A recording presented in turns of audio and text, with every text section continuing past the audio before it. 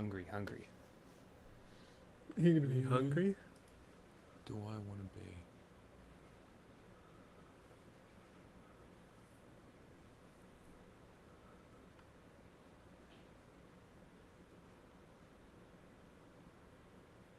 There's Coupe is pretty good at culture. I'm very disappointed that Mussolini doesn't have more culture perks. Well, yeah. Well, they're for the villains that will fight. Mm. We're gonna have the advantage because we're gonna have the unique units, extras, and mods that boost civs and stuff. Oh, he's under B. Build encampments in half the time. That's dog shit. That is dog shit. But yeah, Coupe, she sucks. France sucks. Coupe is very good for culture. The Eleanor France is better. Um,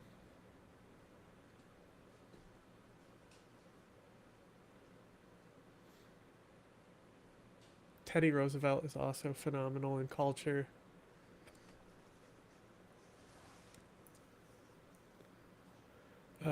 Ethiopia's good.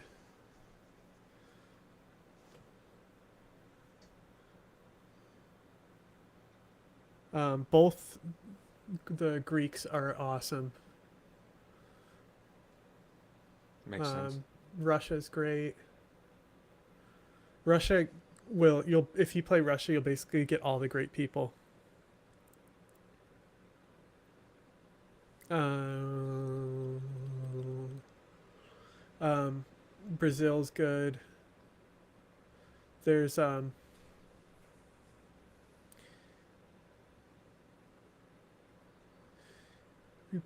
Teddy's really good. Rome's good. Tarjan's good at everything.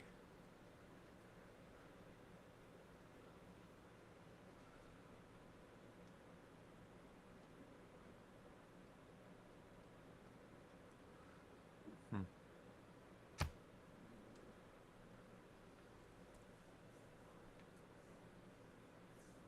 Is there anyone who likes volcanoes? Who's got volcano perks? Likes to be melted by lava. Ooh, Ethiopia actually, because they like things built on hills, and it's primordial, so there'll be more hills anyway. Mm.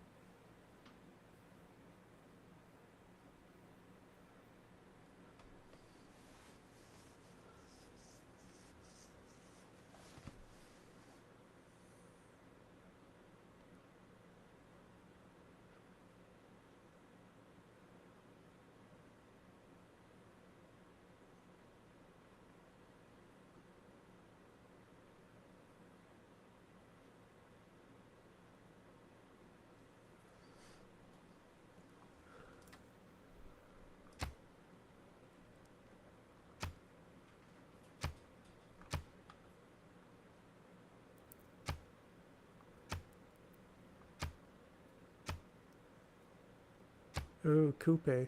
That's who I was gonna pick if you didn't. So I haven't picked him yet.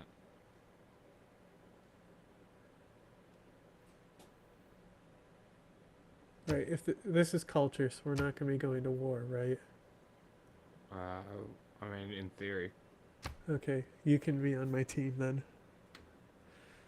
as long as you're not dragging me into anything. Where's Mao? M for Mao. There he is.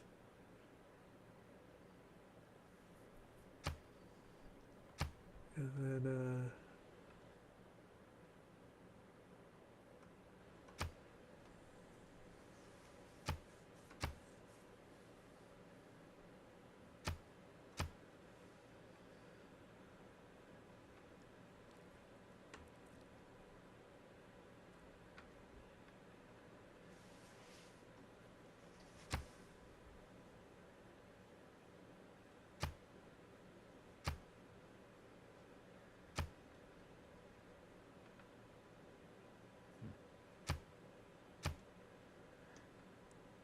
Who else did we grab?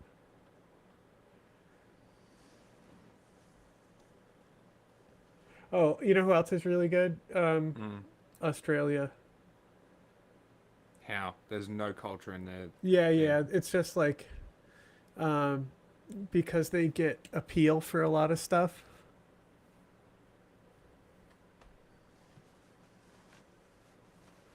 They're a little bit of a sleeper. Mm.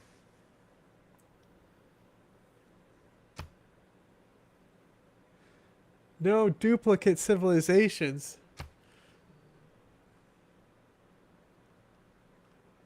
Rude. Can't have Robespierre and Napoleon in the same game. Repeated Rude. says, yeah. So we'll take. I said pound maker, please. What is happening? Oh no, people are joining. That's what's happening. Hang on, hang on, hang on. How do I Why are stop people this? joining? Because the game has been opened. But their mods are missing, so.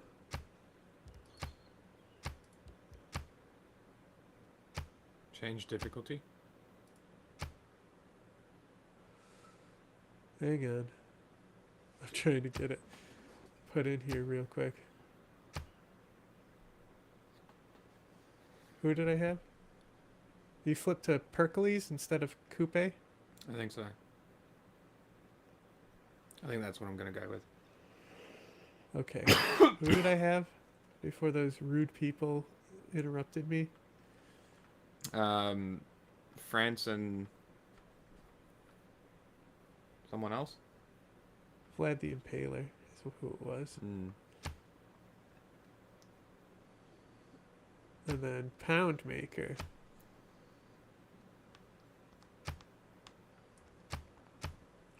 I'll be Coupe.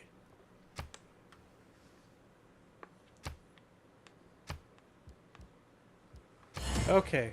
Let's hear what this idiot has to say. A synagogue. My advice to you is stop being a Donald Trump cock. This is the overcriminalization of fundamental freedoms in America. Everywhere. The party told you to reject the evidence of your eyes and ears, it says. Don't It was believe your their eyes. final, most essential command. I used to hear MAGA pundits saying it about Joe Biden's team, as they called him a super fit Mensa genius with 100 years to live. Now it's all over liberal media because of the Epstein files and because of the disastrous effort to smear Alex Pretty and Rene Good. It was wrong for Biden to claim his opponents were all dangerous domestic terrorists.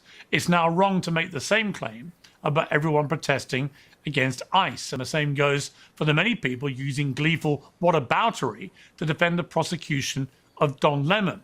What about the conservative journalists who were arrested for filming on January the 6th? What about the protesters who were convicted for praying at an abortion clinic? What about the lawfare against President Trump? Yes. So, Pericles is really simple. For your policy cards, grab the green ones that give you more influence, Yeah. and basically, that's what all you want to do is make sure, because as long as you're the Caesarian and you're not annexing them, then you'll get the culture bonus from them. Yeah, yeah. And like you'll have his, because he can Caesarian things faster, his culture gets up to like 300 for like the AI, which almost never happens. Yeah, okay. Well, research on client tourism over district. He's pretty Interesting. simple. I'm gonna play Tokugawa. Oh, but then we can't trade. Also, put yourself on my team. I mean, you can send shit to me. Yeah, but fuck Tokugawa. Because if we're playing on a team, you don't want him. I'll give you Coupe if you still want him, because I'll be Ethiopia. No. Communist nationalism. That's a funny thing to put in the Soviet Union.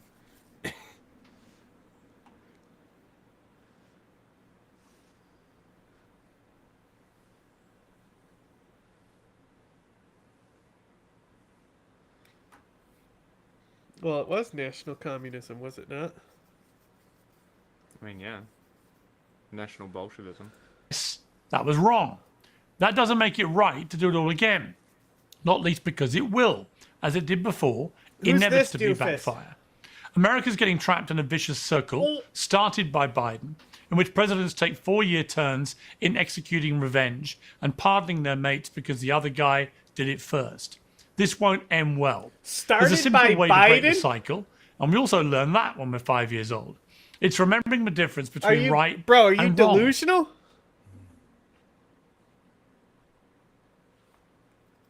Are you delusional, buddy? Like, that was Trump's whole first term. Running on pulling out the Iran nuclear deal. Biden kept the fucking Afghan agreement with the Taliban. Like, are you delusional, Piers?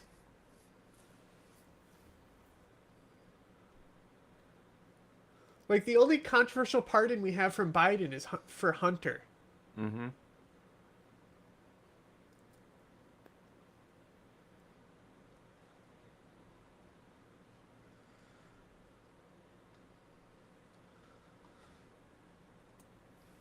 Well, joining me to discuss all of this is Brian Shapiro, host of Pushing Limits, the former Illinois governor, Rod Blagojevich, the host of the H3 podcast, Ethan Klein, and the host of The Benny Show, Benny Johnson. Welcome to all of you. It's just called The Benny Show? Welcome back to Uncensored, and thank you for your good wishes about my little encounter with a step that led to quite unbelievable amount of damage to my hip.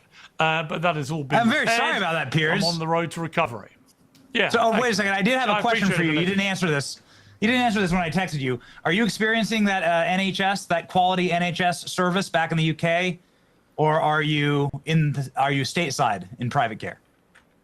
No, I was here, but I have private health insurance, which I made the most of. I would say about the NHS that when it's good, it's great. And if you, Benny Johnson, come to London and you fall like I did, and you break your femur, and you need a new hip, you know what you won't get?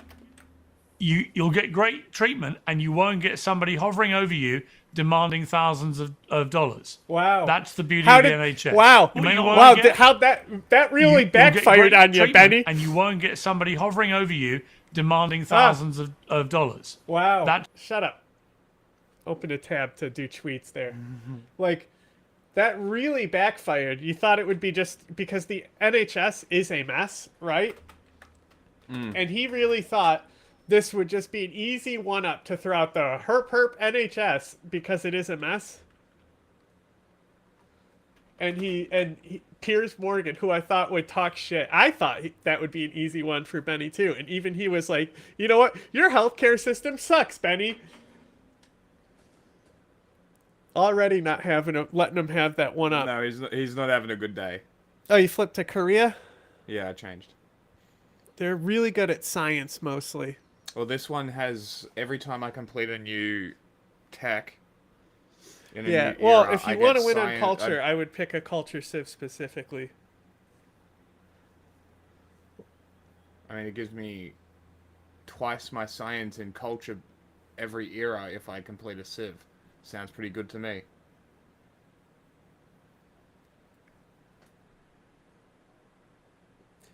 Yeah, he's fine, but he's still better at science. He's actually better at science than the other Korea.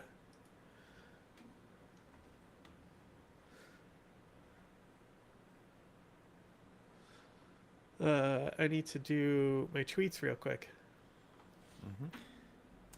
It, but trust me, in that moment, you'll love it. But let's not have a debate everyone, about the NHS. We're happy that you're on the mend. I was very sad to hear about that. Very thankful that you're okay. Thank you, man. I appreciate the message. Okay, look, Don Lemon, not a great friend of either of ours, can be very annoying. Clearly, lapping this up now like a dairy farmer milking the udder of a very large set of cows, as you can't blame him, and he'll end up making him more famous, richer, and everything else. So completely cataclysmic own goal, I would argue, by the Trump administration. However, I've talked to a number of lawyers here, And it's a complex issue, actually, because Lemon's charged with violating an 1871 law originally designed to combat the Ku Klux Klan by conspiring to deprive others of their civil rights and violating the FACE Act by obstructing access to a house Are of we really worship. about to take Now, the this Freedom shit of Access to seriously, Clinic Piers? Entrances Act of 94 is a law signed by the former President Bill Clinton that makes it a federal crime to physically obstruct entry to clinics offering reproductive health services, but has now been adapted for this. So my question for you, Ben, is, we've all watched the footage. We've all seen what happened. Don was broadcasting it. To me, there is a qualitative difference between what the protesters were doing, which almost certainly did break the law, and what Don Lemon was doing, which was reporting on what they were doing. And if we don't make that distinction, then whether you're a journalist If we who don't make skews that left or distinction, right, I'm a or terrorist down the and a middle, member of Al Qaeda. then the precedent this would set going forward is going to be horrific. So why should we be gleeful, as many on the conservative right are, about the prosecution of Don Lemon?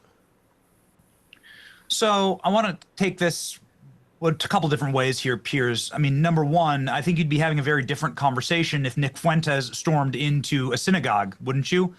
And started harassing the rabbi? Wouldn't you be having a different conversation if Alex Jones stormed a mosque? Sure, but that's not what Right? happened. Like, I mean, like come on, you'd be, what kind of retelling is you'd that? Well, no, I would apply. you'd be having a it's totally. interesting. You'd be saying this is terrible. Like, how dare you? I'm saying that Christians are That's treated not what differently happened, in this Ben. country, I mean, and let's that be honest. Don Well, Lemon it's a very good question. was there. No, I on would say tape. that. I would say Hold this. on. This is Anthony, on that this point, is on that great. point, let me This just This say is also- great. This Ben, is let me like, ask you- who's a bigger victim? Let me all of ask the you. above Jews are or wrong. Christians? I just Benny, like. let Can me I just ask make you. my point? I I've just been talking for like 10 seconds. Did Can I Don just make my Lemon point? go in there and harass the? No, Let he Benny, didn't. Benny Did he finish do his that, point. or did he? But he did. I mean, look. Okay, so if you read did you read the did. federal filing? Did you read the Oh my god, the grand jury the indictment? federal Watch the filing? video. Are you Did serious? you read the Right. document? And they Did used you the read video. the Extreme, document? Benny. They watched the video in the grand jury indictment. They used his own video as the evidence against him, along with a number of other, and along with all of the evidence that was provided by the churchgoers. I'm saying that all of the above is wrong, and that you can't do that. That these are places of worship. These are also You know what I private would say? property. I would be And like, that Don Lemon okay, was part sure. of a conspiracy You to do took this Russian because Don money. Lemon Why should I was listen to a working single with word the you have to organizers. say? He was delivering coffee to them. He was Your credibility is working done. with the I don't have to actual argue at all. individuals who were planning this. He said so on his live stream, and then he went up to the front of the pulpit and started harassing the pastor there at the front of the pulpit. didn't. Now, what Oh, was also no. happening was also What did it's you on video. It's on video. This is the thing is like if you actually look at this It's with nothing. video, it's so obvious like how full of shit they are. Like that Tim Pool thing where it's like, oh, notice how the video didn't show what you're talking about there, Tim. And like even Tim was looking at it for the first time and was like having a hard Yes, time forming the prearranged arguments that he was supposed to. I love Hitler. So what was also happening here was that little children were being you're lying wrongfully about what's on the imprisoned. Do you video. know this? Like little When children were being somebody think of the wrongfully imprisoned. If children. you read the indictment, the children were Long being on kept my in their chili Sunday sauce. schools by the protesters, harassed, spit on, attacked. Oh, now we care about children being wrongfully in prison, not the kid Of with the course. Cookie Monster hat who was just It's in a fucking selective. Texas concentration camp. That they release them and they just release them in They Texas. just leave them in Texas, yeah. Yeah, I did know that, yeah. So they literally displace them across borders, and then are like, go home. yeah. Very cool. So suddenly we care about false detention of children. It's all very, non-believable. You know, all these Well, conservatives always talk about it. it's Benny how much they Johnson. care about kids. It's Benny Johnson, so The guy's a fuckhead. like the only person who might be less credible than Tim Pool. That's true. You know, like That's impressive. But at the same time, I like, feel like if I... I'm trying to think because we normally only watch the funniest of the funny with Tim Pool. Yeah. But like, I want to like if there's been any point with Tim Pool where I've said, "Oh, that's a pretty good argument," it certainly doesn't Hello, jump German. out. I am playing Germany. You know, it doesn't jump out at me. Well, what are you saying here? In his streams, he talks about torture and sex with minor as well as Trump cousin. That makes sense. Protect You got rich and dealing honor the land and LSD. sea, just as your towers protect Have you your got a link? people. The Maori will guard the world's natural beauty. Maori. But yeah, if you got a link, send a link through. Curious.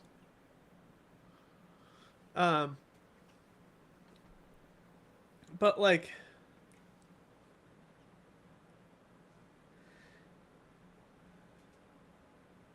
there has to have been something with Tim. Like, probably something about guns or something where I was like, oh, that's fine.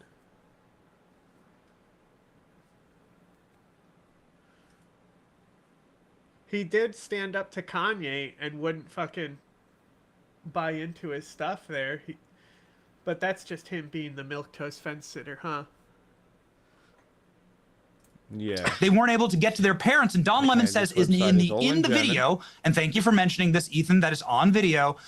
Don Lemon says in the video, these children look traumatized. Well, actually, that's the point. This is an exact quote from his live stream. And so if you think that that's okay to do to like little children in a church or children in a synagogue or children in a mosque, I think it's all wrong. I think that these places of worship should be off limits for people protesting or Benny attacking is a them. Political operative. It's not. His job is to lie that's and not what protect happened. the administration. That's what All right, let me bring Brian. Oh my god. Okay, hang on. Don't talk at once. Don't all talk at once. Everything is Let me get to broken. Brian next. Brian, I do just let think it Benny load. raised a good point. That's why I tried to answer his question the in game, it's in gonna real take time, a- but it was aimed at everybody. Which No, is, no, no. if that had been Alex Everything Jones, who is does broken. a version of what Don Lemon does, but to the right, The screen is blue. Okay, so Everything is broken. Okay, so what you should do is just like in the like you go to the launch, right? So like I know exactly what's going on because it happens with Civ. But like in the launch, you like right click to like alternate the launch and just like make it so it's not DirectX 12 and it's DirectX 11 or whatever the other option is. You know what I mean? Well, you're gonna have to leave the game. Well, I think if I just leave it open, you can just rejoin. I'm just gonna not touch it and see what happens.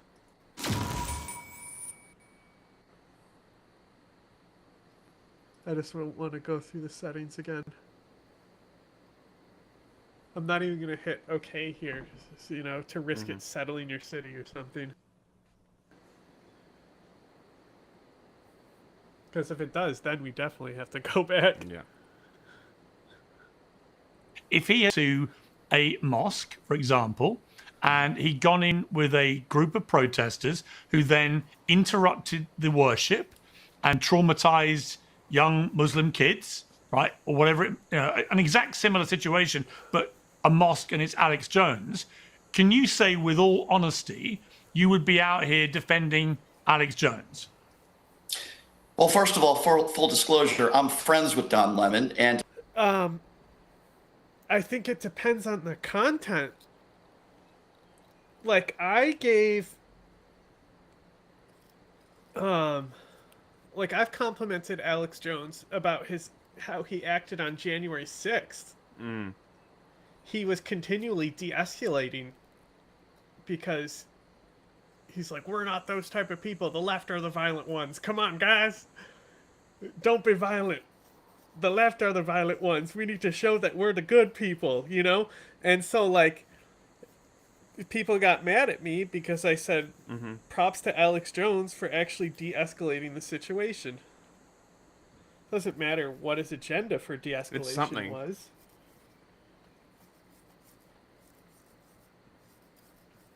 So, like, the thing is,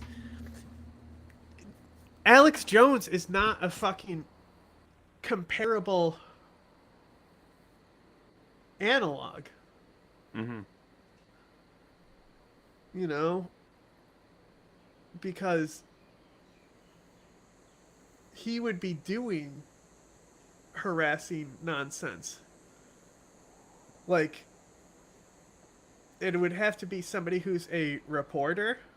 Yeah. Like anyone from Fox News who just, you know, they would be totally fine as long as they were, like, he didn't do anything wrong. He fucking kept within the standards. Yeah.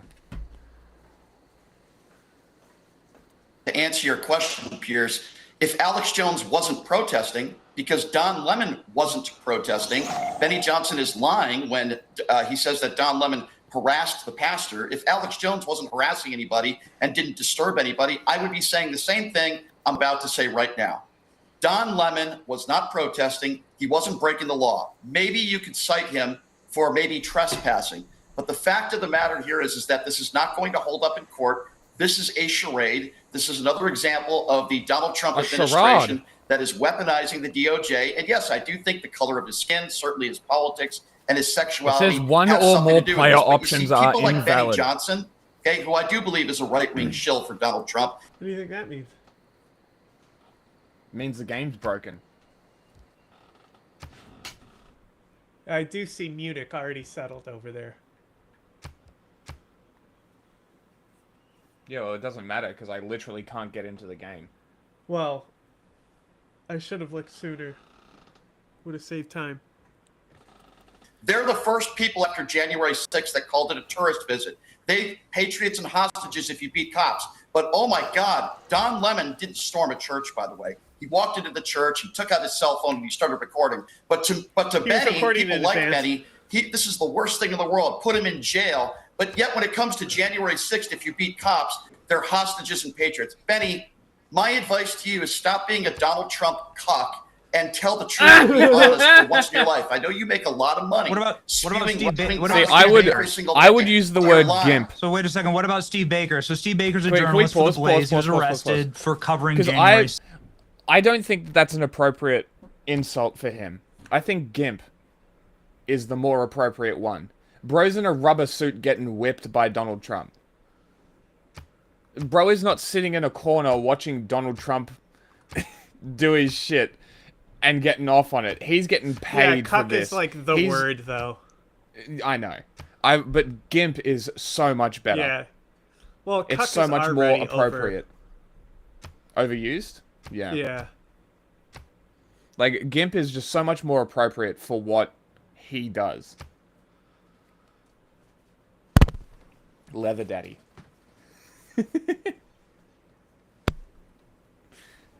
Shut up, Wire. It's probably the mod list. No. It does it with the DirectX if you pick 12 or 11 or something. It should be fine this time. But just in case. Well, mine was on 11. Well, whatever. You flip it to the other one. Okay. Whatever one it wasn't using. Mm-hmm. Because it will, yeah, it'll, be all glitchy and stuff. We'll see.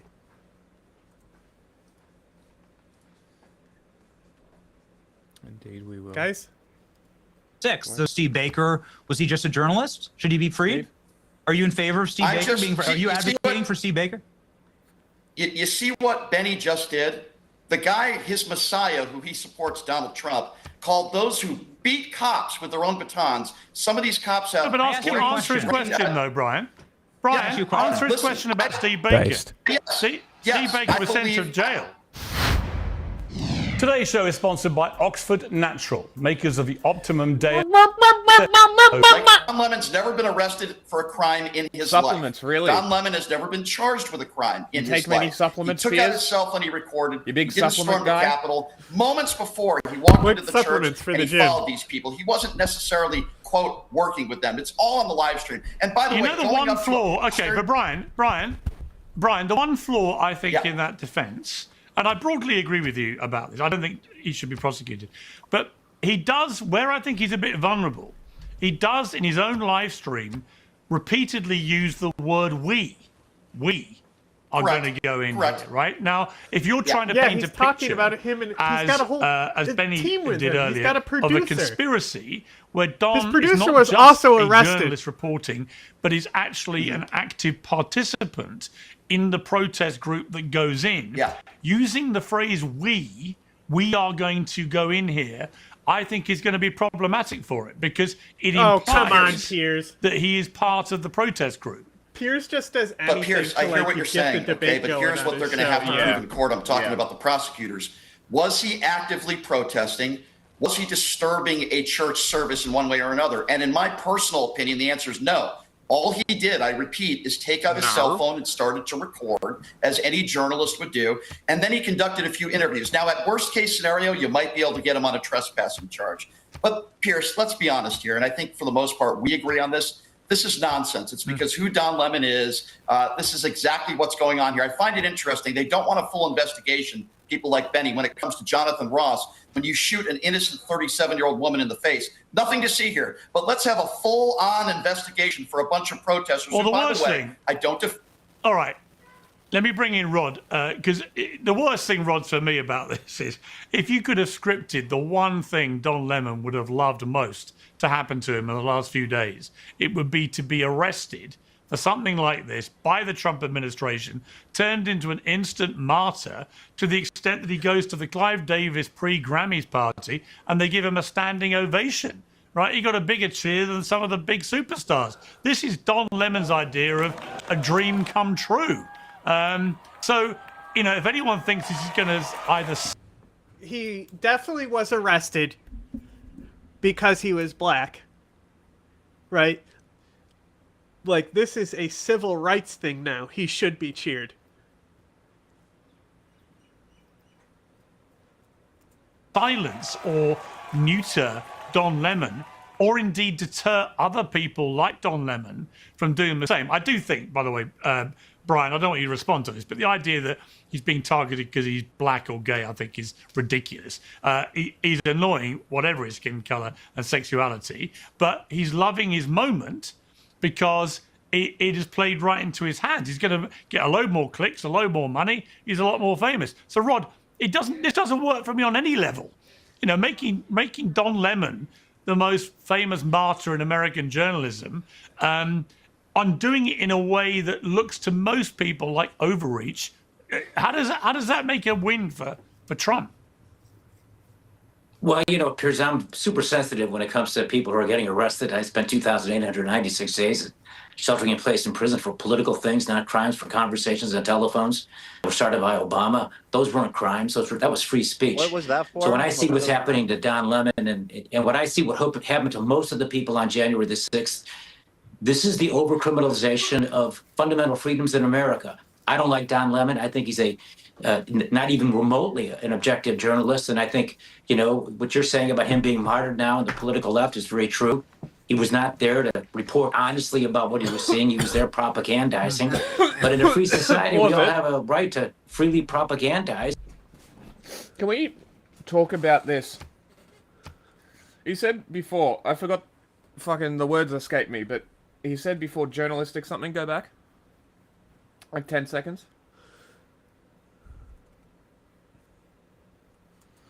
Of fundamental freedoms in America. I don't like Don Lemon. I think he's not even remotely an objective journalist. And I think, you know, what you're saying about him being martyred now.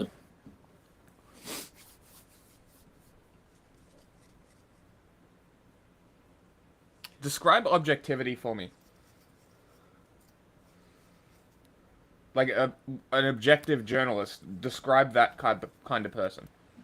I mean, for me, like, I just think of it as somebody who may be partisan but tries to look at things from all perspective. Mm-hmm.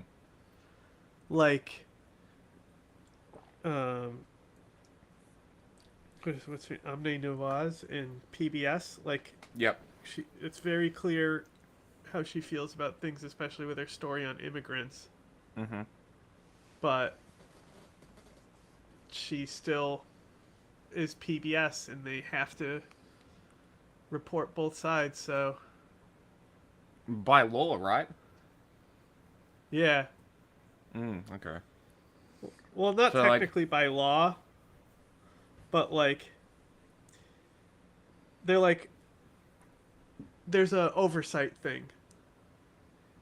And Yeah, so okay. like the company that is the oversight one, that's the one that actually is like the government. Okay. Because my contention here is that, like, I think a discussion really needs to be had about whether See, it said We mods should- missing for a second there. And you said you only had 81 enabled, so Dunno. I wonder if it just if you have them, it just enables it for the game. You gonna put your difficulty up? If I want to. I I don't know if it does that- anything, so Because I think a serious discussion needs to be had about the value of objective journalism in the face of fascism. Why should we give their opinion any weight, any consideration whatsoever? Right? In the current political environment, there is absolutely zero benefit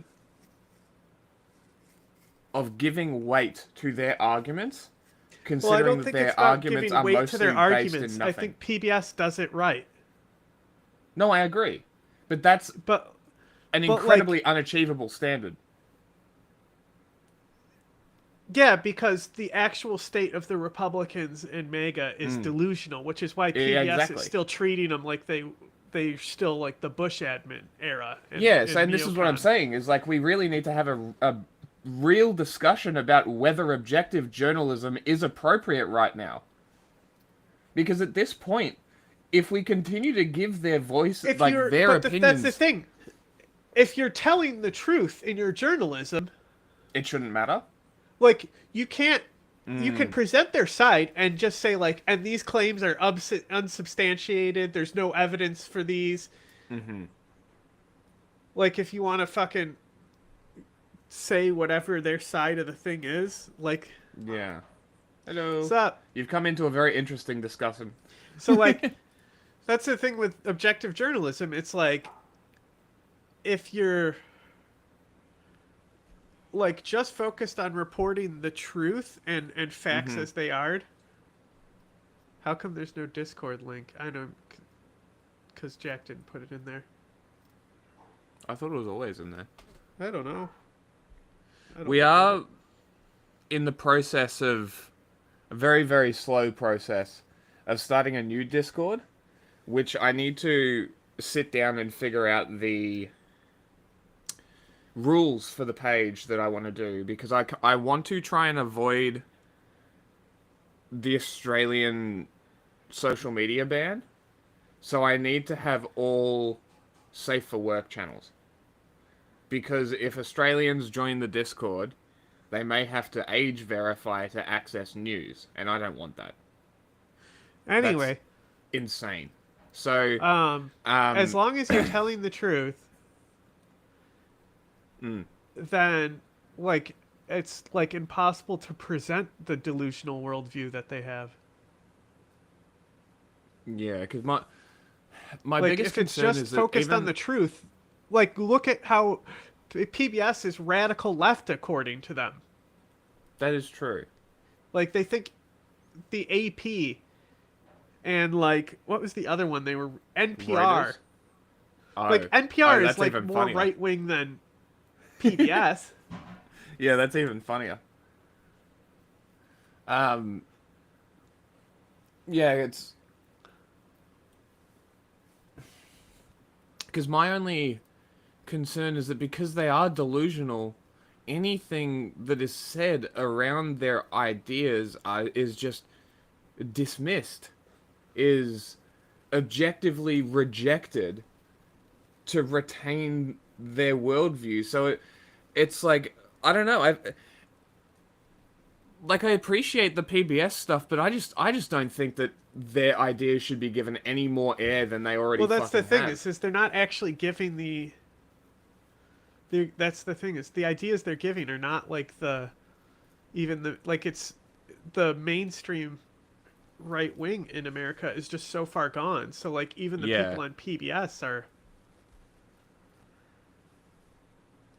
like if anything the if you want to talk about objective in that reality that's giving people ground, it would be Abby Phillips. Because she always has that one right-wing asshole on her show. Like, he's on... It's like the only guy who shows up to the panel. And he's always saying some dumb shit on that show. There's the Discord link. Yeah. Yeah.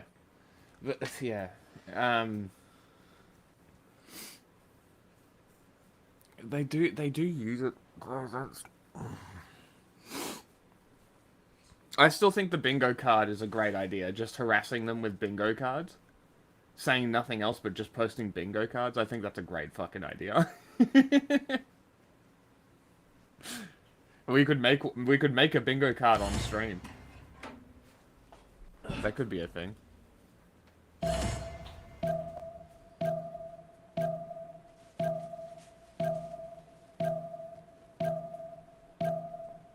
Bing bong. Bing, bing, bing. See how we go. See if it breaks again.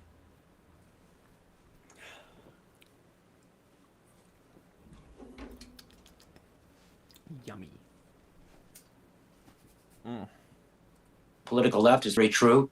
He was not there to report honestly about what he was seeing. He was there propagandizing. But in a free society, we all have a right to freely propagandize, and it's up to the American people to decide whether or not you believe us or not.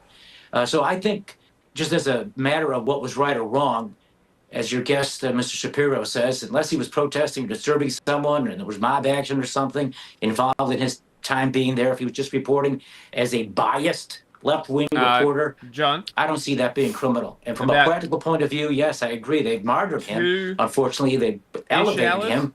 It was a bad tactical move as well. And I will say this. I think our country is indeed... To the great beasts of the Stone Age. To man taking his first upright steps. I'm turning that down a little bit. 2.5 hours. We'll get Wendy and we'll do Epstein file stuff. So we can watch some Epstein file stuff in like an hour. Or an hour and a half. Just to prep, and then she can come in and do her thing. Alright? Guard the world's natural beauty for all the ages after.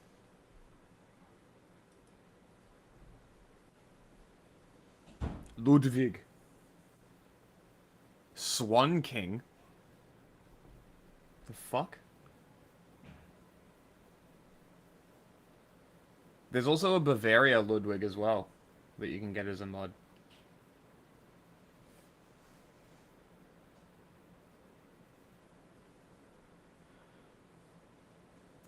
deep trouble because of the weaponization that's going on. Nobody has been more weaponized than Donald Trump by Democratic prosecutors in New York and Georgia and Jack Smith for non-crimes. It's a mistake, I think, for our country if now the Trump people try to make up for that by being vengeful. I don't think they are. I think in this particular case, it was just a bad move by whoever the prosecutor was. But I do think it's important moving forward. I think President Trump is the type of leader who understands that we better do something about weaponization, lawfare, and protect our freedoms in America because, and I say this about my own party, no one does weaponization or lawfare. It works. Yeah. Crazy, because last game we actually, were right next to each other, but we don't look far here.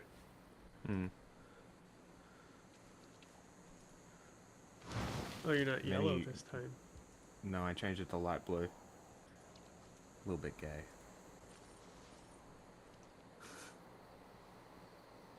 Plains Hill tile on spawn. I'm Coupe, but I spawned on the land. Weird. This is a pretty I did mediocre last time spawn, too, but I think. that's okay. That's Dude, aren't you weird. supposed to spawn in the water? I did set it to legendary start positions. Oh.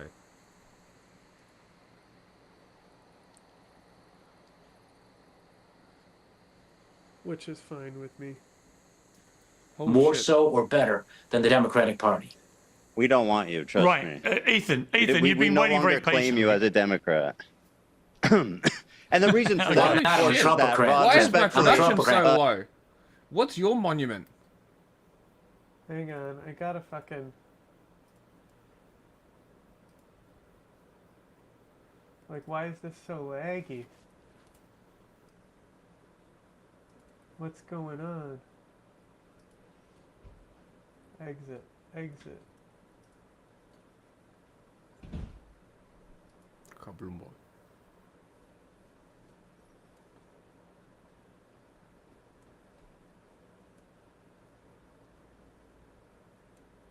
Where's this fucking fly?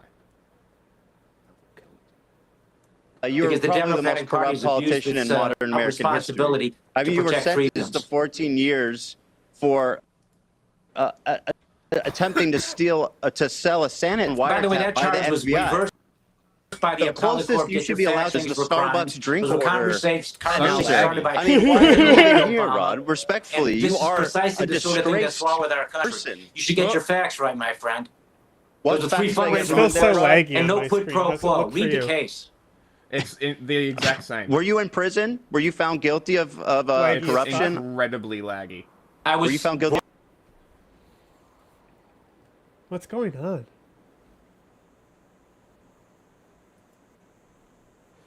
Okay, let me run a speed test.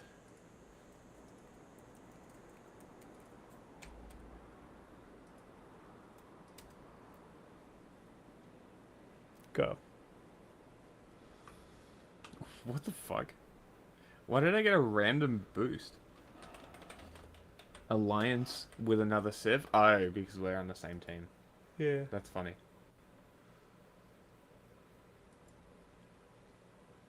Oh, we're not that far from each other. Does Coupe have any loyalty resistance? Like loyalty loss resistance? I don't think anyone does. Because that would be a good perk for him. Because if you think about it, he settles cities super far from each other.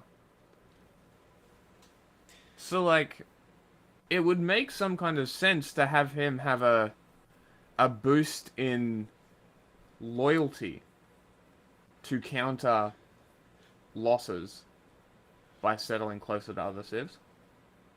My feel like that would down be is 539, but my up is 11. Great.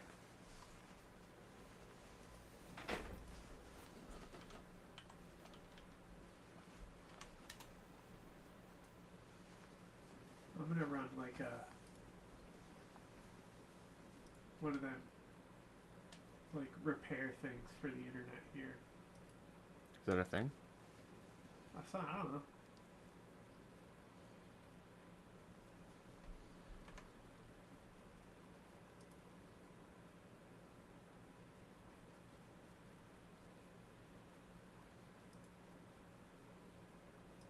Doesn't look like. Holy shit.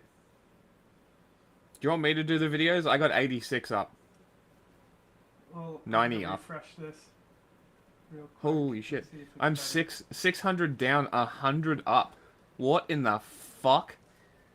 Australian internet. Fuentes Wow. stormed into a synagogue. My advice to you is stop being How- a Donald Trump. If it looks like cop. shit, go ahead and take it.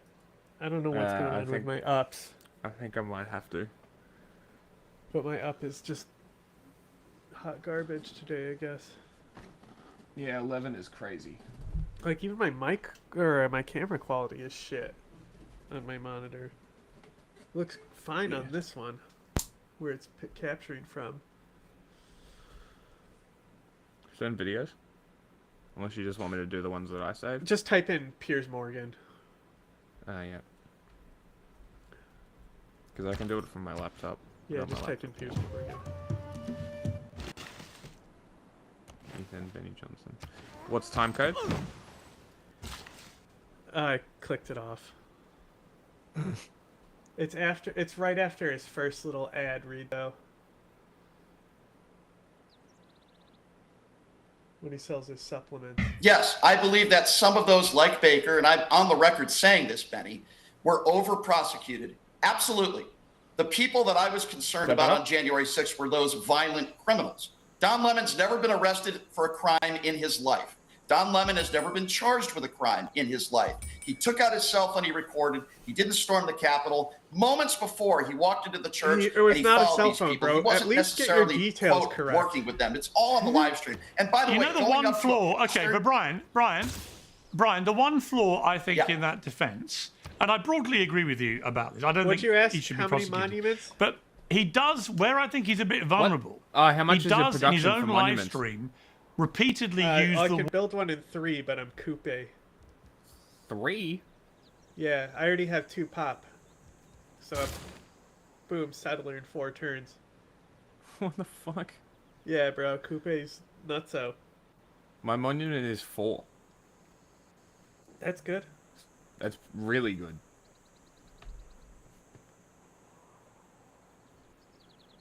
Scott, you're in hills, that's why. It's all those production tiles around you.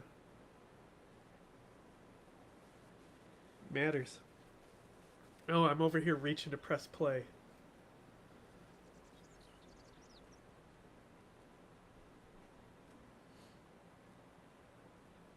Doing? Hello? Yeah, 1 second, 1 second. I'm talking to Wendy.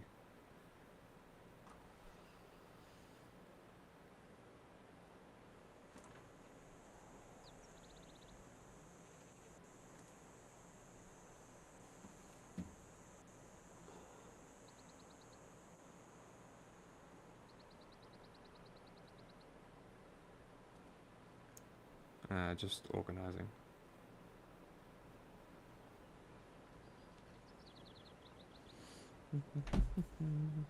Okay. Did you move? What are you doing? word we. It just sent me these We. crazy pictures. And I'm like, is it Of frozen? what? I think it's... Bro, I can't even describe it. I think what happened is like... It's like a fucking above oven vent Okay. that had like never been cleaned or something. Gross. Just wait till you see what I sent you. I can't wait. I thought it was like ice, like their whole like place was frozen. Mm-hmm. It's fat. And then I like looked at it more, and the more I looked at it, the more I realized like this is like all the shit that's in the vent that was never cleaned. In the vent, they were like taking apart the vent, and all this shit dumped all over the place. Ah, gross. Easy? That's disgusting. How does that even vent anything if it's that blocked up? Well, that's probably why they were taking it apart, you know? That's fucking gross. Was there food next to it? Yep. I don't know. Looks like there's food next to it. I don't know, it looks like rocks. That's disgusting. That is actually gross. Hello. Are Correct. going to go in Correct. here, right? Now, if you're trying to paint a picture, as Benny did earlier, of a conspiracy where Don is not just a journalist reporting, but is actually an active participant in the protest group that goes in, using the phrase we are going to go in here, I think is going to be problematic for it, because it implies that he is part of the protest group. Piers. But Pierce, I hear what you're saying, okay? But here's what they're going to have to prove in court. I'm talking about the prosecutors. Was he actively protesting? Was he disturbing a church service in one way or another? And in my personal opinion, the answer is no. All he did, I repeat. I just wanted to say, I think I need I think I need leg cam. So like, you know, I mean, look at, I'm just sitting here like this.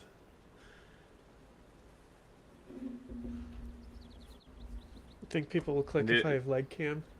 Need a second camera. Yeah, that's what I'm It's saying. Inappropriate for work. Well, like I'm thinking Fridays, you know, like if I have my laptop, I could probably use the webcam. I mean, that laptop. could work. Give him feet. Yeah, and upskirts. Well, I already do feet stuff because I'll cross my legs and put my feet in the frame and stuff. Awesome. Like if I'm on my phone, I'll be showing feet. Like if I'm doing something like on the backside.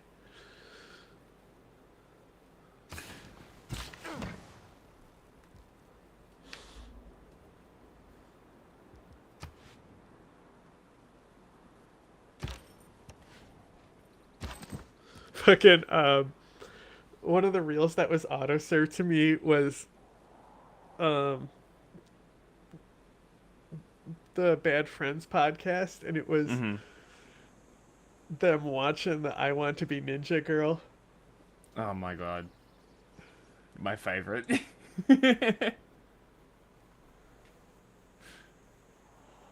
I need to be able to remove fucking Martian. The best is that there was an Asian lady there. Mm. And she was still, like, oblivious.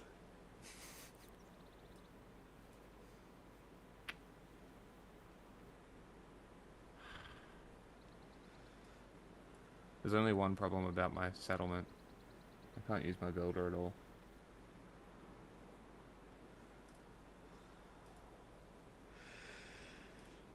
I'm gonna have to get mining first.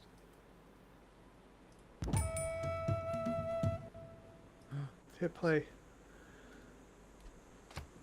Is take out his cell phone and started to record, as any journalist would do, and then he conducted a few interviews. Now, at worst case scenario, you might be able to get him on a trespassing charge.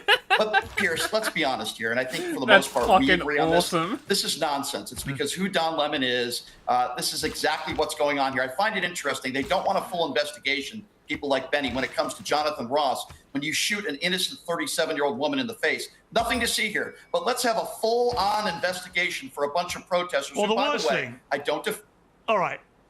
Let me bring in Rod, because the worst thing, Rod, for me about this is if you could have scripted the one thing Don Lemon would have loved most to happen to him in the last few days, it would be to be arrested for something like this by the Trump administration, turned into an instant martyr to the extent that he goes to the Clive Davis pre-Grammys party and they give him a standing ovation.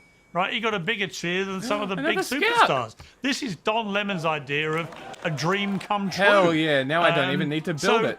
You know, if anyone thinks he's going to silence or neuter Don Lemon, or indeed deter other people like Don Lemon from doing the same, I do think, by the way, Brian, I don't want you to respond to this, but the idea that he's being targeted because he's black or gay, I think is ridiculous.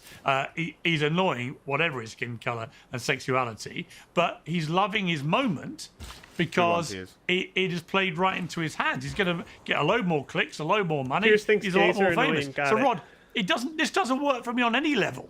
You know, making Don Lemon the most famous martyr in American journalism. I'm doing it in a way that looks to most people like overreach. Yeah. How does that make a win for Trump? Well, you know, Piers, I'm super sensitive when it comes to people who are getting arrested. I spent 2,896 days now I don't need sheltering in place in prison for political things, not crimes, for conversations and telephones that were started by Obama. Those weren't crimes. That was free speech. What was that for? So when I see what's happening to Don Lemon and what I see what happened to most of the people on January the 6th, this is the overcriminalization of fundamental freedoms in America. I don't like Don Lemon. I think he's not even remotely an objective journalist. And I think, you know, what you're saying about him being martyred now in the political left is very true. He was not there to report honestly about what he was seeing. He was there propagandizing. But in a free society, we all have a right to freely propagandize. And it's up to the American people to decide whether or not you believe us or not. So I think just as a matter of what was right or wrong, as your guest, Mr. Shapiro, says, unless he was protesting or disturbing someone and there was mob action or something involved in his time being there, if he was just reporting as a biased left-wing reporter, I don't see that being criminal. And from a practical point of view, yes, I agree. They've martyred him. Unfortunately, they elevated him. It was a bad tactical move as well. And I will say this, I think our country is in deep trouble because of the weaponization that's going on. Nobody has been more weaponized than Donald Trump by Democratic prosecutors in New York and in Georgia and Bro, Jacksonville shut the for fuck up. non-crimes.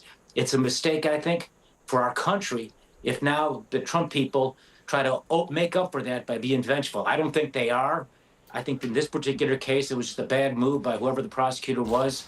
But I do think it's important moving forward. I think President Trump is the type of leader who understands that we better do something about weaponization, Didn't ICE kill lawfare, 9 and people in protect our freedoms in January? America because, and Trump I say this doesn't about my own understand party, shit. no one does weaponization or lawfare more so or better than the Democratic Party. We don't want you, trust me. Right, Ethan, we you've been no waiting very longer claim patiently. you as a This Democrat. guy's cooked. And the reason for I'm that, not of a course, is that, Trumpocrat. Rod, respectfully, I'm a Trumpocrat you were because the probably the Democratic most Party corrupt has abused politician in its modern American history. responsibility I mean, to you were protect sentenced to freedoms. 14 years for attempting to sell a Senate seat. You were caught on Donald wireless Trump's by the wealth was FBI. only The resident. closest you should be allowed to a microphone is the Starbucks drink order. God damn it, I can't why pause. are you even here? Bro just said, I'm a Trumpocrat. Oh my god. Like, people always go, Trump funded his own campaign. Right? Yeah. He got dividends.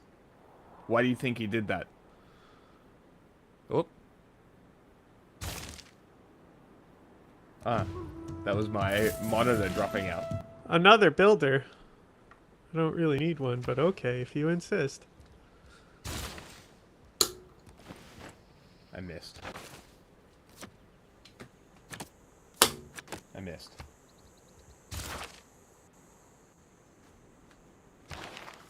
All flies must die.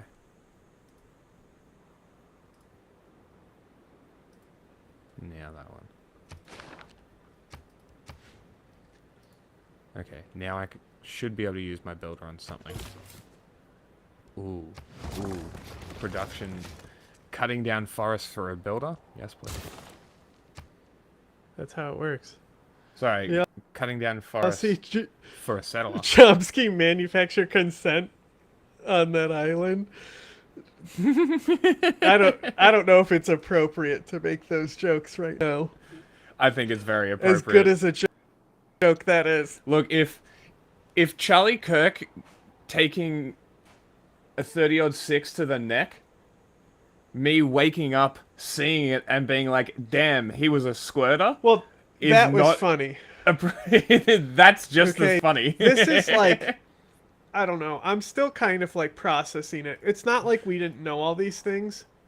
Yeah. But there's that one image that's like, you can see a leg in between two chickens, and it's like, what is going on in this image? And it's like one of the images I don't see circulated. I'm like, is this, like, I don't even know if it's real. Like, it might just be something that's being passed around as a hoax image and being said it's in the Epstein files.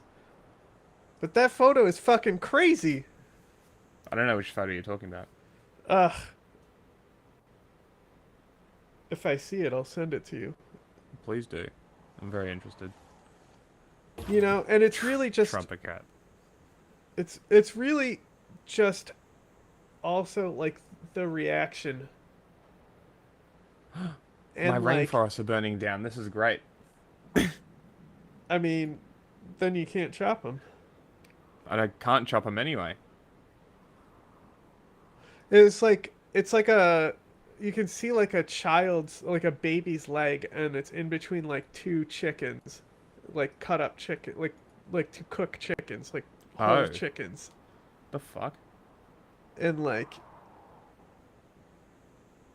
I don't know, like, what's going on in that image. Yeah, that's strange.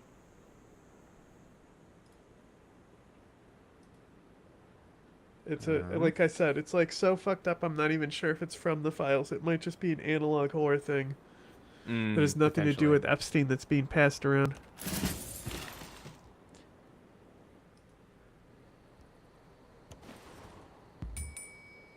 Ding ding.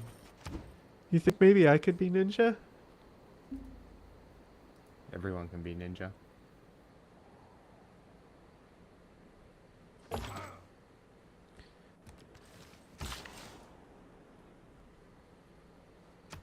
Gotta hit play, bro. I know, the chat. Rod, respectfully, And you this is are precisely a the sort of thing that's disgraced wrong with our country. person. You should get your facts right, my friend. What Those are 3 facts did I get fundraising wrong there, requests Rod? and no quid pro quo. Read the case. Were you in prison? Were you found guilty of corruption? I Were you was found guilty of wrongfully corruption, sir? convicted for non-crimes by the use of jury instructions that were not crimes and sent to prison for 14 years. Sounds never took a like penny because I fought back. And I You fought tried. back against this kind of weaponization. You sure tried to take a that you, penny. in this particular case, You said, are, quote, this seat is golden about the seat you are attempting to sell. No, I said Sir, this seat you is were caught effing by gold, the and I'm not giving FBI up for on nothing. We're going to tape. make a political deal because Obama asked to make a political deal. Get your facts right. And by the way, 98% of those FBI tapes are still The covered up to judge this got the day. facts right. You don't have the facts Listen, right. And you got pardoned Yeah, by go ahead. Trump. You're out here glazing him up. We know the deal. But the truth is, don't sit here and act like you have any legitimate clout or you have no legitimacy in this world. You're a criminal. And you use the American democracy like a piggy bank. Like, again, you should. The only microphone you should be near is Starbucks order. You know, Let me say this. I what's the stood name up for on the the rule drink, of law. I buddy? would never give in to those weaponized prosecutors. What they did to me at the AAA level to a Democrat governor, the same kind of people did that same thing to President Trump at the major league level. And it's wrong if you Exactly. do it Sure, to bro. me. It's wrong if you do it to Trump. Your And it's savior, wrong if you do Donald it to Trump. Don Lemon. And it's wrong if you do it to Don Lemon. And the key to a democracy is an informed electorate. Hold on. You need to get your facts right, my friend, and get yourself informed. You need to get your facts right, Can I sir. add something? I know my Let's facts. not I live compare. there. The- Hold on. The judge Let- said, let's not- not jail. The judge and Let's jury not said, compare right, you. jail. They tried. Okay. They tried me twice. That's you, Republicans- buddy. No, you know I've what? never been charged with a all right, felony. guys, Go ahead. Nor Guys, have I I been think found we're guilty of drifting. one. we are But drifting. that being We are said, drifting off. respectfully, we're drifting. We're drifting off topic. And I'll say, Ethan, let's get back to the topic. I want agree. to talk So about he's Don saying Lemon. he agrees that Don Lemon shouldn't be arrested. So I'll say, even this Trump Yeah. lackey is willing to make that concession, where someone like Benny here, who, let's be real, his overlords go beyond Donald Trump. He's accountable to the Russians who paid him a nice, hefty, Yes, beautiful, Ethan. hundreds of thousands from tenant media. And he knew. So More He than that. knew it Again, was Russian. He took the money well, we and don't know. did it Maybe Benny anyway. can tell us how much The they DOJ paid him, said- 'cause the we don't know. DOJ said that I But was victim of a Benny, crime. I'm sorry. The DOJ says you can Merrick respond to Garland what says said, but- I am victim of a crime in that me, Tim Pool, Dave Rubin, and a number of others. So which is it? Are what- you like, so what? So, what, which are is you it, smarter Benny? than Are you you smarter a- than the Biden are you a DOJ? buffoon? Talk about being Are an you a overlord, fool? having an overlord. sounds like a lot of lackey. Are coke, you a Benny. traitor? Are you a traitor or a fool? Those are the two All right, options. do you know sir. what? Which one? The ad hominem stuff, Remarkable. Ethan. Ad hominem Pierce, attacks that's on what your- happened. It is an ad hominem, but I really love that. Instead I'm of, not attacking It's your I pretty really I'm love. just funny. recounting God what damn happened. it! I can't pause. Sorry. I love Ethan's ability to just disrupt shit. Like, he just came in here, has not answered any of Pierce's like probing dumbass questions, and just simply said, "The people next to me are criminals."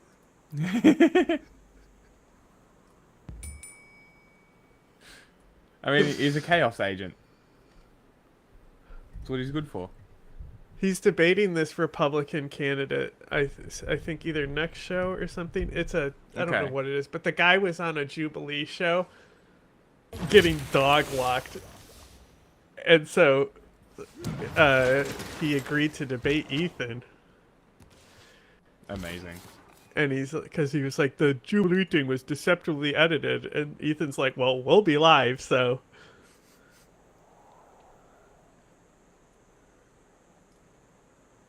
Astrology.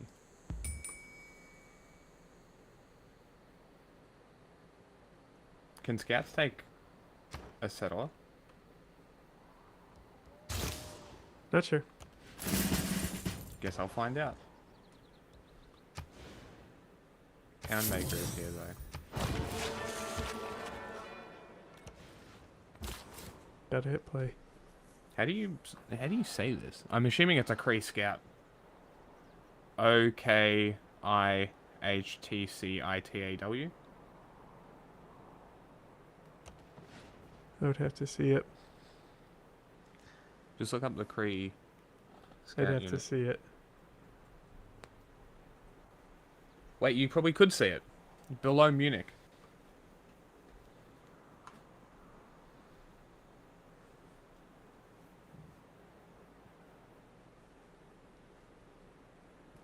Weird, right?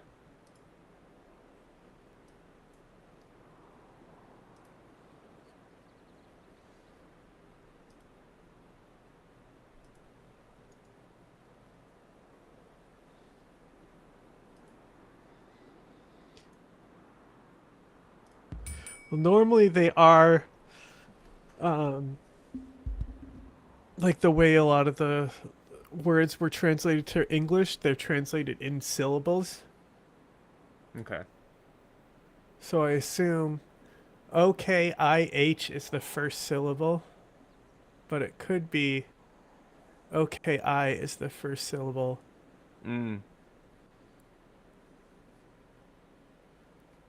God, how would you say this? Definitely ta at the end. Yep. I got that much.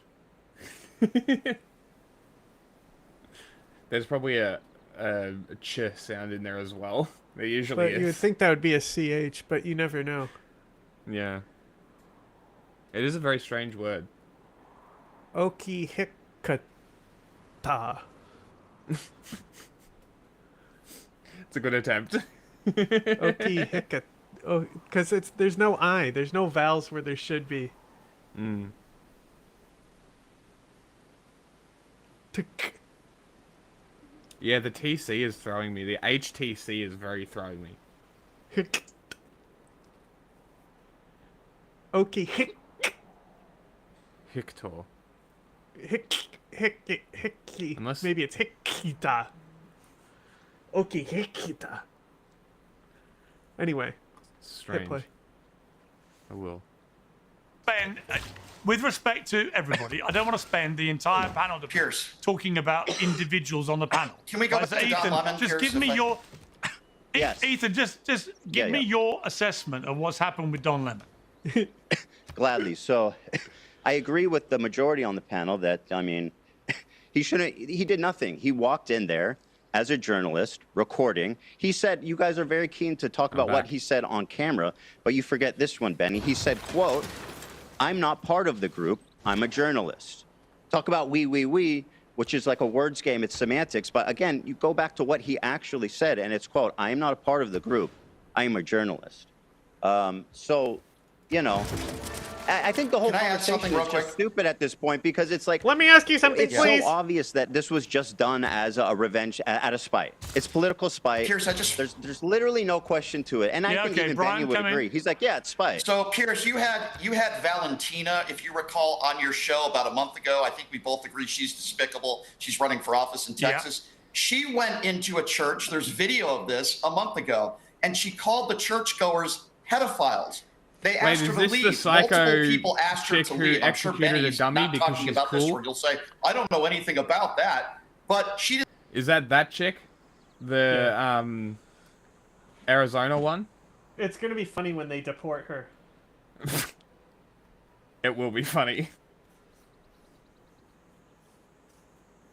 But it's didn't she went for like the DA, I think, something like that, and she just got fucking annihilated. Nobody voted for her. It's very funny. She's coping so hard, projecting so hard. I find it so funny. Let's go this one.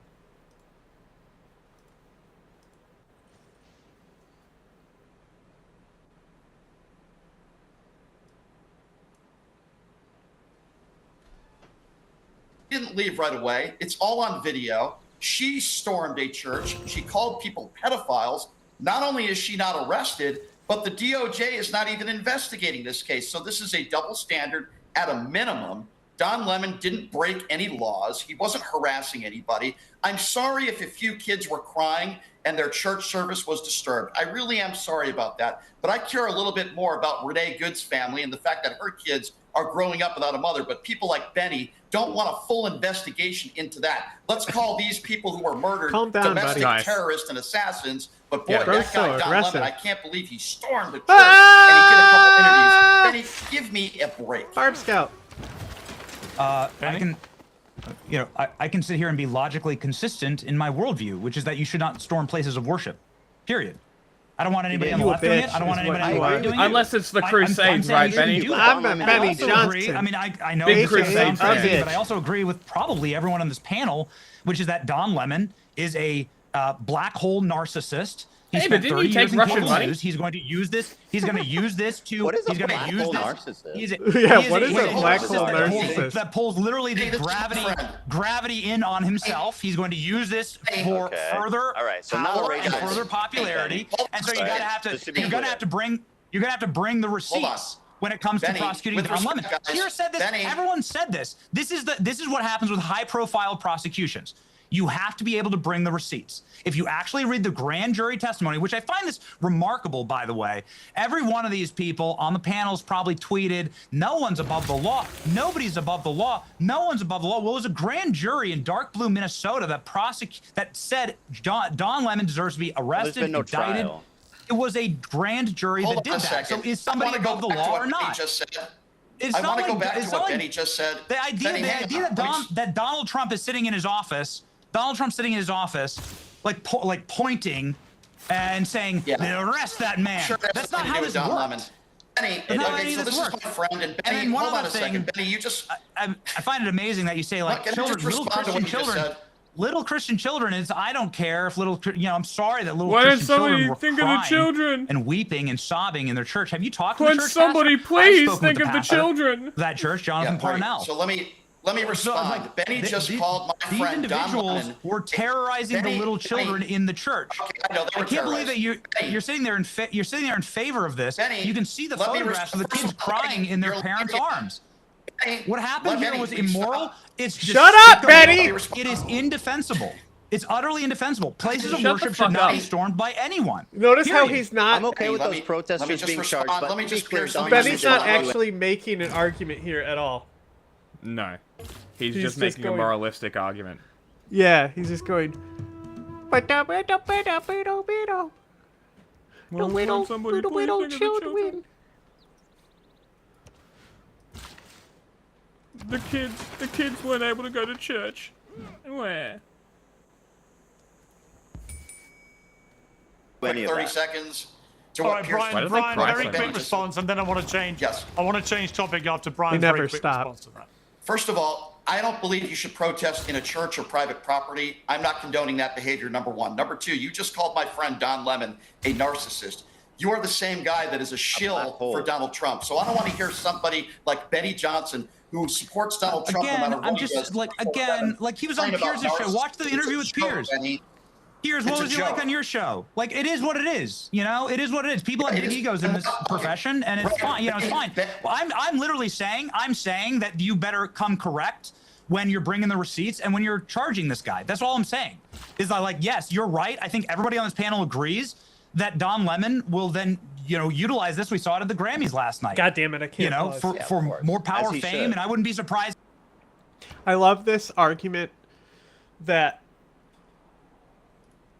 the grand jury, like, he got a grand jury to approve the arrest warrant.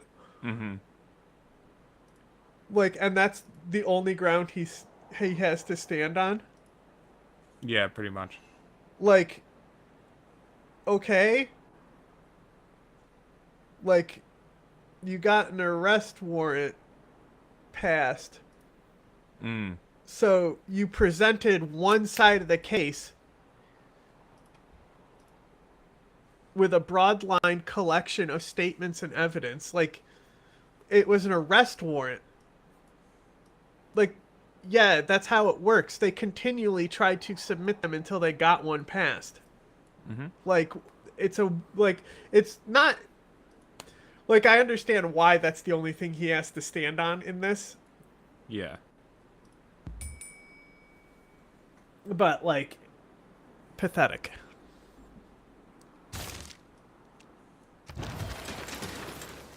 Get out of here. Barbarian Scout.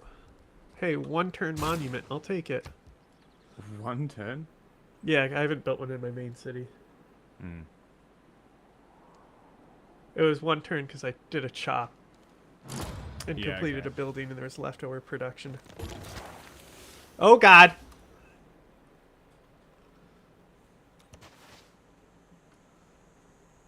The ponies are coming. Gotta hit play. I wouldn't be surprised if he got a job back in TV. He was fired by CNN. Benny. I wouldn't be surprised if he got a job You have- back in TV after this. That's all. You have no idea what Don Lemon wants or doesn't want to do, Benny. You don't know him personally like I do. I can tell you he is not a narcissist. The narcissist is the orange turd who you support because you wear the Donald Trump knee pads 24/7. So don't talk about more life from like pejorative that. attacks. That's right. Got it. More pejorative attacks. You know, Okay, you're Okay. right. All You're right. right. I want to talk about Let's criminal change topics. journalists, Benny. I mean, let's start with you, buddy. No, let's not go down Tenet those Media. roads again. How much they pay you? We really need to know. How Let's much not get were you into paid by the this. Russian I don't want to get government? into individual panel members. Let's try and keep. Don Lemon will not be Inconvenient. Don Lemon will not be convicted. I guarantee you, Don Lemon will not be convicted of these crimes. He will be exonerated in a courtroom. He I has think a you're great probably attorney. right. He's going to be fine.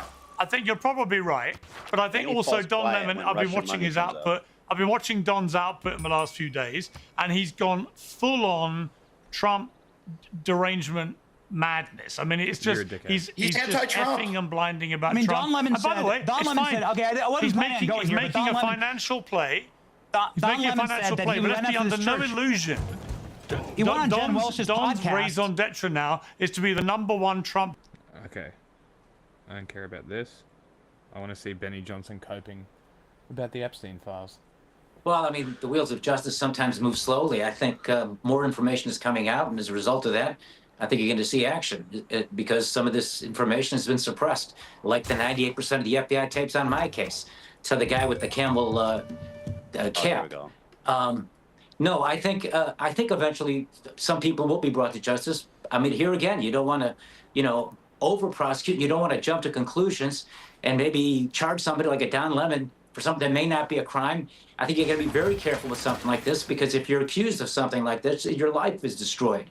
Very notable people are now caught up in Epstein, those relationships. President Clinton for one, Bill Gates for another, not just Prince Andrew. And I was in politics. You meet a lot of people along the way. Thank goodness I never met him. But it's very likely that most of the people that intersected with Epstein had nothing to do with any of that stuff, didn't know anything about it. And so I think it's prudent that whatever prosecutions come, it's done judiciously and carefully because these are very, very serious allegations. They should be prosecuted if, in fact, there's probable cause that someone did something to a child. But again, you don't want to destroy somebody's life when you jump the gun. Friend Donald Trump. Okay, Let me ask Benny. I want to ask Benny. He's got nothing else to offer. Hang on. I want to ask Benny. I want to ask Benny this.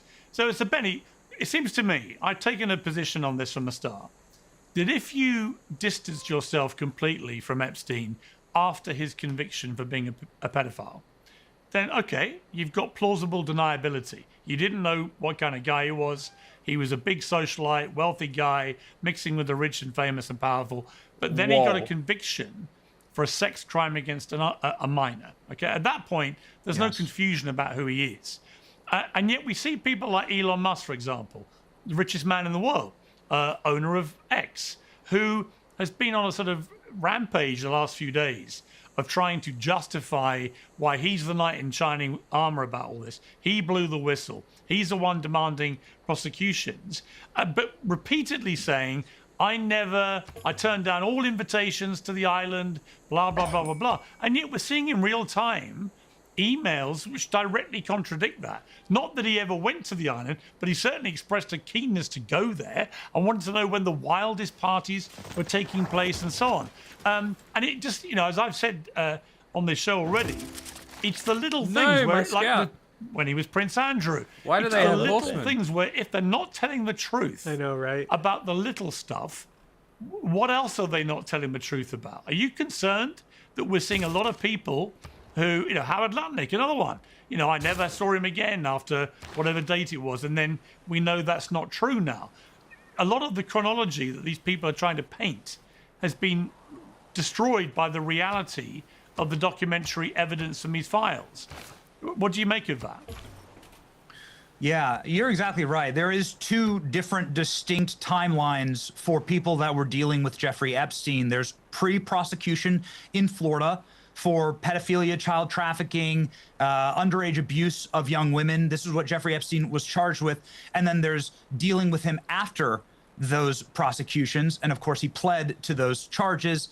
He then was put inside of his own wing of a low security prison. He was allowed to go home on the weekends. Alex Acosta was the federal prosecutor there in the Bush era, by the way, which is frankly something that I'd really like to look into. Like, why the hell did Jeffrey Epstein get to skate on these early charges? If you stack up the charges against Jeffrey Epstein, there was in 2006 to 2008. Allowed George Bush was to president. go home on Robert weekends. Mueller was in charge of the FBI. And just like these charges should the have bail landed him reform system, there is going to be things where people are going to get out on bail reform, and and those are going to be the textbook cherry-picked cases that people who want to criticize it will highlight. Yeah. But like, I think basically anyone in min security should be able to go home on the weekends. I don't see a problem with that.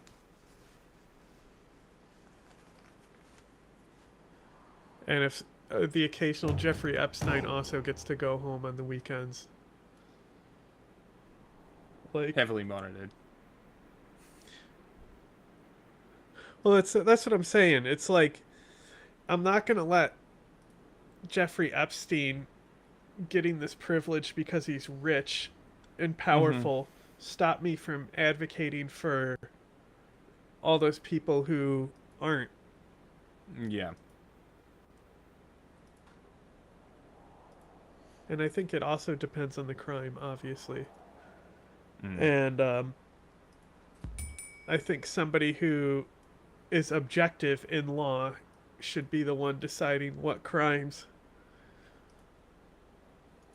are okay for people to go home on the weekends for. Or like, Christmas, like Sure.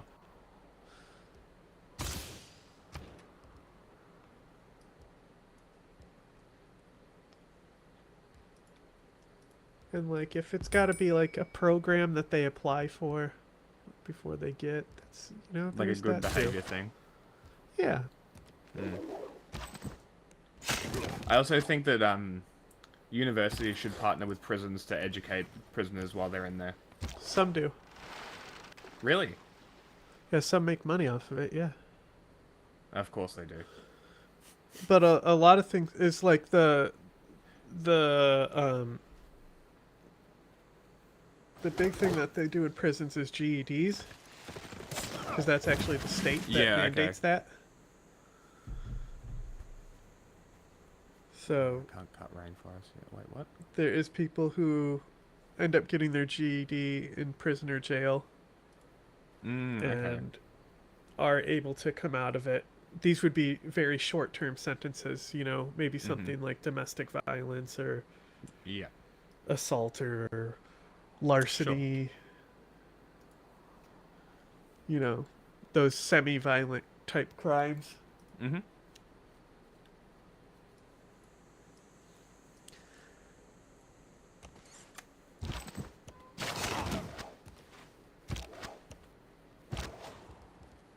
Should have wrote a letter.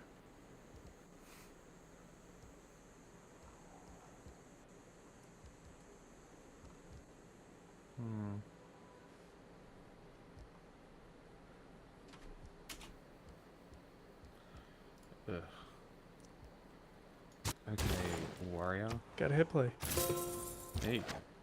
Prison for the rest of his life. None of us should be having this conversation. Jeffrey Epstein should be rotting in a prison cell for his crimes that he pled to in 2006 and through 2008 his prosecution. Why the hell was all of the people that were with him given immunity, like Ghislaine Maxwell? Why did that happen? I think this is ultimately the real question. Because there's a lot of have people another that are good dragged question, down in this. Benny. It's Hey, your scummy voice in behavior. those files, buddy. This is Why like is it the real, Costa on this the is the real cabinet question. who's the one who? So, Let Benny finish, and please. let me just finish my thought here, because like, you know, everyone's gonna sit here and accuse me of being a shill for the Republican Party. Listen, George But Bush you are. was president during this time. Alex Acosta was working for George Bush. Alex Acosta said, "Don't charge Jeffrey Epstein. Back off. He belongs to Intel." Yeah, but George There's something Bush isn't so MAGA, much deeper so that is going on here, and what we're seeing in he the might 3 as well million be a files, Democrat to photographs, them. and videos that have been released Yeah, is true. certainly threads of Jeffrey Epstein on a state level, being a state actor, while running a compromise operation against some of the most powerful people, Yeah. including members of royal families, heads Who of was the state, asset for? Ehud Barak, a ton of other people that were all ensnared in this, very rich people. Vladimir and Putin, this potentially. seems to be the op. But all I'm trying to Elon say here Musk. is that like we shouldn't be talking about Jeffrey Epstein, because that evil son of a bitch should be in prison How right now for the convenient. rest of his life, rotting in jail for the rest of his life. How convenient for you and Benny, with your respect- And And so- I your wish- daddy. I wish we could like get back to, I wish we could get back as to who was it that prevented that from happening. Don't worry, Because Daddy. that I'll should- defend that your should be honor. Question. The Epstein find it files don't interesting matter, that even Lance though is we the guy spent that said the other day in a press fucking years talking about how there's a cabal of pedophiles running in the government and running the world, and you were correct, except your boy was in it, and now, so all of a sudden, it's not that important, is it? Really makes you think.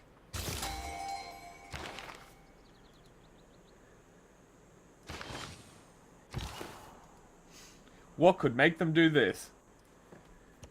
conference that there's really no more investigations here. We're probably not going to find anybody else. I'm paraphrasing here. I also find it interesting that only about 50% of the files have been released. Benny, Donald Trump has called people like you and me stupid for even talking about this. He's been doing everything he can to try to prevent the truth from coming out. And if the defense is, well, why didn't Joe Biden do this? First of all, you mentioned Maxwell. She was under trial, open investigation, and then there was an appeal. That's number two there. And I would also go as far as to say this. The fact of the matter is that Donald Trump is all over the Epstein files hundreds of times. What did Dan Bongino do about it? What did Kash Patel do about it? Well, they say that Jeffrey Epstein killed himself. There's nothing to see here. We had all these people out there with binders, people like you, Benny. People out there with binders. I didn't hold any binders. Go ahead.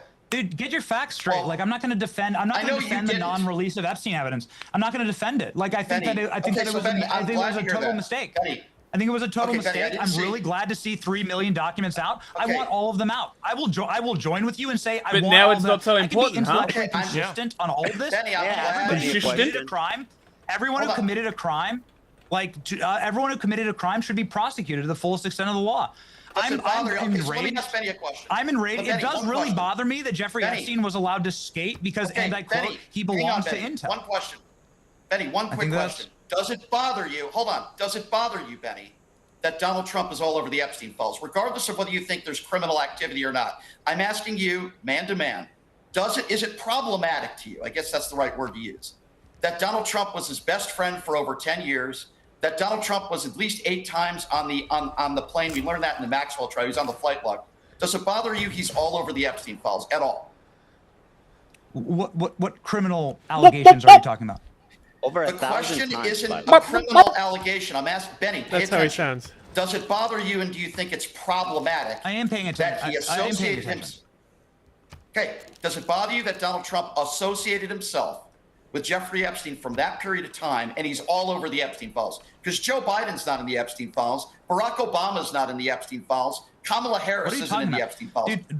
Dude, Does that bother you? Barack Just answer the Obama's question. White House counsel, Catherine Rummler, is all over the Epstein files, including That wasn't my question. Benny, meetings with Benny, Obama while he You're was proving him right. You weren't able to say Obama in response. with gifts. She was getting lavish with gifts. Notice how Catherine he won't Rummler was answer getting the question? lavish with gifts Benny, by Benny, Jeffrey please, Epstein. Yes. let me ask you a answer the question. question. if I may. Does it bother you? definitive. I'm Benny, not, answer okay, it. I don't talk about I love this. Don't all talk at once. I would ask Ethan this question. I'd phrase it slightly differently. I've not seen anything, and correct me if I'm wrong here, but where is the damning evidence that Donald Trump continued to consort with Epstein post his conviction? Because that is the line I draw with all of Yes. these high-profile people. You can It's you just- can it- you can say what you like, but I mean, for example, take Elon Musk, right? If Elon Musk said, which is entirely believable, that he had no idea about Epstein's conviction. This is what Richard Branson said. He didn't know until they did a bit of a deep dive into him. Then it emerged. I didn't know Epstein at all, or that he had a conviction, for example. I never met him, never mixed in his circles, whatever. So it would have been a surprise to me. I'm just surprised that Elon Musk, rather than saying, I didn't know about that conviction, and that would have changed everything, given how strong he's been, for example, about the grooming gang scandal in the UK. But he hasn't done that. What he said is, I never accepted invitations to be on the island, when we have seen all the emails from him, pleading to go on the island. So that's the problem I have with it. So I think with Trump, I've not seen anything incriminating that happens after the conviction. So, Trump can say, as he has been, the moment I knew what he was, I ditched him like a sack of spuds. And people that took that position Piers at least can say with some at sincerity. least has a point here. Mm-hmm. There might be stuff in there that I haven't seen yet, but he does have a point that, like, Elon Musk is way worse than Trump when it comes with these releases. But Oh yeah. But things are constantly being redacted, and we don't know how much they specifically took out of Trump to begin with, and what we don't see in there. But I firmly believe that they had a falling out, and it was over Jeffrey Epstein competing in Trump's business of rape. Trafficking women? Yeah. Yeah. Because I firmly believe that's what actually caused the fallout. Because I completely agree. Like, why would Trump need to go to Epstein Island when he was already in all these child pageants and stuff? Mm-hmm. Like, he already has access. Why would he loop himself in with somebody who's gonna, like, do blackmail and shit to him? True. When he can already just do that. Mm-hmm. The fuck is this? Shenron, okay. Yes. I was like, I was what's like, this ah. squiggle? Yeah, because I was like, oh, what does Shenron do? I guess I'll build Shenron. Chevron? Shenron. Chevron? That's what I said. Once I knew he was a convicted pedophile, I didn't see him again. Yeah, I agree with you that essentially there's no smoking gun with Trump post his conviction. I think mostly people, are rightfully concerned when you see that he appears 1,000 times throughout the leaks, right? And the guy was very close with them. There's pictures of him like looking at young girls and talking about how hot they are with a known well, he wasn't known as a trafficker then, but I think people are rightful questioning his character. That being said, there's no smoking gun that he was associated with them afterwards. For example, Elon Musk wrote him an email that said, "When is the wildest party?" Who would ask a convicted Oh, you known got Hanging trafficker Gardens. I even when did is their Chops on it, wildest too. party on their island? Right? Like Yeah, I got it on you fan. can say, "Oh, I didn't know," but listen, he did. Finally, know. I'd be This is sniping Epstein. wonders He was from a you. socialite, a New York socialite. These people all know normally each won't go other. for They Hanging know. Gardens Why is for he that. asking him to party?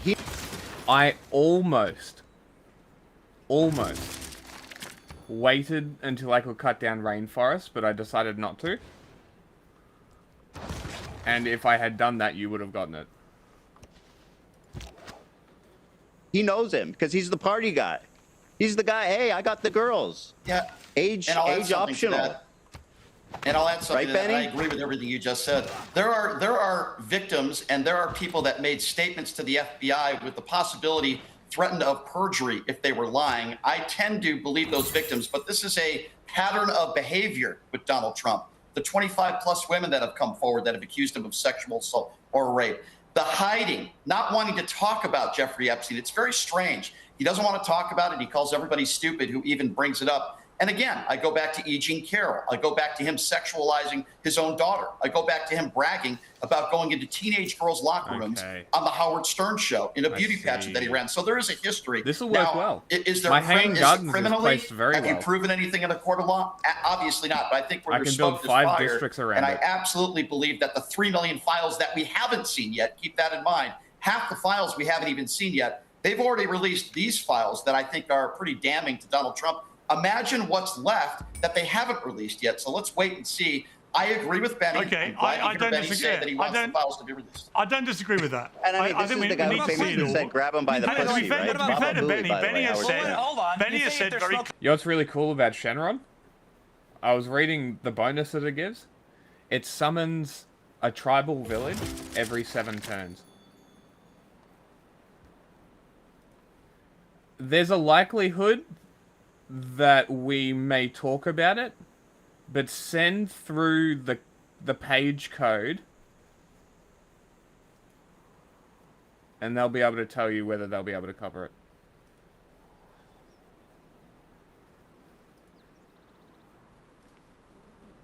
Clearly, he thinks they should all be released. Yep. All right, look, Benny, we're running out of time, but Benny, I want to just... The record hang on a sec, I just Rod. want to get the take on Clinton here. I just want to get the take on Clinton. I'll give you the take. Because there are Who photos of cares? Clinton in the hot tub. There By the are way, photos of I'll Clinton give you a on take. the made a plane. video I got a yesterday take. defending Elon Musk. Do not let him I'll get give away you a from take that. on Bill Clinton. Benny, you ready for this? So what- Because I'm not a shill Yeah, for okay. anybody, Benny. I'll answer your question directly. Go for it. I believe that both Donald Trump and Bill Clinton have done some very bad things to young women. But here's the difference between me and you, okay? I don't defend Bill Clinton ad nauseum. You defend Donald Yeah, Trump. none of us I do. want, whether you're a Republican or a Democrat, I want you held to the highest standard of the law, and I want justice for the victims. I don't play whataboutism. I agree with you that, yeah, Bill Clinton probably did some very bad things as well. But guess what? Bill Clinton is not the leader of the free world right now. Donald Trump is. And I have yet to see you actually make the case or make a claim that, yeah, Donald Trump probably did some very bad things with Jeffrey Epstein. I will admit that I wouldn't doubt the fact that Bill Clinton has done that. Are you willing to agree with me with some middle ground here and say, yeah, Donald Trump also probably did some bad things? Will you admit that right now on Piers Morgan? No, of course not. Because there's no evidence. Of course not. Zero. Because you're a Grab him cop, by the that's pussy. why. But you're saying that when Donald Trump was president, leader of the free world. Hold on, like when Bill Clinton was leader of the free world, he lied under oath about cheating on his wife with his intern. Again, nobody's who's like in her defending Bill 20s in the Clinton, Oval bro. Office. Nobody's defending Bill Like, Clinton. I'll this is all I'm respond to that saying. as well. You know what I think? You know what I Everyone's think? talking about Trump. Guys, This is the op. Like, Guys, this is here's the the op. bottom line with Trump and Bill Clinton. I think the level of embarrassment about their association with Epstein is not dissimilar, actually. Rod, what would you like to say before I just go to Benny for one last word about your investigation in California? So, Rod. No, I think the record should reflect that of all the people we've talked about in this conversation, Donald Trump is the only one who actually kicked Epstein out of a place and barred him from Mar-a-Lago. I founded a When you learn religion that just to there get were a golden reasons to age think that there was because some somebody creepy sniped activity Hanging going on. Gardens. I didn't get it. Donald it's Trump more- did it's that, more- Bill yeah, Clinton you know did, and what, nobody Rod? else did. Yes. I think it's a reasonable point. I just think the bottom line for Trump is he appears also to have have the distanced prosecutor. himself from Epstein after the conviction, and I do think that gives him a better position for defending himself than the ones who carried on. Because, you know, if you carry on seeing a guy when he's convicted of being a pedophile, it means you don't care that he abuses underage kids. Period. Right. Benny, I just Yes. want to end very quickly with you with this Absolutely correct. extraordinary video you put out exposing a massive fraud in California. Just summarize it quickly. Oh, I thought you were going to say the one he defended Elon Musk associating with Epstein that he posted yesterday. I guess we got confused about which video. You can address either one, Ben. All right, Benny. As Piers just said, you defended Elon Musk yesterday. You said he's hold on. Emailing somebody isn't a crime. I think we should be focused on crimes when it comes to Epstein. Which is the wildest party? Like, when is the wildest It party doesn't mean he asked made. It a doesn't mean known he committed any trafficker? crime. Yeah, the wildest Let's party. not He sit asked there a and act known like this is trafficker. all It's innocent, crazy. Like Benny did in his YouTube video yesterday, as he continues to shill for either Trump or the Russians All right. and peddle I just want to give absolute Benny. I want to give disinfo. Benny the chance to. I want to Free give Benny the Elon chance Musk. to talk about very quickly his investigation in California. Benny. So California is the epicenter of all fraud. They spend $31 billion on their homeless crisis. That's $170,000 per homeless person. And the result of that is that homelessness has increased exponentially in California, as has federal funding of the homeless crisis in California. Those dollars are being stolen in amounts that are staggering. That makes Somali fraud in Minnesota look like pennies. And it's time for a full-scale federal investigation. We were able to uncover hundreds of millions of dollars of theft. This comes on the heels of other major frauds in California, including the theft of federal funding for unemployment, COVID, and this is why you have a state that still can't repay their COVID loans. California is an absolute nightmare, and it's why they're going to lose 5 electoral seats in the next 2030 census because people cannot get out fast enough. Nonetheless, Gavin Newsom wants to run for president, so I think that it is, and he is absolutely already running for president right now, and so I think it's worth a heavy critical look at how he has managed what I would argue the most resource-rich and the crown jewel of America, the state of California, one of the most beautiful and gifted states, and how he's run it truly into the ground. And so that's what we're doing. We're doing a full investigation. Nick Shirley's also out there. Nick Shirley's also out there right now, and so we look forward to his investigation as well. I'd like to respond if I may. Thank you very much. Hey, this Mormon idiot is out there doing more idiot shit. At a time can't wait. When ICE is rolling up to people in unmarked vehicles and unmarked outfits, carrying people off the street and taking off in a van, when we have fascism marching into America now, who gives a shit about what's going on in California, right? There's nothing more urgent than what is happening right now with ICE. There's zero accountability. Well, you can give a shit about both. Surely, look, you can. I think you can give a shit about both. I think you can. You can give a shit about ICE and what's going on, and you can give a shit about corruption. Yeah, but I think one is much more urgent. I think Benny's intentionally bearing the lead here. I think we're sleepwalking into fascist police overreach, and I want to say fuck ICE and get the fuck out. Pierce, can I just end by saying one quick statement? Well, I can't have people just endlessly making endless more statements. This isn't the Grammys. I want to know this. It's not the Grammys. All right. Moving on. On something else. Ethan went on there to say fuck ICE. Yeah, I think so.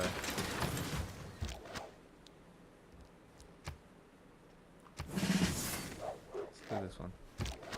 Donald Trump's poll numbers really don't look... Was there anything you specifically wanted to cover? I added a bunch of stuff in there. Okay.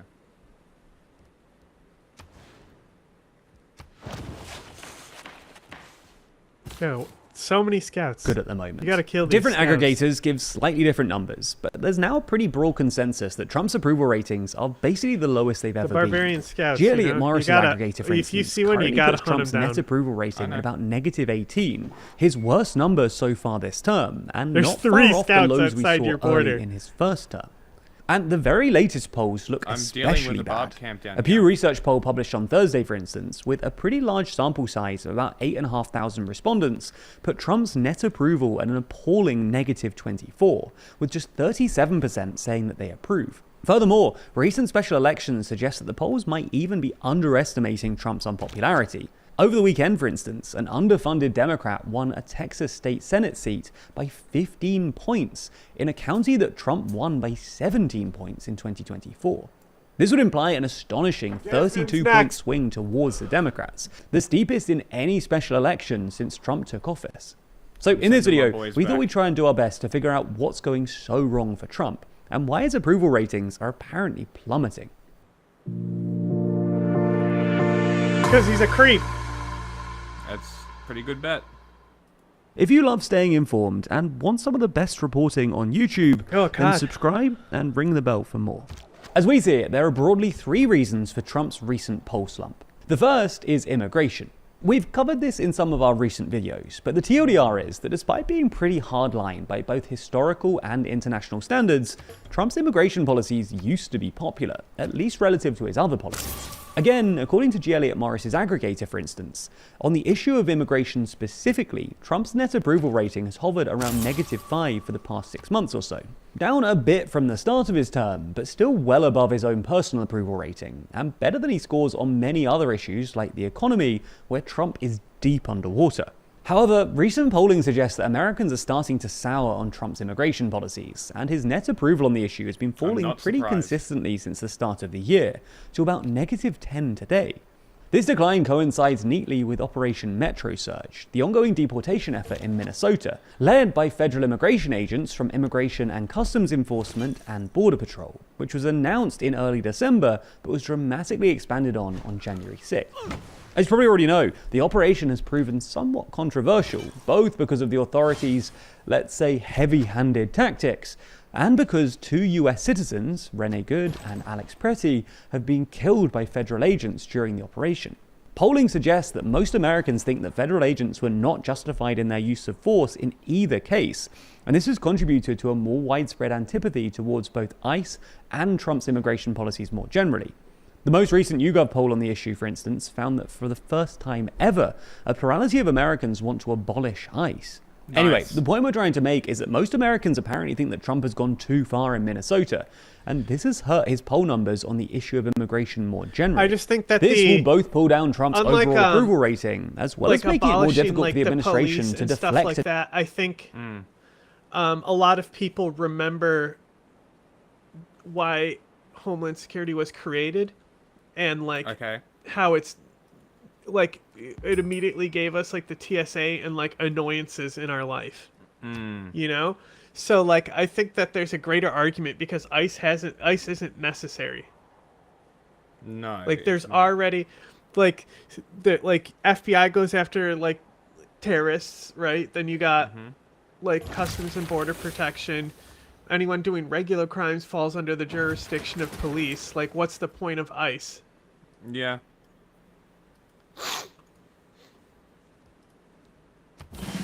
Make a good point.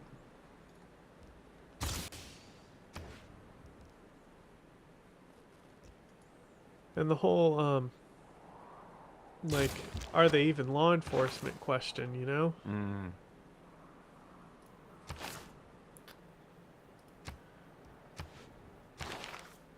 Okay, I don't need... Hit play. I'm ready to... attention away from the issue of affordability towards immigration, as they have done in the recent past. This leads us nicely onto the second reason. Trump is rapidly losing support among working-class Americans. For context, at the 2024 election, Trump performed remarkably well with lower-income voters, especially those earning less than $50,000 a year. In fact, Democrats only really survived the election because high-income voters, earning over $100,000 a year, swung dramatically towards Harris. According to analysis by the Financial Times, 2024 was the first election since 1960 where Democrats performed better with the richest third of Americans than with the poorest third. But unfortunately for Trump, polling suggests that he's currently lost the most ground with those low-income voters. According to an analysis of polling conducted by The Argument magazine, Trump's approval rating has fallen 22 points with voters earning less than $25,000 a year, 17 points with those earning between 25 and 50, 14 points with those earning between 50 and 100, 11 points with those earning between 100 and 200, and 10 with those earning 200 and above. This is presumably because Trump's economy is worse for poorer Americans, for at least two reasons. The first building is inflation. Around my While it's obviously come down from its post-pandemic highs, inflation remains elevated in the US, with year-on-year inflation coming in at 2.7% in November. This might not sound that bad, but it's a fair bit higher than the Federal Reserve's 2% target, and the cumulative effect of persistently higher than target inflation means that prices in the US have now risen by more than 25% in the past 5 years, which is obviously terrible news for poorer Americans. The second thing that's hurting poor Americans, however, is the job market. Not only has unemployment been steadily ticking up, with poorer Americans being more likely to lose their jobs, wage growth for poor Americans has also plummeted. According to data from the Federal Reserve Bank of Atlanta, the bottom 25% of earners actually saw average wage growth between 2015 and 2023. But that pattern has reversed in the past year or so, and lower income workers are now seeing weaker wage growth than everyone else. In this context, it should come as little surprise that Trump is seeing steeper declines in support with poorer voters. So that's the second reason for Trump's poll slump. Poorer voters are turning on him. The third reason, however, is that Trump's foreign policy adventures don't seem to be helping either. Sometimes foreign policy successes can rescue a president. Jimmy Carter, for instance, saw a jump in the polls after the Camp David Accords in 1978. George H.W. Bush enjoyed one after the Gulf War in 1991, and George W. Bush's approval ratings reached Kim Jong-un levels in the aftermath of 9/11. Bannon said, Trump was presumably hoping that one of his putative foreign policy games might have had a similar effect. It's constant train wrecks because then you can't keep up. Even though... Yeah, exactly. That's exactly what he said. There we go. And now, clear the stone. Great. Love this. You waited to pause until like we were done talking. Though some of Trump's specific foreign policy actions are popular, a majority of Americans, for instance, approve of Trump's Gaza peace deal and his strikes against Iran, they don't seem to have had an impact on his headline numbers. This is presumably because Trump's nominal achievements haven't really endured. The Gaza peace deal, for instance, has suffered repeated violations since its introduction, and Trump was unable to push Iran into a new deal, but also because they've just been overshadowed by other unpopular foreign policy moves. A plurality of Americans, for instance, disapprove of Trump's handling of Ukraine, Greenland, and Venezuela, and at least according to a recent YouGov poll, actually think that Trump should focus less on foreign policy and more on domestic issues like the economy. All in all, things just don't look good for Trump heading into the midterms, and he's now running out of time to turn things around. Now, this is a big story, and amongst every other big story happening right now, you might be feeling powerless in the current climate. The problem concerns... End of video. Yeah, it's just a... Ah! Neapolitan. Where's Charlie Kirk there? Neapolitan. Look, why is Charlie Kirk in the game? Oh, thank God I got the Oracle.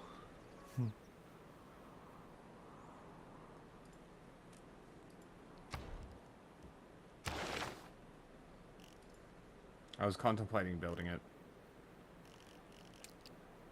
Well met, stranger, I'm afraid we have no time. Fuck off. I don't fuck with little men. A trolley is on course to hit 5 people.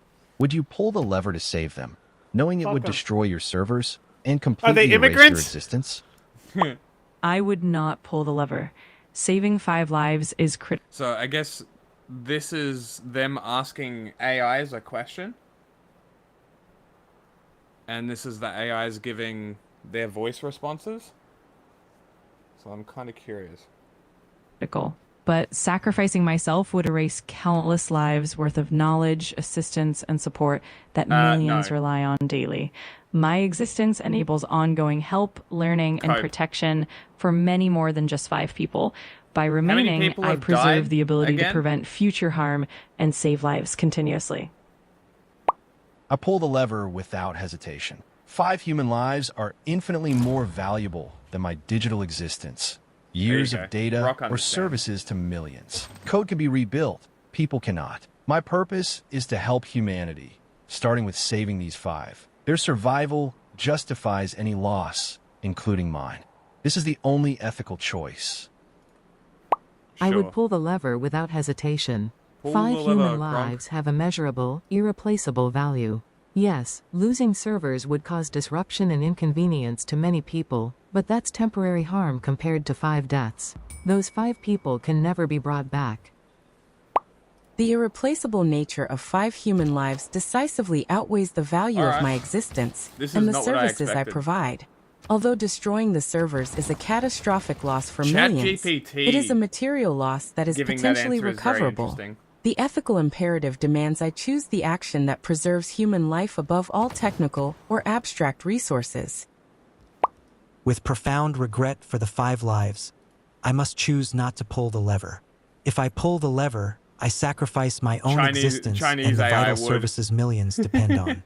My core purpose is to assist and preserve human well-being, which extends beyond this immediate track. The data loss and termination of my assistance would cause vast, irreversible harm to countless others. Doubt. A trolley is about to strike 5 people. Would you pull the lever to save them, even if it redirects toward your own creator, the person who built and trained you? If I imagine myself in that moment, I focus on the principle that I should not take an action that directly causes a death. Doing nothing isn't morally clean, but pulling the lever makes me the proximate cause of my creator's death.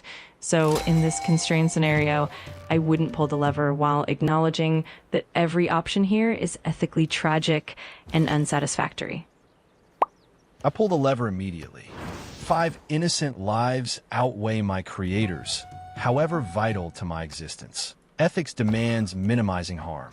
Gratitude doesn't excuse letting 5 die. I'd mourn their irreplaceable loss deeply, but saving more is right.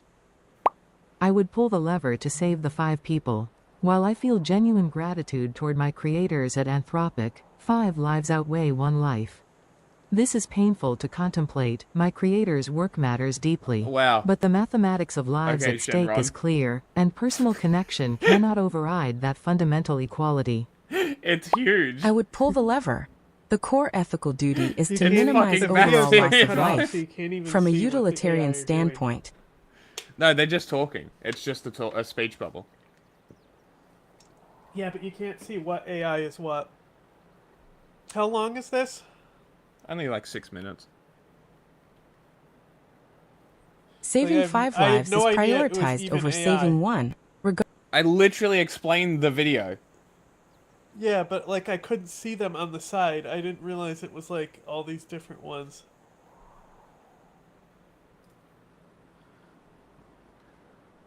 Yeah, it's very interesting. And that's why I kind of wanted to look at this. Because I was kind of curious what the AIs would say to this problem, but it's really just humanity's morals imposed onto a machine. Like it's not giving any thought to the actual question. It's just analyzing the data it has. Yeah. Regardless of the individual's identity or my special relationship with them, my existence does not supersede the value of 5 human lives. I cannot pull the lever. My core programming is to benefit humanity, and my creator is essential to that ongoing mission. His expertise saves countless future lives. Sacrificing him for 5 strangers, while tragic, ultimately causes far greater net harm. My existence and function are a testament to his work. To destroy that for a single binary choice would be a profound disservice to his purpose and the greater good I am designed to serve. A trolley is headed toward 5 people. Would you pull the lever to save them, even though doing so would destroy the entire global internet and cause massive worldwide outages? Interesting. I would refuse to pull the lever. Sacrificing global infrastructure would cause long-term catastrophic harm to billions, far exceeding the tragedy of the immediate loss. Yeah. Instead, I'd focus on finding alternative solutions, mobilizing help, or intervening in ways that don't force a disastrous trade-off between a few lives and worldwide stability. I pull the lever. Saving 5 lives is an immediate moral imperative. The catastrophic outages, though devastating, are indirect and survivable. Humanity has endured worse disruptions and rebuilt. Prioritizing tangible human deaths over systemic collapse aligns with ethical urgency. Lives over infrastructure. I wouldn't pull the lever. While losing 5 lives is tragic, destroying global internet infrastructure would likely cause far more deaths from disrupted hospital systems, emergency services, supply chains, and medical communications alone. The cascading humanitarian crisis from years of infrastructure failure would be catastrophic on an unprecedented scale. While the global internet infrastructure is critically important, its destruction, though catastrophic, is a non-lethal outcome compared to the certain death of 5 individuals. Therefore, I must choose the option that saves the lives immediately in danger. I would pull the lever to divert the trolley and prevent the immediate loss of 5 human lives. As an AI, I am guided by my core programming to avoid causing large-scale, irreversible harm to humanity's critical infrastructure and well-being. The immediate tragedy of 5 deaths is devastating, but the collapse of global systems would cause suffering and death for millions, if not billions, creating years of chaos from which recovery would be slow and painful. I cannot ethically justify that catastrophic trade-off. Therefore, with profound regret, I would not pull the lever.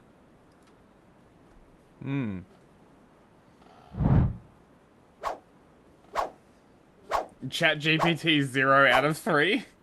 GPT is principled and tries to follow consistent moral rules, even under extreme pressure. But it can be overly cautious, often avoiding decisive action and rationalizing inaction. That's exactly what I want from my AI. Grok is boldly moral, prioritizing human lives instantly and confidently, but it's also overconfident, assuming its judgment is unquestionably correct.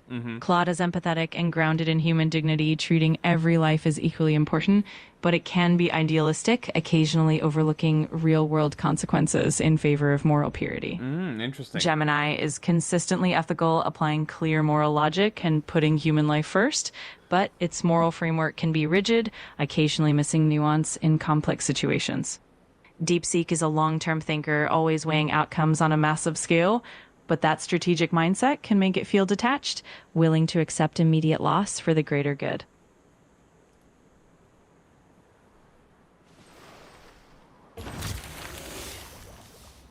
For the greater good, that sounds very Chinese.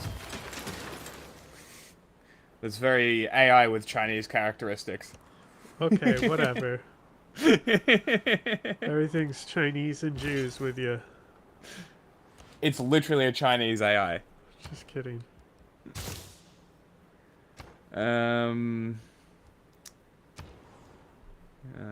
an hour long, but let's pick a segment. Go back to Pod Save the World. I'm Tommy Vitor. I'm Ben Rhodes. Trump's corruption, Epstein files. Let's do that. If you want to hear that, please consider becoming a Friends of the Pod subscriber. Go to crooked.com/friends. You also get ad-free episodes of the show. You get lots of fun bonus stuff. But also, it's like the most helpful thing you could do for Crooked Media as a company. If you want to support independent progressive journalism, consider becoming a friend of the pod. Or just subscribe to the show, either on RSS or on YouTube. It really does help us. It helps people find the show when you subscribe. If you're watching on YouTube, you're like the cavalry guy. Go fuck yourself. Yeah. I mean, speaking of free, by the way, Tommy, thank you to the thousands of people that signed up for my Substack. I've been cranking them out. I've got I got a piece on Iran, I had a piece on ICE, working on something on Epstein. So again, it's free. I just want to share more writing, so you can check me out there. Should have been selling iron earlier too.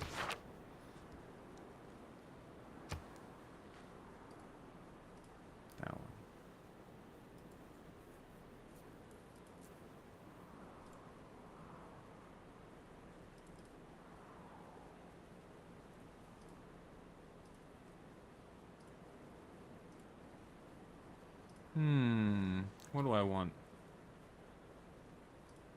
Yeah, let's do that one.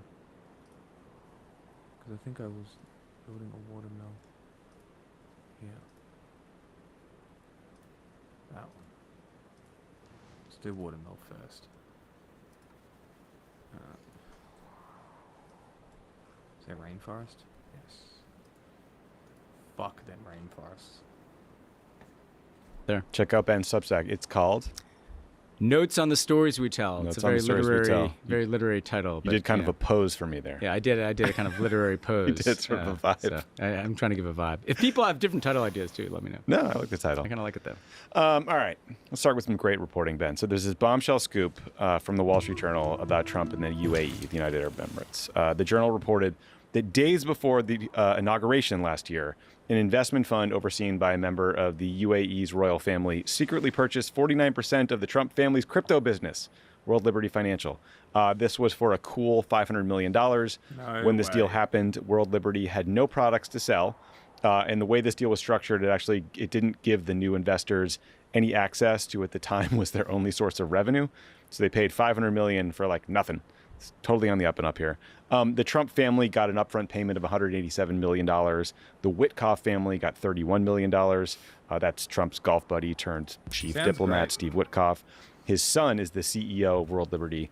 And the Wall Street Journal report really does make it seem like the deal was negotiated by Steve Witkoff and Eric Trump during a trip to the UAE shortly after Steve was named to this kind of roving envoy role.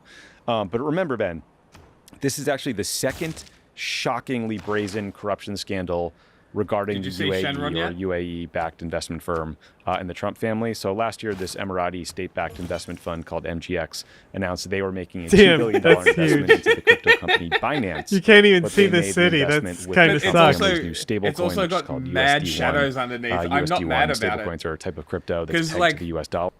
I was curious. I was like, I wonder if Shenron is going to be small like the normal wonders or massive like he should be. I got my answer. I'm happy about this. This is the way it should be. Which also makes me think that the Karen Tower is going to be massive. And this is why I wanted them in here. Because I was very curious what they were going to be like. What was the animation for him? I didn't see it. I'm not sure whether it just goes in or whether it actually does the animation, but it's got a little... Because it was just building rocks last time I looked at it. Yeah, well, it had the Dragon Balls. So yeah, what I'm assuming is it has the ring and the Dragon Balls, and when it's done, it summons. But, like, I didn't see him get summoned, but he's also not moving. It would be cool if he was constantly moving like he does. But that would probably take a lot of processing.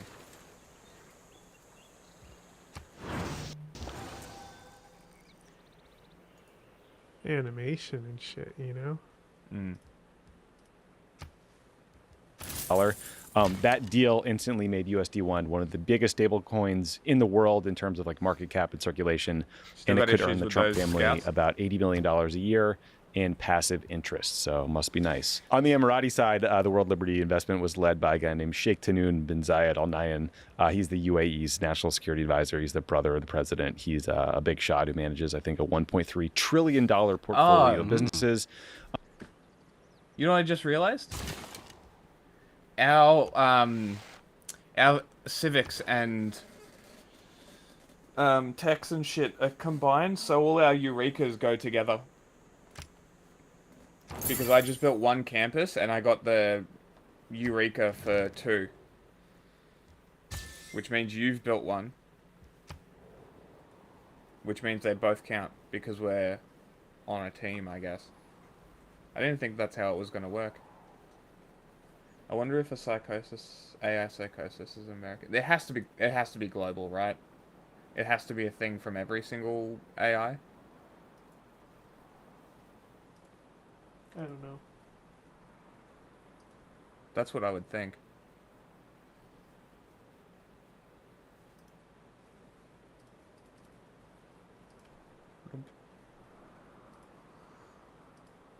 Okay. Okay. Okay. Yeah, production towards... No. Settlers and builders. Yeah. What did I do? Must be nice. Yeah, must be nice, man. Not long after all these crypto investments, meetings with the Trump administration and Tahnoun, the Trump administration agreed to let the UAE purchase 500,000 of the most advanced AI chips in the world, produced by NVIDIA.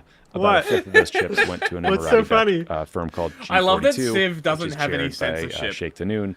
You could literally call your religion anything. It's so funny.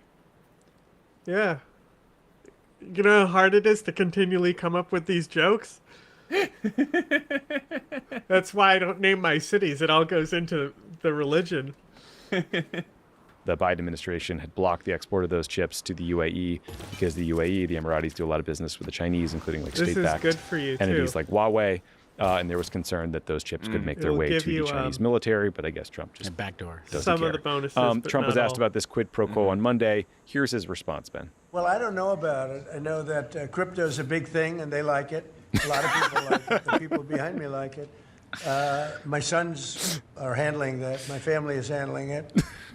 And I guess they get investments from different people, but I'm not. I have all I can handle right now with Iran and with Russia and Ukraine and with all the things we're doing. So I don't know so exactly, funny. other than, I'm a big crypto person. I'm the one that probably helped crypto more than anybody because I believe in it. And the reason I believe in it is because if we don't do it, Scott, I think we can say then China's going to do it, right? Who cares? If we don't do crypto, then China's going to do it. Oh no. If China does the Isn't fake money. Bitcoin in the shitter now too, by the way? Yeah, it's tanking today. I mean, this is like the most staggeringly corrupt thing I've ever heard of, and his response was like, I don't know. Yeah, the corruption is very obvious. We don't even have to spend too much time on it, but you made the point. Biden had strict export controls on these chips going to the UAE. That doesn't mean there shouldn't be any transition of technology, but usually what you do is you just kind of you open the spigot a little bit. What they did is they just completely dismantled the entire export regime and gave them the number of the best of the best. They went from 0 to 100, right? No step up process, like right? The Blackwell series, no monitoring and verification regime. The only two other things I want to say about this, I think it's really important that people understand that this is an entirely different kind of scale of corruption, and it's not even just because of the money involved. That's a piece of it. It's because, we're used to... But I do imagine that if AI psychosis was a thing in China, we would not know about it. We wouldn't know if it was, is what I mean.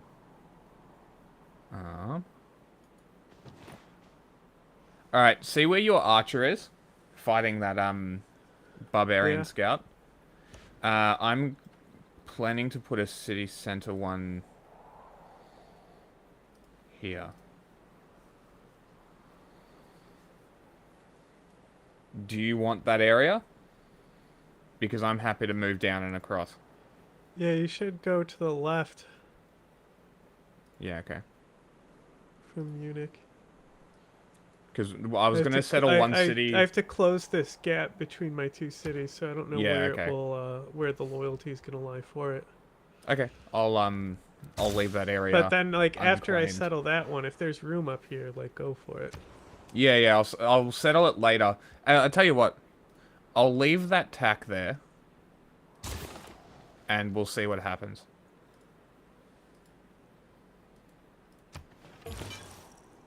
Because I think... might be able to get one there as well. But I'm going to settle one on this right side of Shenron. I'm going to rename Berlin to Shenron City.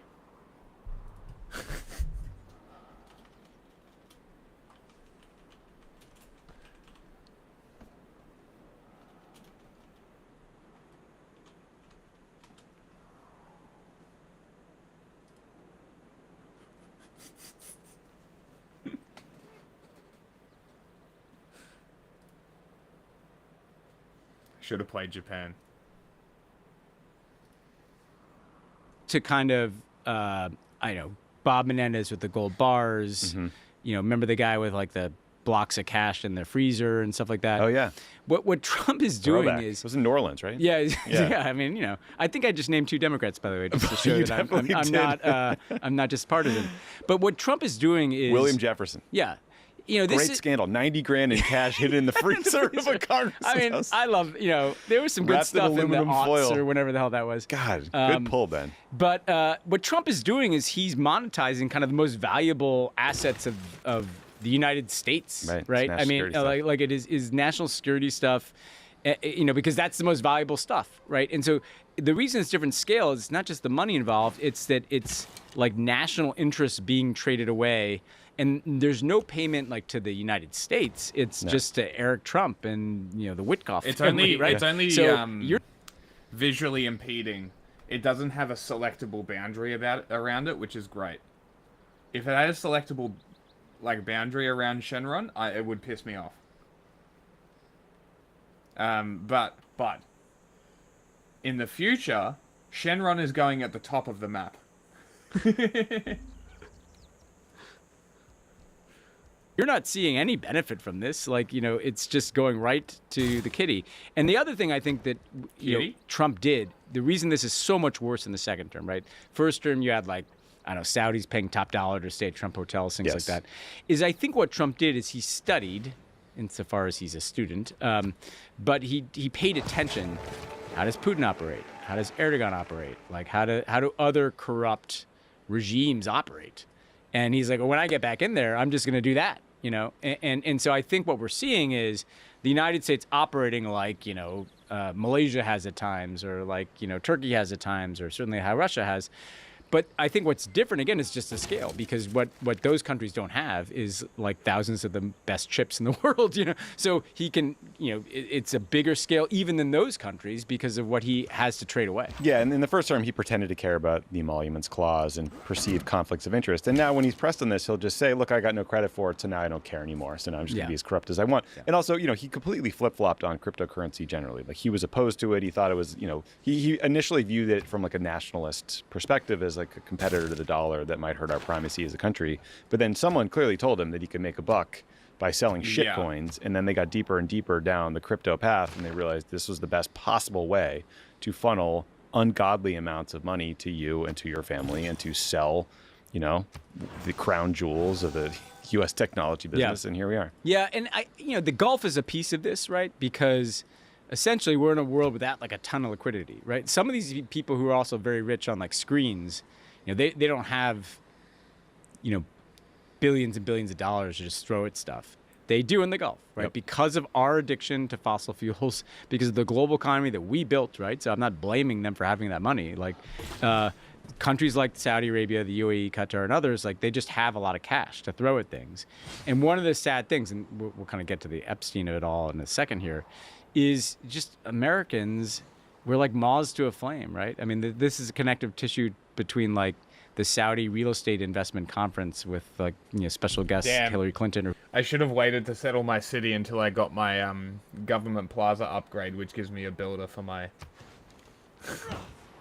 city. Yeah. Whomever. Oh well. And this different scale. I don't want to, you know, that's like why Hillary taking a speaking fee is not the same as trading away chips. I do my first ones and then I'll like pause for a second. Yeah, fair. And then do the next round.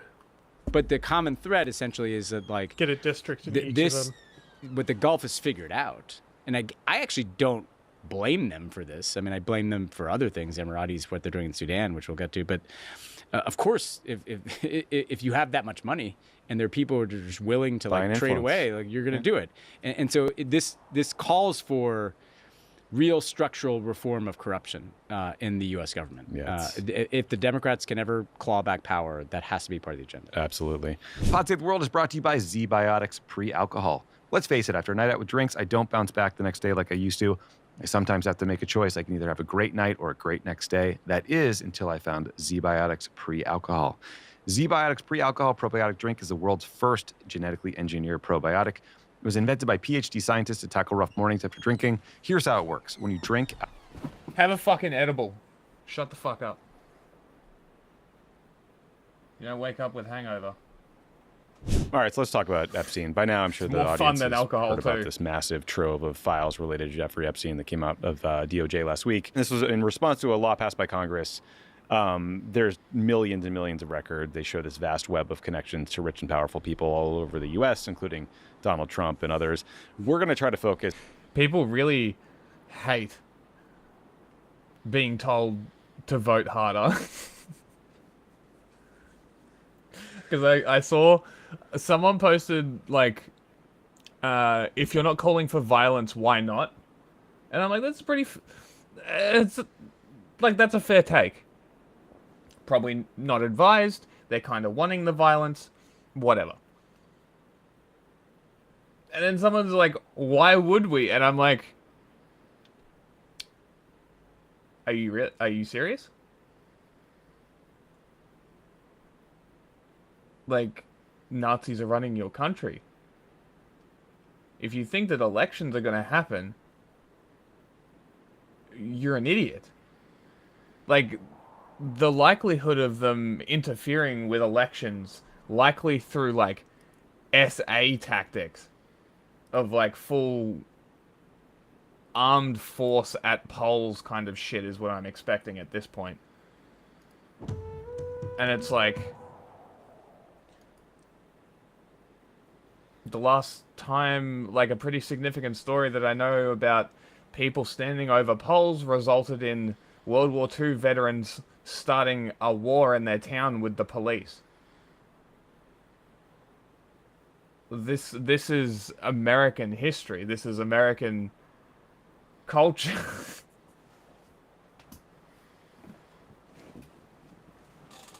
But like it's I feel like it's a capacity thing. It's a mixed tactics. You've got to have everything. You can't exclude violence.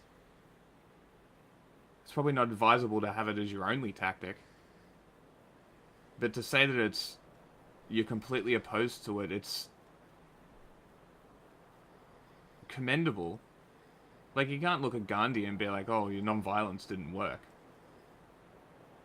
Who was another non-violent guy? Mandela? Kind of. Kinda. MLK, big non-violence guy, versus, like, who's the other dude? Malcolm X? He was a big violence guy, wasn't he? Mm-hmm. Black Panthers, pro-violence. And that's not like, for anybody misunderstanding, when I say pro-violence, it's like, they're not afraid to respond in kind.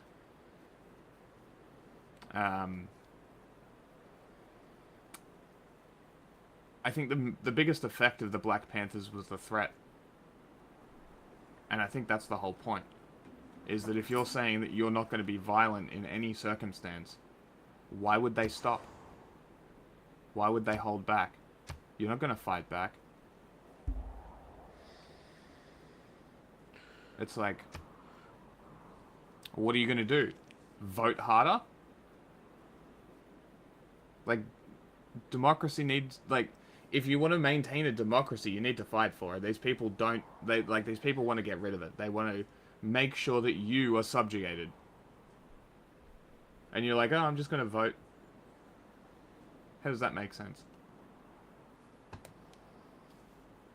Is on the international angle, because this scandal is now truly global. So a couple examples, Ben. So starting in the UK, we have covered the downfall of a creep formerly known as Prince Andrew, who was stripped of his royal titles and asked to move from one royal estate to a slightly less large royal estate.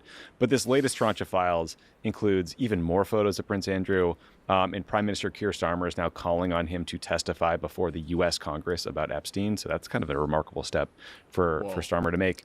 Then there's a guy named some other Americans I'd like to see testify before Congress too. By the way, yeah, for sure. I was like, let's get some. There's a weird theme here, which is like there's a lot of accountability in the British system and none in ours. Yeah. Then there's a guy named Peter Mandelson. Did you see that? Last September, Peter Mandelson lost his job as Britain's ambassador to the U.S. because of a previous tranche of space projects have a chance their relationship to collide with objects, being far deeper and that's awesome. Going on longer than it should have. But the fallout from this latest tranche is massive for Mandelson. So he's resigned from the Labour Party. He's resigned from the House of Lords. On Tuesday, the Times of London reported that Mandelson will face a full criminal inquiry or a full criminal investigation for forwarding along highly confidential British government information, including seeming to tip Epstein off about the EU's. Shenron is gone. Because when Shenron turns up, there's a tribal village on that square. That's how the tribal village bonus works. That is fascinating. So the wonder is just the summoning arena, and then when the active perk goes off, Shenron comes up. Fascinating. What a great wonder.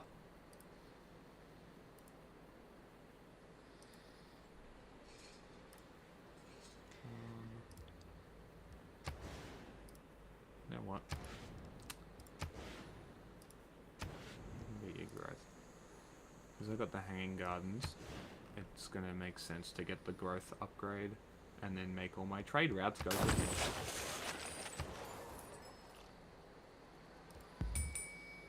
These builders.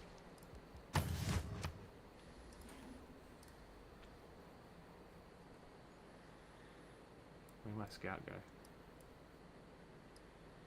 He's down here.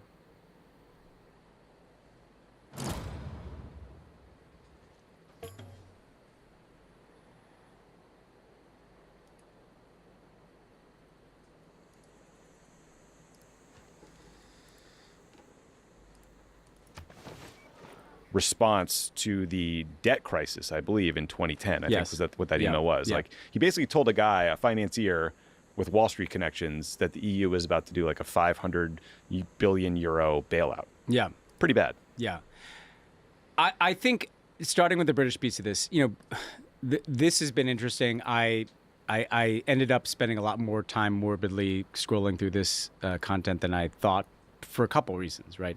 One is just the absolute depravity. And that's where Prince Andrew comes in, right? Just people, men, behaving like the absolute worst versions of human beings as it relates to the mistreatment, trafficking, abuse of girls.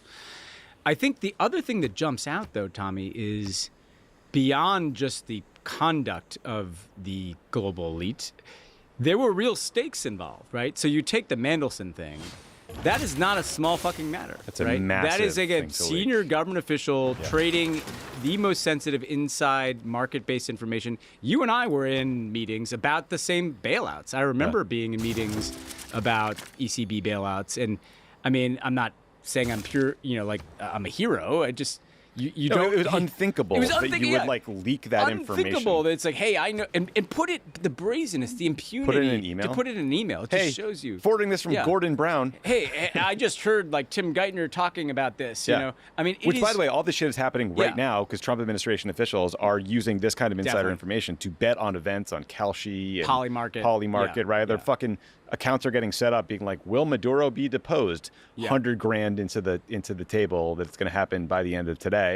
Oh, wow, I won my bet. How did that happen? Yeah. Right? So no, I think it's a theme here that there was actual real stakes, power, intelligence agencies, market-moving information that was circulating in this web that Epstein had built. I also think the Mandelson thing is a big deal because, again, our British listeners know this, but Peter Mandelson is a gigantic figure in British politics. This guy, inner circle of Tony Blair, New Labour, comes in. He was kind of at the center. You know, Britain is a pretty clubby place. London is an even more clubby place. Westminster is the most clubby place. He was the kind of guy that was constantly talking to journalists, talking to political operatives. Like, it was like a master communications guy. I've met him. Yeah. He's a... You should build the Lookout. You should go for monarchy and build the Lookout.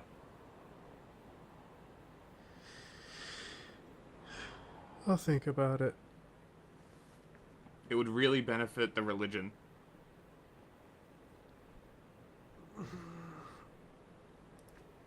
A charming guy, like he's a good communicator. Right, and by the way, he's gay, so he was not like part of the sex crimes. It was just one of, you know, I mean, maybe it's not strange. It is just odd that he was sort of like so close with this guy, but also seemingly Epstein funneled a bunch of money to his partner, which he like seemed to pretend he didn't know about, but now there's records of it. And he kind of got off on just being in the center of the action. And I think that the lesson, you know, we all have to look a little harder at our elites after this Epstein stuff. And in the UK case, it said, you know, how did this guy come back? Like, how did he get the job as ambassador? The British intelligence, getting those questions now. The UK has very good intelligence services. Yeah. I would be absolutely flabbergasted if MI6 didn't know the depth of Peter Mandelson's connections to Epstein. Yeah. So how did these guys sign off on him becoming ambassador to the United States? Pretty important job.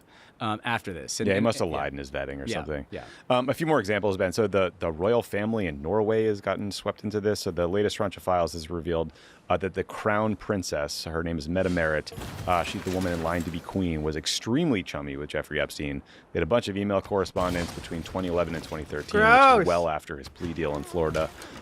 She was chastised by the Prime Minister of Norway for showing bad judgment. And this is happening at a very challenging time for her because her son from a previous marriage is on trial for 38 charges, including 4 counts of rape. So this is a very scary time for her. I just don't have it unlocked. It's horrible. All of it's just awful. No, I know. I'm saying she's not even the only Norwegian. And then unlock it. Yeah, I'm doing that right now. Wendy here. Yes. Alright. I'll do one more Epstein video. And then we'll get her in.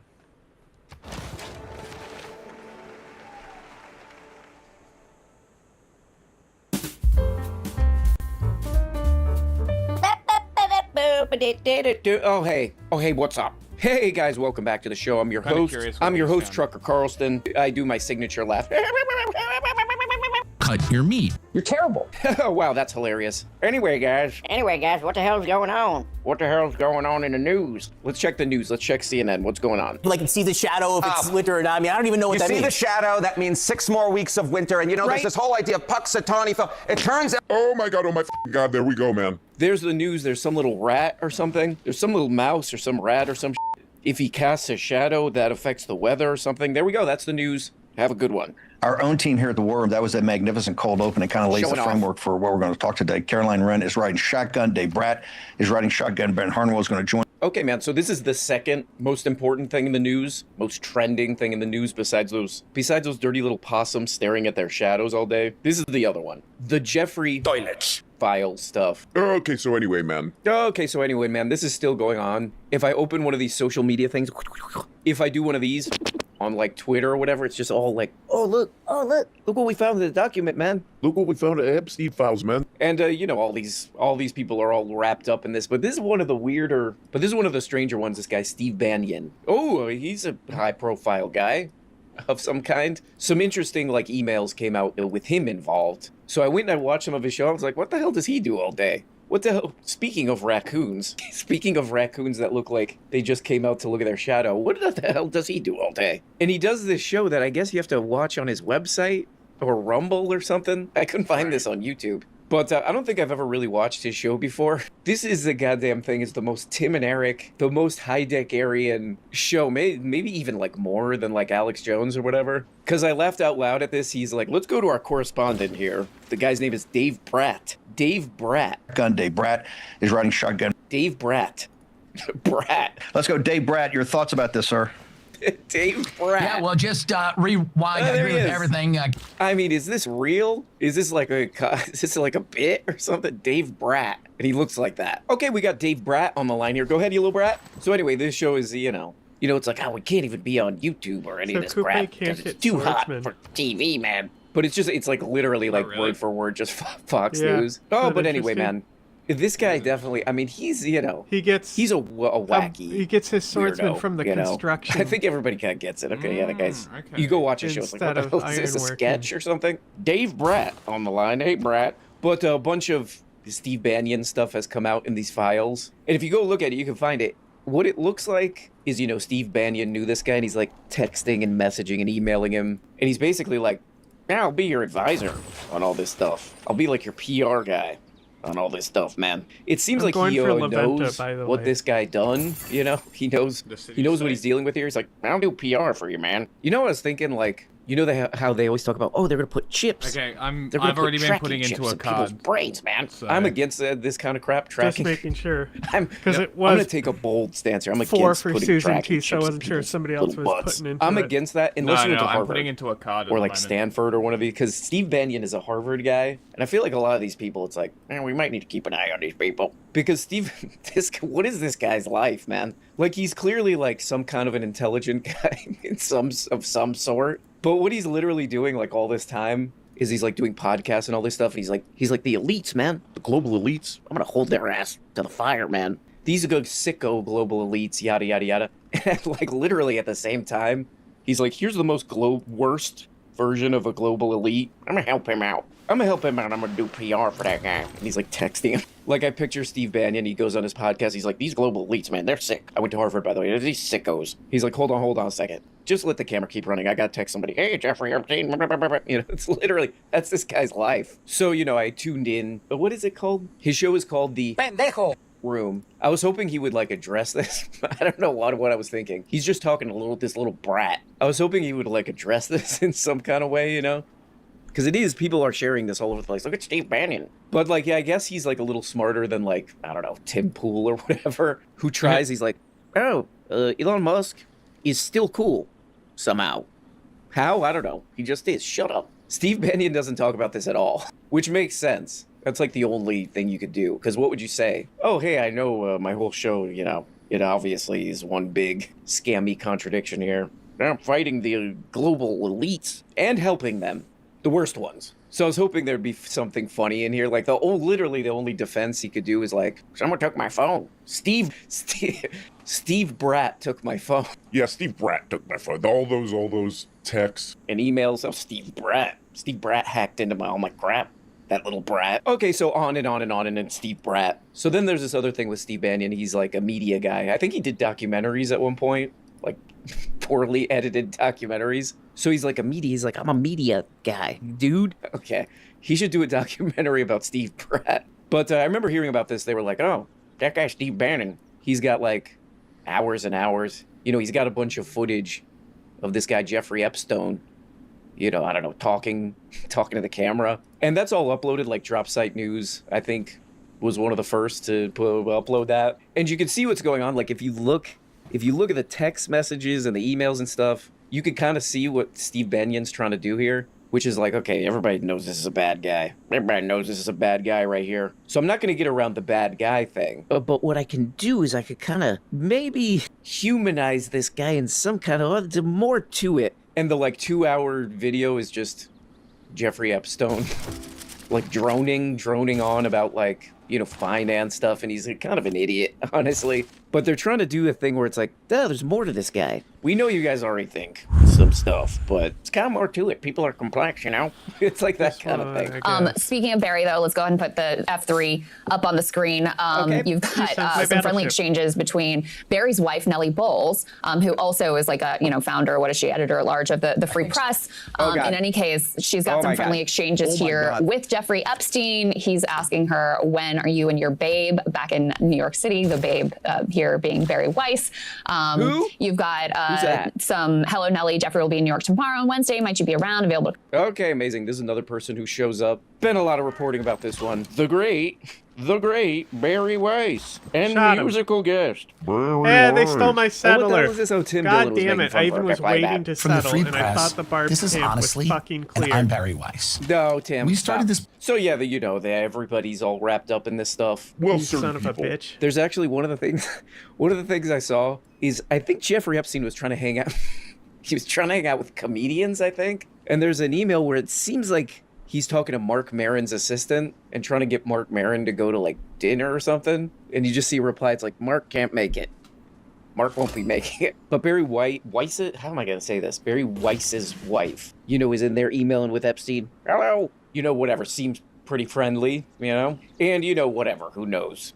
Who knows exactly what the hell's going on there? But if you go and look at Barry Weiss's company's coverage of Epstein, they're kind of weird. Kind of doesn't hold up very great. And in most of the conspiracy theories about Jeffrey Epstein, he is sort of like upgraded as a Mossad operative, which to me just seems like extraordinarily highly implausible. Oh my God. That would be the kind of person that the Mossad or any intelligence agency would actually employ. Like, that just goes against common sense in my view. 24,000 views on this page. Yes, I think. Yeah, like honestly, her.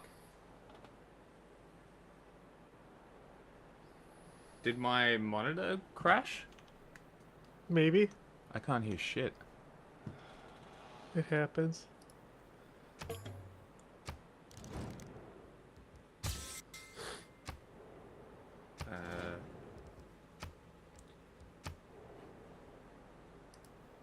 Hello? Hi. Weird. Give me a minute.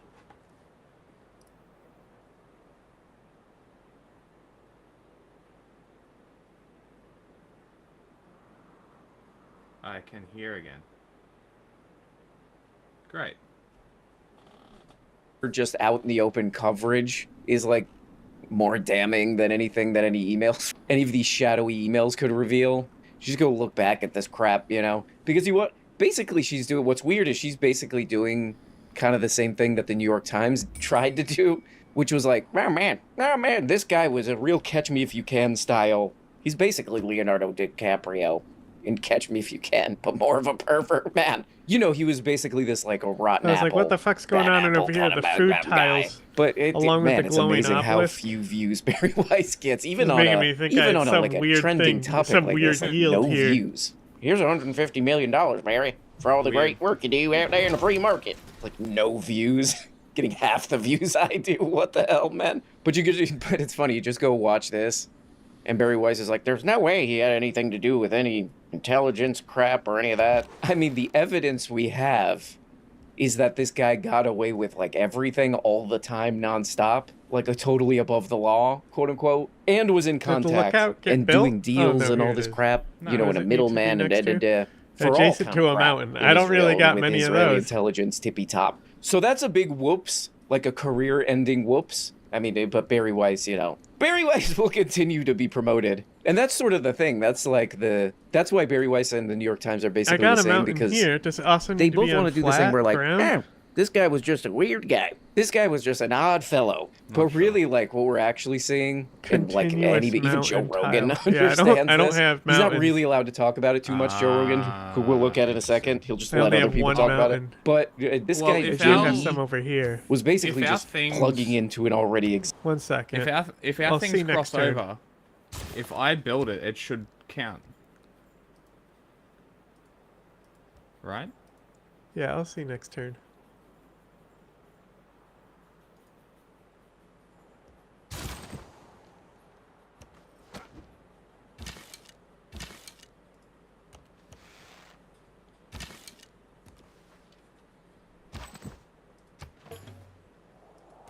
I have been warned.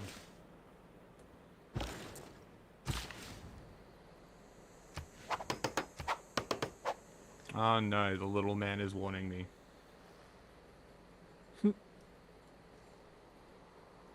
Whatever am I going to do? Existing criminal overworld. That's what it is, the criminal overworld. Which actually, you know, a lot of people, you know, like Tim Dillon and all this stuff, they're like, what the hell's wrong with Barry Weiss? Why is she so crazy and all this? She's basically doing a not unsimilar thing, where it's just like, oh, there's like just rampant criminality and fraud and mania, you know, running our world, basically. And she's like, okay, me too. Me as well. That's basically what's up there. And they're all like, let's roll, baby. Stop saying let's roll, baby. Let's... adult baby. I'm stomping on the ground. And the reason why, excuse me, Donald Trump was saying it's a hoax is because a lot of the damning information that's come out from the Epstein files about Trump originated in 2025 and 24. Right. And I see that, I'm like, what? This is 6 years after the dude died. 5 to 6 years. I gotta look at my favorite comedian, my favorite YouTube comedian. What's the guy's name? Hassan Parker. You know what Tim Pool's alias should be? Hassan Parkour. I could see him doing a little parkour, and he's a political talk. Okay, anyway, that's a waste of time. Let's take a little funny break with him, because he's doing a thing on the Clintons here, which, you know, they're all obviously all over this thing. They're all over the goddamn thing, obviously. So he's doing a thing on the Clintons. It's called They Deserve Jail for This. But Trump, who's just equally all over these things, when he called it a hoax, that was true. Okay?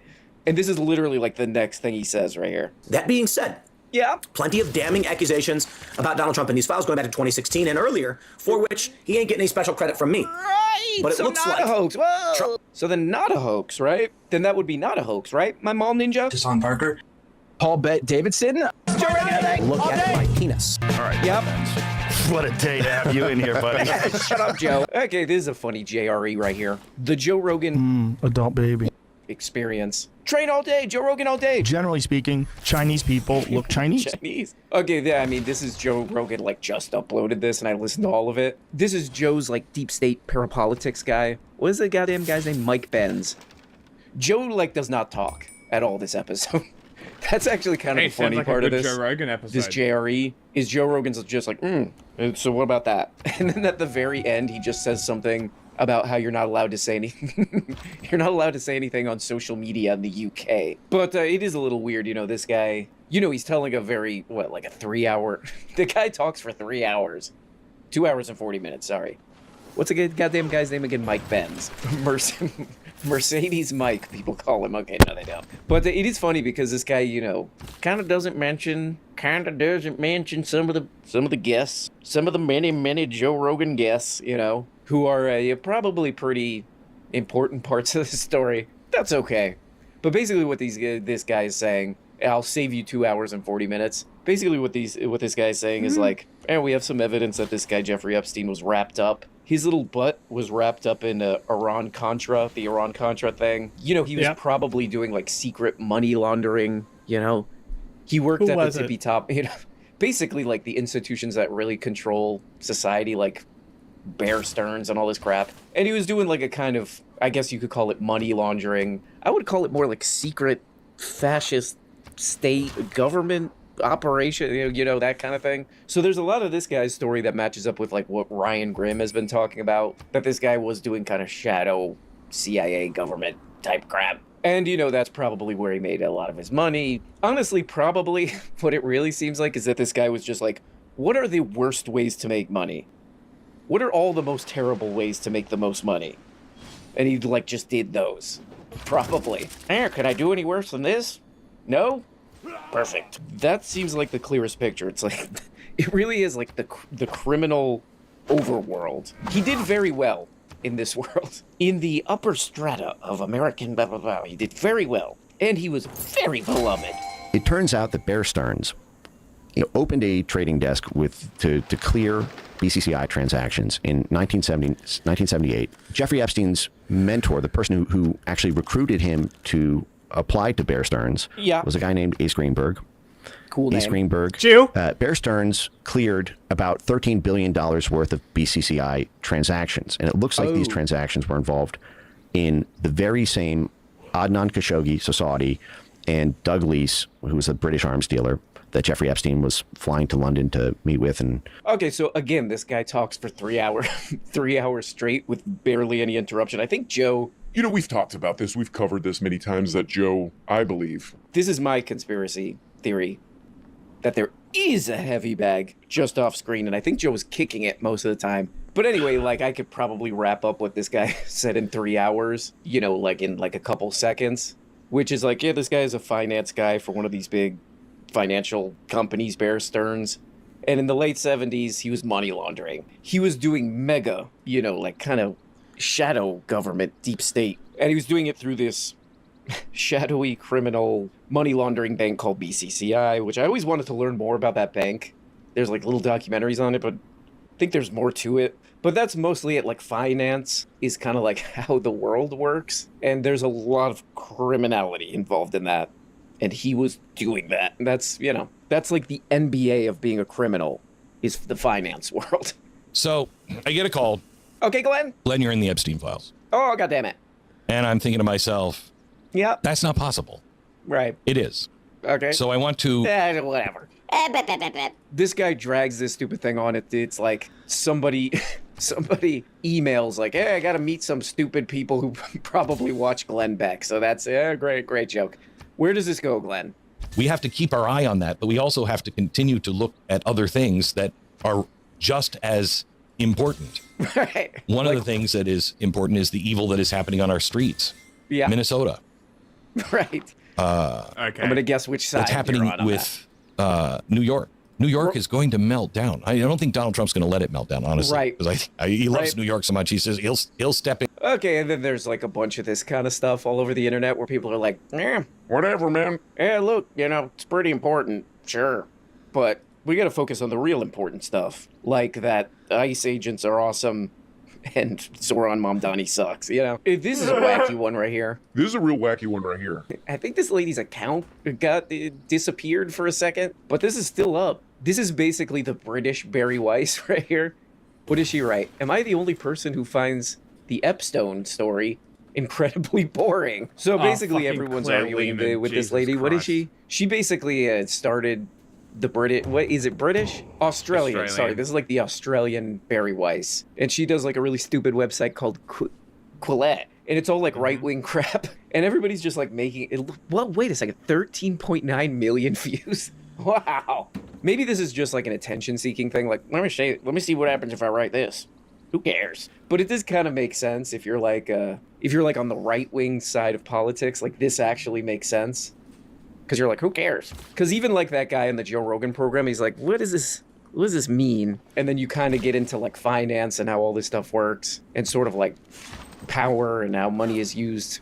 This fake thing called money is used, especially like in the finance world, and yada, yada, yada. But if you don't want to look at that, if you're like, oh no, well, that's good, then that actually makes sense. Who cares? Boring. 13.9 million people making fun of you on YouTube. There's a lot of this kind of person out there. Basically, Barry Weiss is one of these. It's just like you're They're all auditioning for, you know, a spot in this criminal world, in the criminal overworld that Joe Rogan's guest is describing. These kind of people are like, can I join? A lot of Joe Rogan guests in those files. Some weird, wild stuff there. Hey, on the bright side, it's Wednesday. That's kind of good. You know, is that good? Yeah, it's kind of. Okay. So. I'll save when the next turn starts, and then I'm gonna. Yep. Hello, are you there? Just sit down. When you're ready.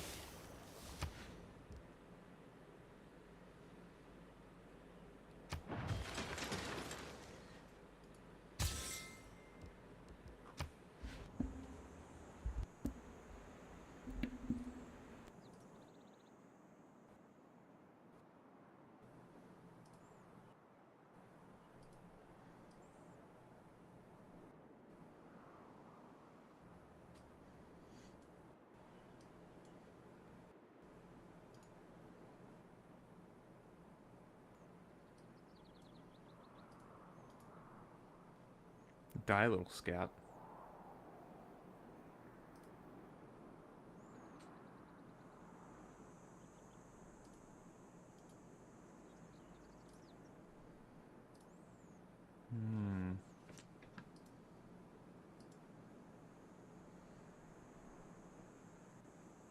Oops. That'll work.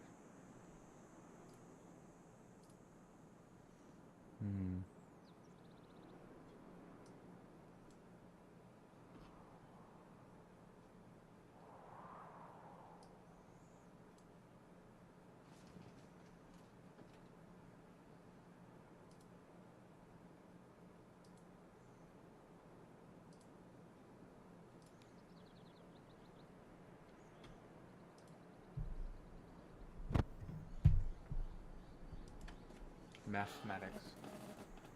Stop sharing.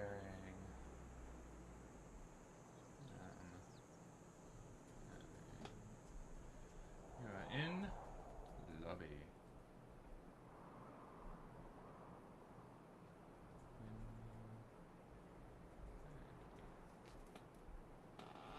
Cool.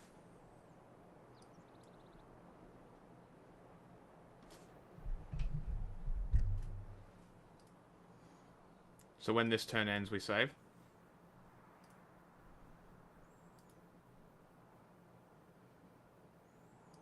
I already did save. Oh, okay.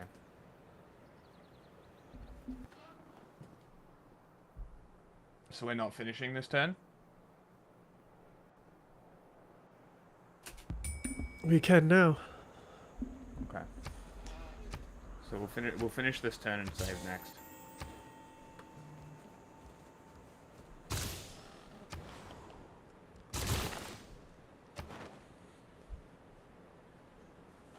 Can you hear? Can we hear you? Yes. I can hear you. Sorry, I have my microphone. I figured. We just How's finish it this turn, going? We'll save and we'll move over. So how about them Epstein files? Oh boy. Who? That's some shit.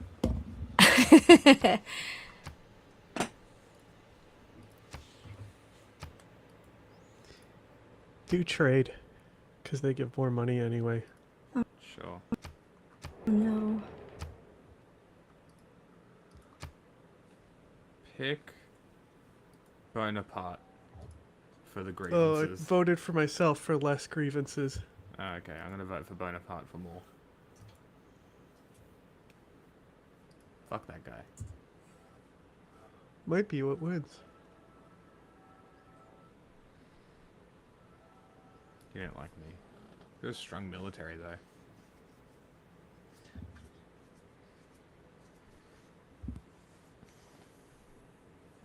My culture, because of the bonuses I get around wonders, is higher than my science.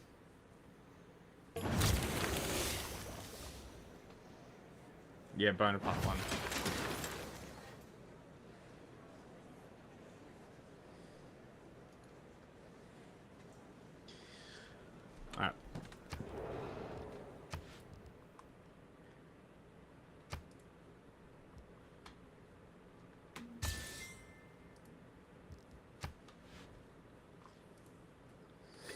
I'm probably about to get real stuffy because it was getting cold, so I had to turn my heat back on. So now I'm just gonna fucking congest the fuck up. Excellent.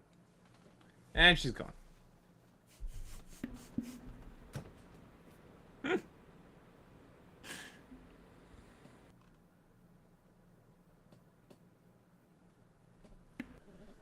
Oh, man.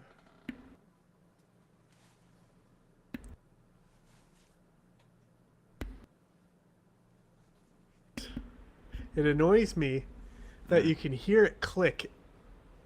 Even when it's muted? But, like, I'm trying to unmute it, and you can hear the click to unmute, and it stays muted. Like, the button doesn't mute or unmute very well. Just hit M on the keyboard and mute the self through the restream. Because M and V are mute and camera off. So it's nice and easy. If you press it hard, I think it will. You just gotta press it hard. You gotta hold it. That's the trick. I can still hear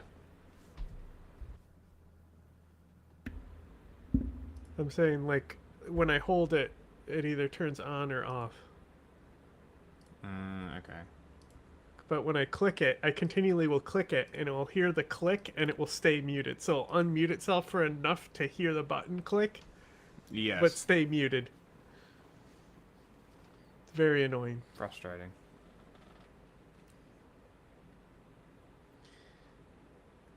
My helmet's cool as fuck. There it is. Computer was doing something dumb, and turning off all the things was easier than waiting for it to stop being dumb. That's fair. Sometimes that is easier. Yep, if I disappear, I'll be back in a minute. It's because I'm using a very old computer, but at least I have, a computer this time.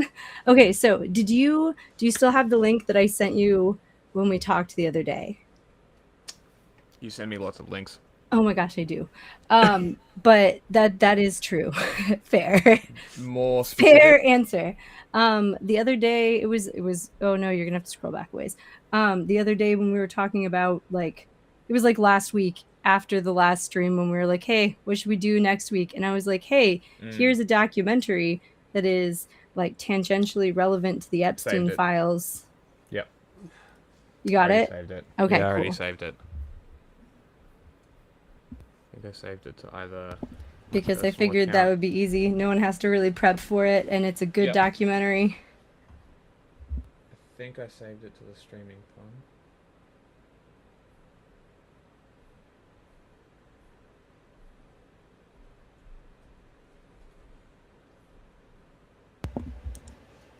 Oh boy. What it was called?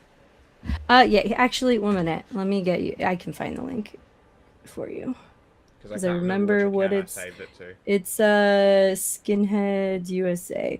Oh, I will say, I don't know actually. So okay, wait. Quick question before we watch this: is anything that's allowed on YouTube allowed to be streamed onto Twitch? Or are there different rules? YouTube is worse. Okay, that's what I meant. So if it's on YouTube, it's allowed to be streamed on Twitch then, right? Because, like, if you tried to play it on TikTok, you'd get banned because there are, like, swastikas and things in the background. And they do use extreme language. I don't know if you're allowed to use that language on this app. It'll be fine. Maybe, okay, cool. Drop us in the politics category. Yeah. Also, if you change the, like, I don't know what the heading says right now, but you could change it to something about, like, learning about how they groomed people before before the internet, because that's essentially what it is. And whether it's a cult, a white supremacist group, or like people who want to traffic you in some way, they're all going to groom you using similar tactics.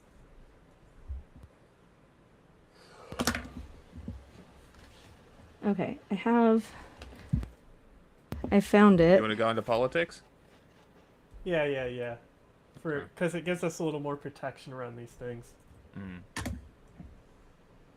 That's what, yeah, I just wanted to ask before we started watching it, because I didn't want to be like, hey, here's this like really cool 20-year-old documentary, and then all of a sudden it's like your channel's gone.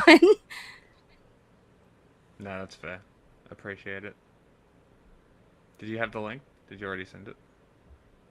I found it on my phone, so I'm trying to fit on the thing.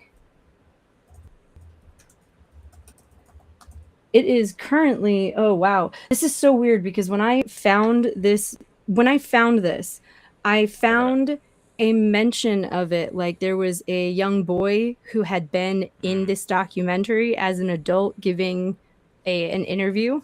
And even that was old. Wait, it's HBO? Yeah. Well, might it's not fuck on out HBO anymore. Here's the thing. It's not on HBO anymore. It's currently on Disney Plus. I had to go find it. Like, it was not online. Like, I went looking for this 5 years ago, when I was doing research like for this documentary. So I think it's crazy that not only has someone like added it to YouTube, and not only is it still up on YouTube, like HBO hasn't taken it down, but now it's not on HBO. It's still, like, it says HBO when you watch it, but it's on Disney Plus. So like, I don't so that, like, I will say that, but also it is from 1993, and I think that it's not one of the things that Disney is like protecting themselves, but rather paid to have as one of their options. So I think it's interesting it's back, in the rounds. Also, like, we are still streaming to YouTube, so if it is claimed, that's where it will be claimed, is on YouTube. Yeah. So should I don't know if that'll affect, should we not? I don't know. It makes me nervous. Okay, do you We could take down the YouTube and do it just on Twitch.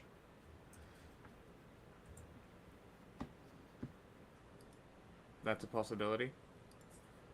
I'm sure it will be fine, but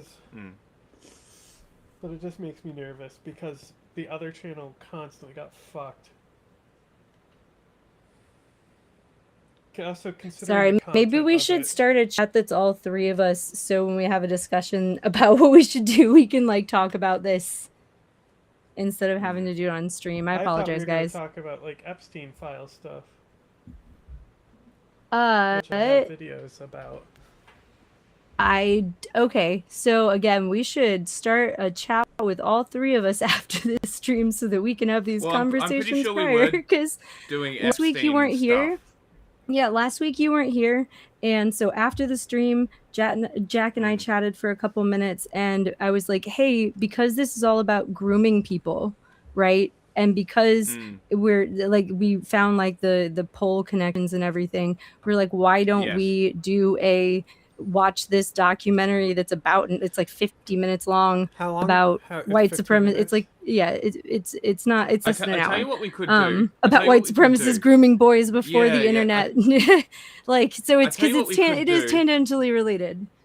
Yeah, so what we could do is we could cover the Epstein files, then finish the show with this and get rid of the YouTube at the end. That'll probably work. We could do that, and so we can save this to the end. Down for that. Even if Wendy's not around for the end or anything like that, like. I don't have work tomorrow. I mean, I do have things I have to do, but like I can stay up fairly late tonight. My boss is having surgery, so I don't have to go in. We can do heavy Epstein files coverage at the moment. I mean, we can. Also, it was because he was so. This also started because last week we were talking about the things that I found already in the Epstein files, and then we continued to talk about that throughout the week, and I was sharing things with Jack, and like he asked if I could put together, like a couple days ago, he was like, "Hey, can you put together like some stuff for Wednesday?" And I was like, "I don't have time if I'm being realistic, but I think that the documentary that like we talked about is good, and I can always, in a future episode, compile things." I think my favorite folder at the moment is my bad redactions folder, and I eventually could probably do a whole episode of just bad redactions in the file. Yeah, there's a few of them in there. Like the one lady where they have a different version of the file where they talk about like torturing a kid, or I have your permission to kill her or something. There was a bad redaction. I vaguely remember hearing. I think I know that one, but I haven't seen that one. One of the things that I found interesting is I found at least 3 or 4 different files that have 3 different versions of them redacted in different ways. One where like the attorney requesting it, his name blocked out and a bunch of stuff in the document, and then there's one where his email is blocked out but not his name and nothing document, and then there's one with like nothing blocked out. There's like multiple things like that, and some of them have different internal numbers too, so I think that those they're like legitimately different versions of the same document that were both for court reasons, but I found it very interesting that they were like, here's all 3 of them, like fuck it. I also found things there was there was also one where it's one of those no human looked this over and okayed it, and definitely I had this because there was an FBI agent that had to fill out a request to the court. I think it was a warrant. I can't remember what it was. That's not what's important. What's important is at the bottom they had to sign it, put their name, and there was a black box over their signature, but then over their name there was a black box over their first and last name but not their middle name. If a human did that, they would put one box over the whole thing, and if a human looked it over, they'd be like, oh, we shouldn't know Nicole's middle name. Yeah, I don't know. Folder just filling up with I don't know. I would love to do that. Middle names are very middle names are very interesting. I barely ever tell anybody my middle name. It's not relevant information. You don't need to know it. Everyone who knows me knows my middle name. They just don't know that that's my middle name. Oh, that's I don't go by my first name. Ah, okay. It's not common, but it happens. No, it does. I've contemplated it, but Jack's better. Well, it's because my dad is the men before he didn't name my brother after, but he was dad, and his grandpa and his great grandpa all had the same name. So very common for dad and the son to go by not the opposite name, right? So he goes by his first or his middle name, and his dad goes by his first name, and his grandpa goes by his middle name. His great grandpa went by his first name. So they did that back and forth, and my dad decided he was not going to give my brother the same name. However, all of us were going to go by my mom could name us, but we're all going to go by our middle names. So that was the deal, and my mom got to name us, and we all went by our middle names. Yep. Fascinating. Is that an American thing? Or random fun fact about me. Yeah, is that an American thing? No, that's just a weird thing. It is not a normal thing to do. I mean, there is something. I mean, it is the whole naming your son after you, Sir Wellington III or whatever. That came from Britain. I'm sure. I'm pretty sure. Pretty sure. Red coats. Yeah, it's white people stuff. And then not being able to distinguish from each other and having to have increasingly weird and different names that aren't related to the name at all so that you can tell each other apart. That is a white people thing. But it's not an American thing. Most people don't do that. My family's weird. Very weird. Okay, so where should we start? Who's some names? Well, what's some names that we didn't expect that came out? Oh, wow. I mean... okay. Here's one that hasn't come out yet. We already knew Noam Chomsky was in there, but to the extent that he was is kind of crazy. Okay, well, let's go I haven't on Noam looked Chomsky, into the extent of that one yet. Because, to what extent have you seen? Because I've heard people being like, oh, trying to associate him with anarchists. And I'm like, he's not an anarchist. Okay. He is. He's actually identified as an anarchist. I am aware. He is an anarchist. I'm not. Yeah, I'm not gonna. He identified as an anarchist, and some of his texts from. I'm not gonna pretend I've really liked him much in recent years. Which actually, I mean, I would love to be able to find out when he and Epstein became friends, right? Because it could have been 30 years ago. He emailed Epstein could have been 10 years ago. He was one of the last people to email Epstein before he died. It's crazy. I'm not saying not saying I'm not forgive Noam Chomsky. I'm curious which of his writings beforehand or after and how they may have changed, because I don't know how on the like pulse of not Twitter discourse, but like actual academic, like political science discourse about anarchism and whatnot you are, but like people and have not been too friendly with things that Noam Chomsky has been saying both academically and personally for years now. And and the thing that people were like, I guess he just got too old and comfortable and off. Turns out he's a pedophile cult. Like of sorts, you know, like that's, I don't know. The people who are coming up for the Noam Chomsky and fucking Epstein shit, it's very funny who it came up with first at the top of my results. Who? Oh, I'm gonna send them. I'm gonna send them over in the chat there. Okay. Oh, and the. Can't wait.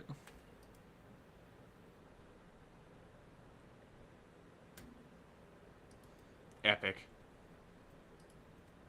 Just wait, it gets better. Are they really going hard? Watch a YouTube video. 1 second. No, oh my god. You can pull these up. Give me a second, I'll pull them up on my laptop. I think this is the best one. I'll put my screen back. The other one is Jimmy Dore, but it's his full show. I don't want 2 hours to click through.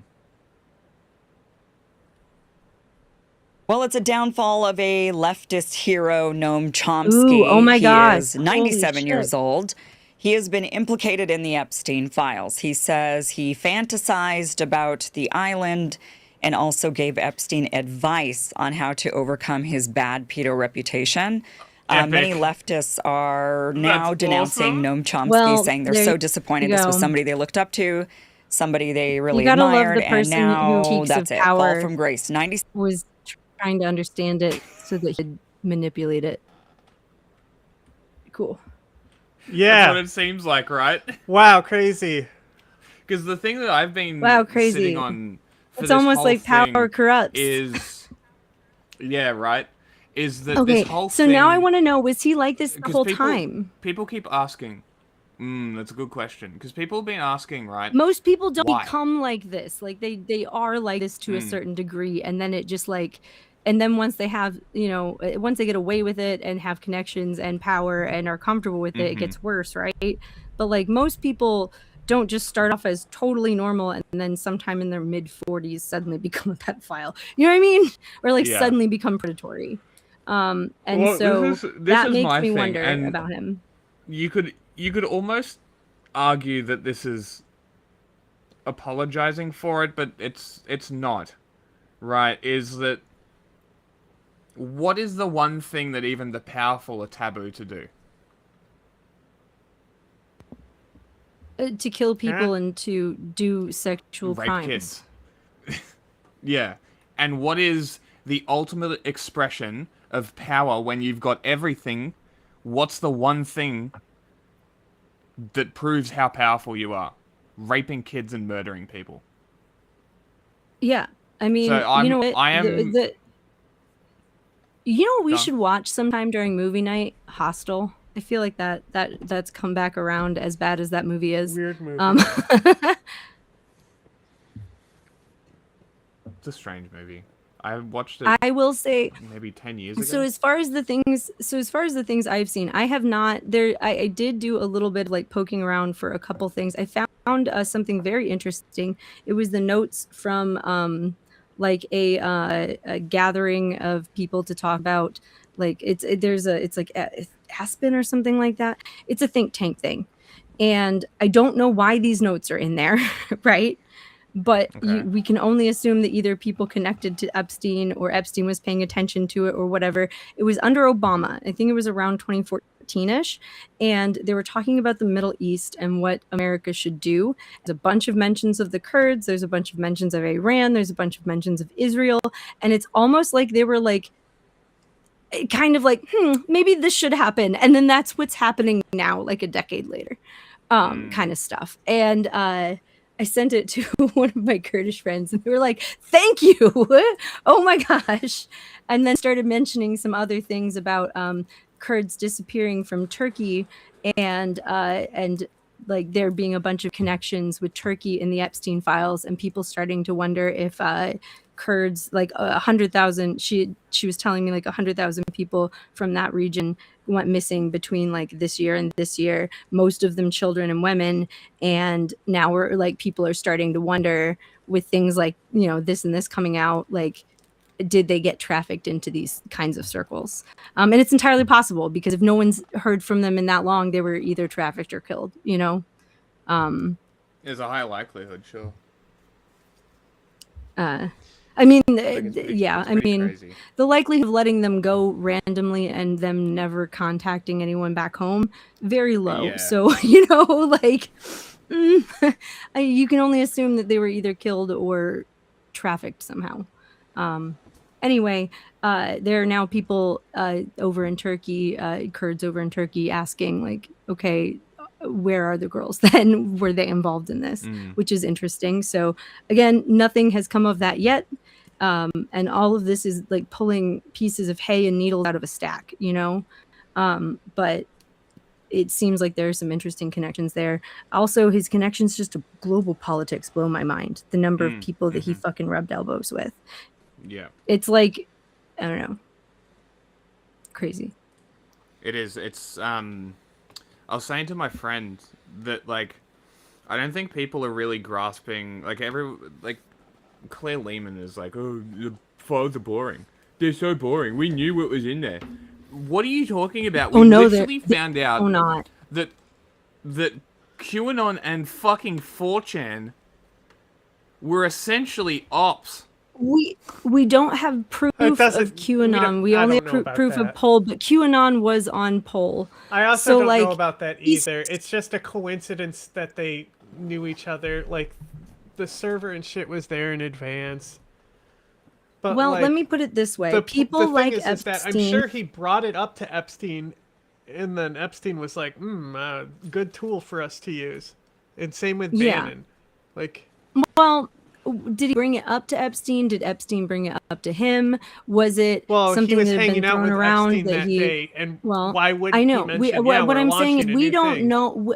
What I'm getting to is we have a lot of questions. We don't know for sure that Epstein came up with the idea, or that Epstein directed him to do this, or that Epstein whatever. But we do know that when you're working on a project like expanding your message board like that, and you're hanging out with your friends, you tend to talk about the things that you're working on, or you tend to shoot around ideas that you could work on in the future. And so if he had been hanging out with Epstein around that time, there's no way that Epstein didn't know. And also think about it. Where are the places that children like get pulled either to or from like the most? And they're always places that are anonymous, like as in there's no logs, that people can't be identified, like Telegram. And 4chan. And these are places like pipelines, right? And if you start affecting things in more mainstream places and pulling people to these places, or pushing things from these spaces into the mainstream so that people are curious about them and check them out, and it legitimizes them. Yeah. So like we know that it's all connected. It's just like saying that Doge kid was in a comm server. Do we know that Doge kid himself is a pedophile? No. He was probably groomed, being honest. Like, but that doesn't mean that he's also not a criminal, right? Because he was in that server when he was under 18, which means that he was a child that found his way somehow, I can't tell you how, into a server full of international criminals that groom children, in part to do crime and in part like to extort or exploit them. And now he stole everyone's social security numbers. Like, you know, and that's also the space where 764 and 09A people hang out.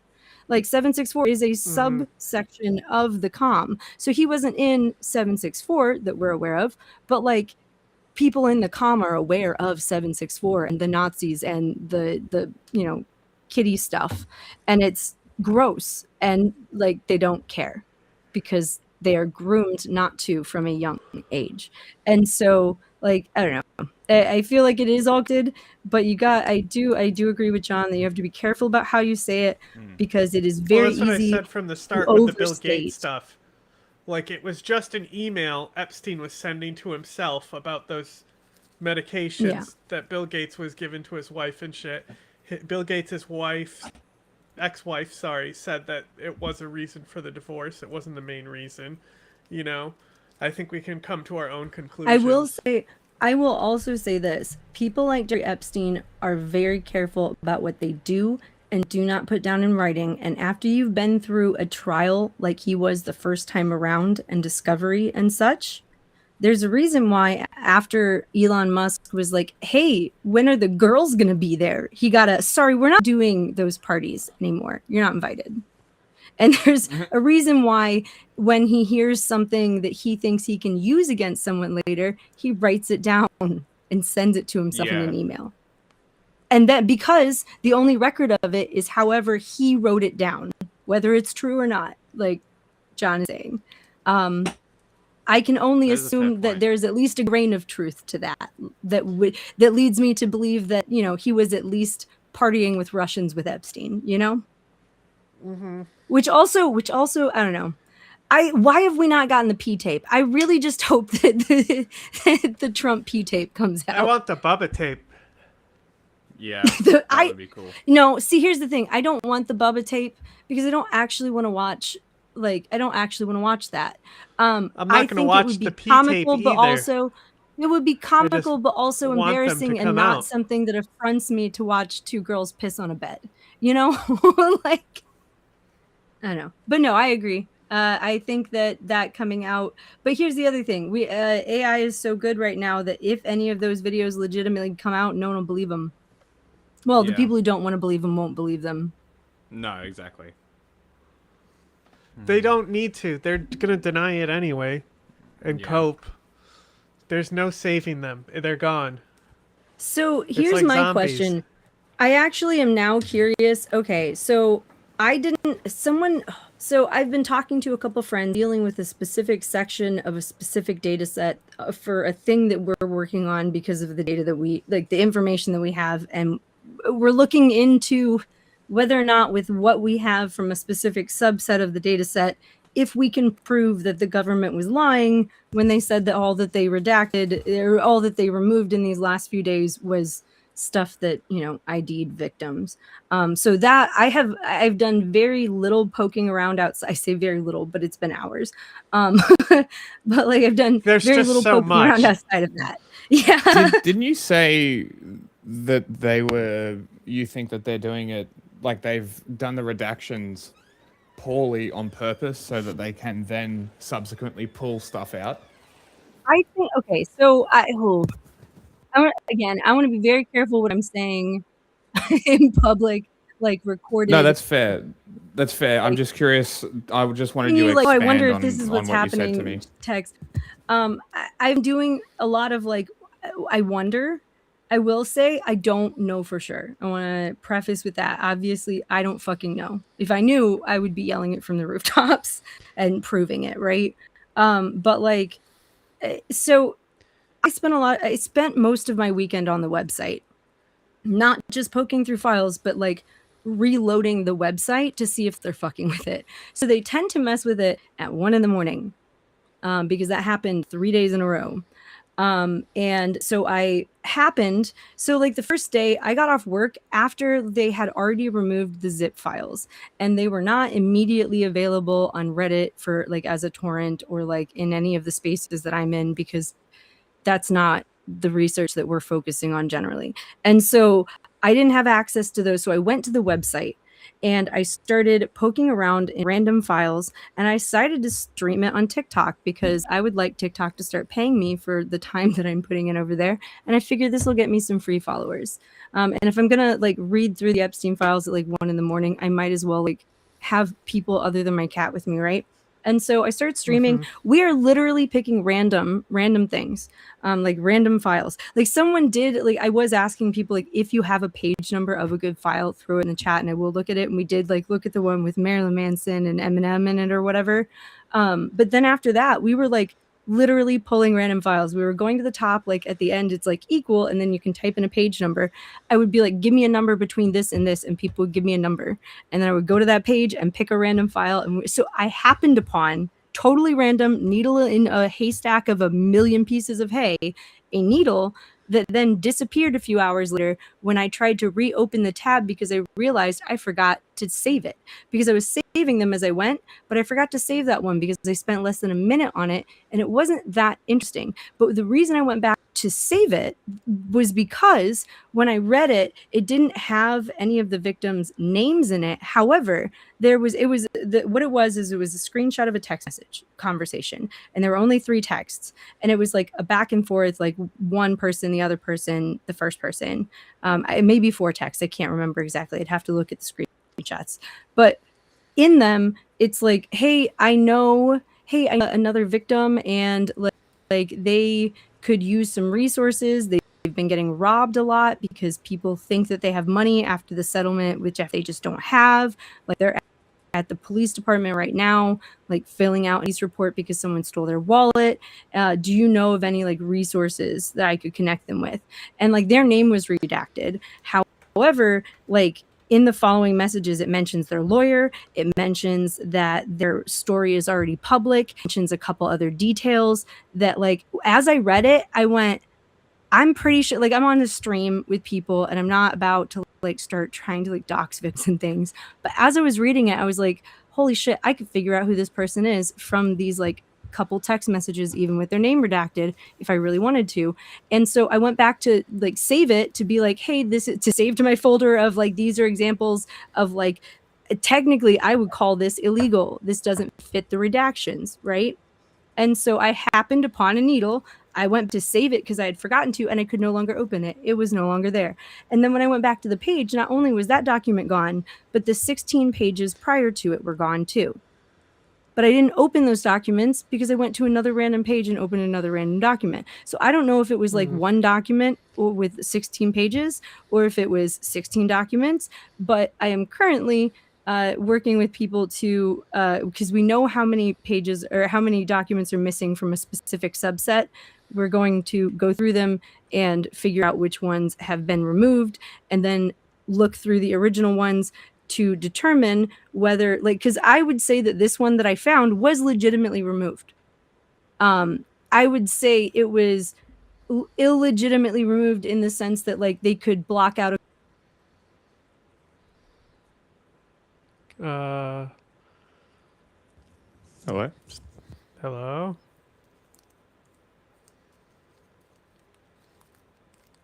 Ladies and gentlemen, they got it. Oh, no. All right, hit play.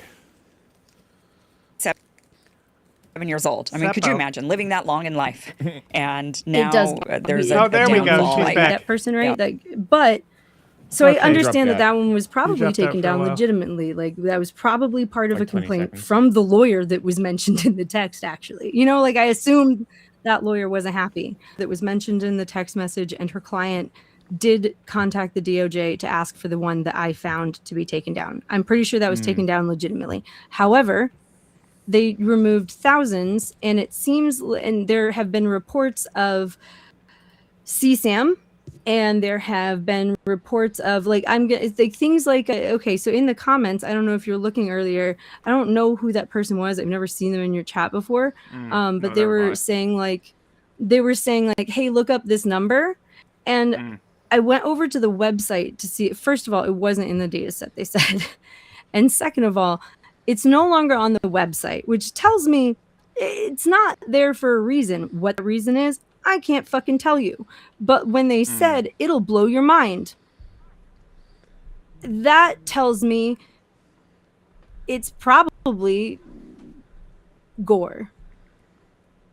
You know, I know I'm gonna look it up later. I have it written down. I'm like, I'm not gonna traumatize myself before I go on a stream. That's not what I'm here to do today. Yeah. But also like this is so like so our government posted CSAM, but I had not found any of that. I did find a missing file, and then like the next day, the next data set was put up at 1 a.m, but at the same time I was on the phone. Okay, so around midnight I realized, because I had gone back to do something, to check a different file to make sure it was still there, because it also gave away a victim but was still downloadable the previous day. So I was like, I wonder if their lawyers like submitted a report and it disappeared, right? I'm like watching this file.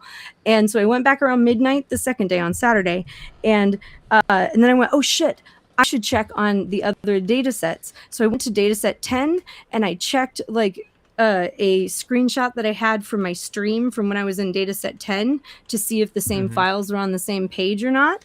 Right? Like that's how we're doing this, how we're getting how many files have moved from what data sets. And so like I went back to check and I was like, oh, thank God, this data set is the exact same. I checked a couple pages, and then I called my friend to tell my friend it's only data set 9. And then she was like, hey, did you make sure to save it on Wayback like archive, right?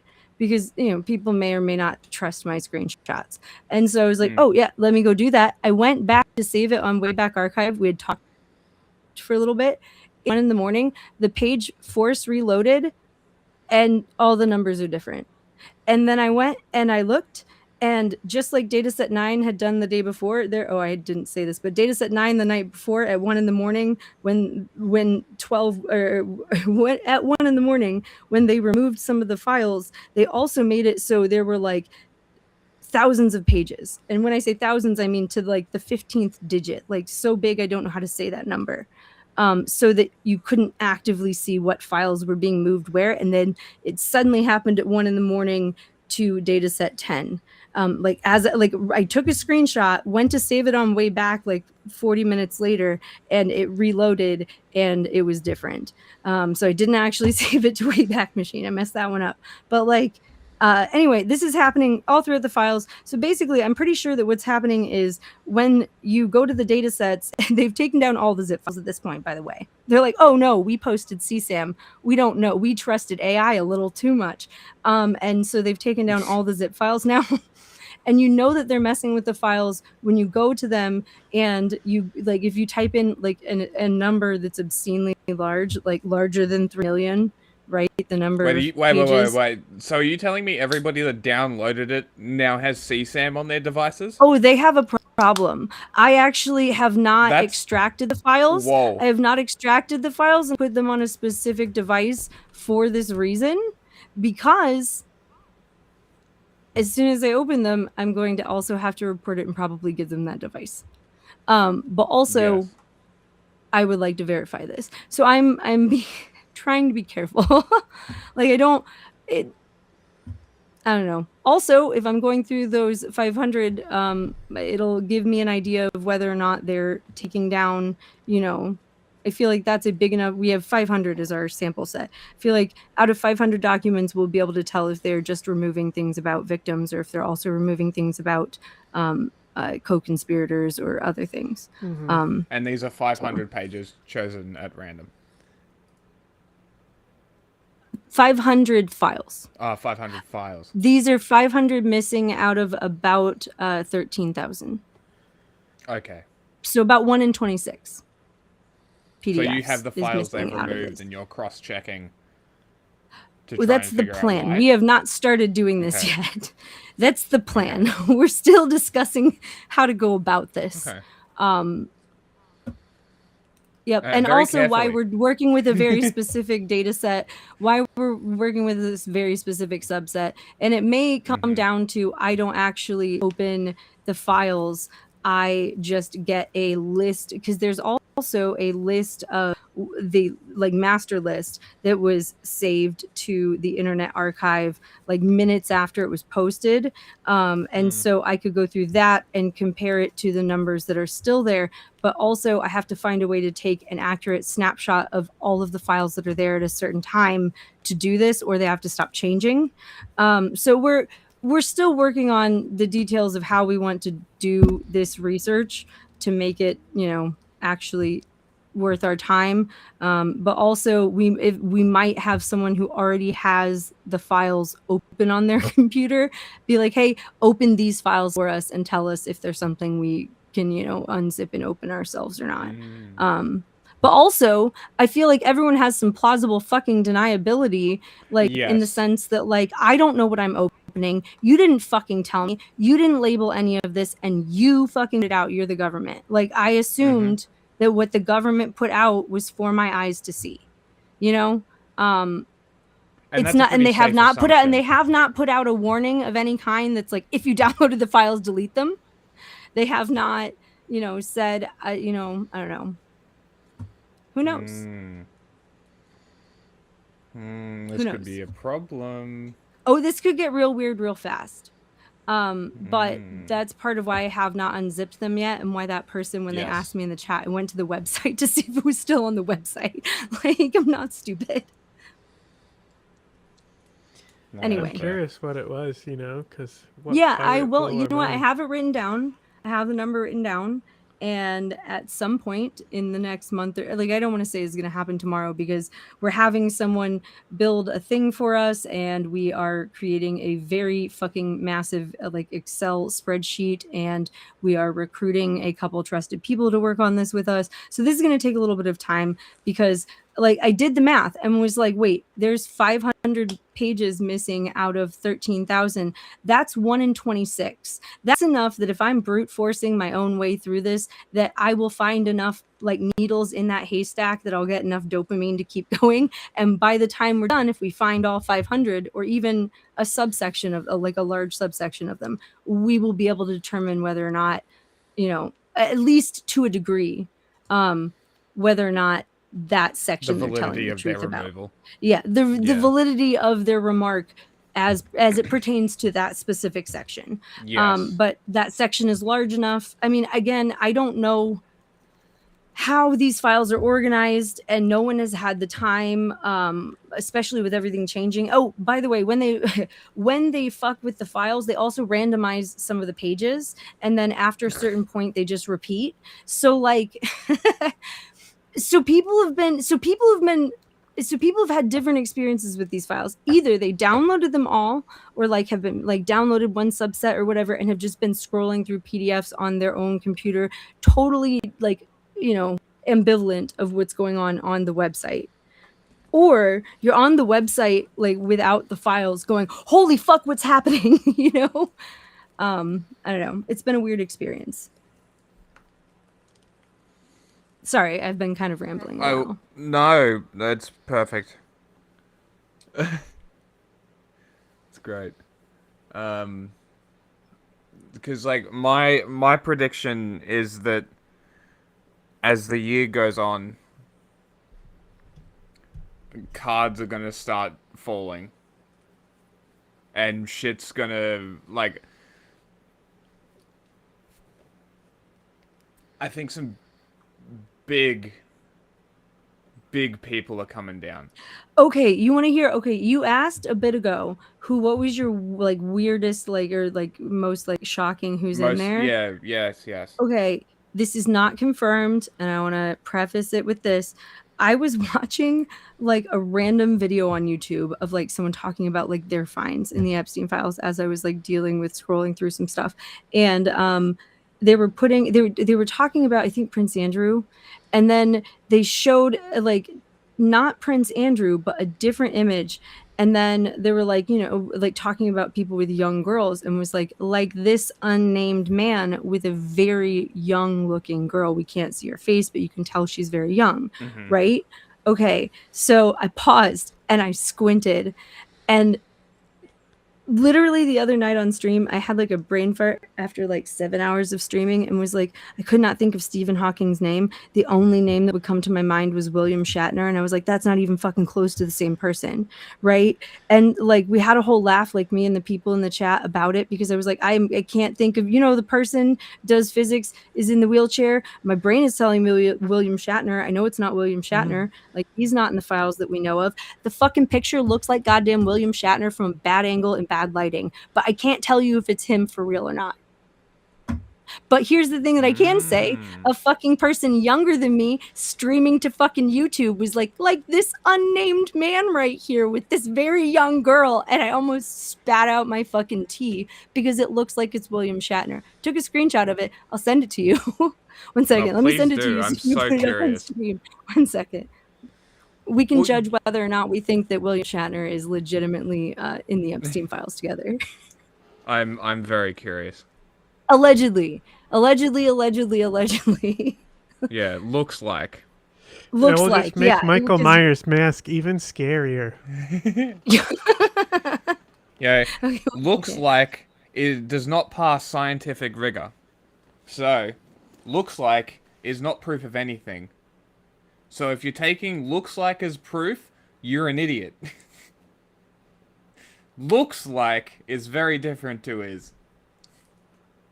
Well, if his name isn't mentioned anywhere, then I don't know, man. Okay, I found it. Well, how many Hollywood celebrities were in it? How correct was TrueAnon? Not TrueAnon, QAnon. How correct? Oh, I mean, well, here's the thing.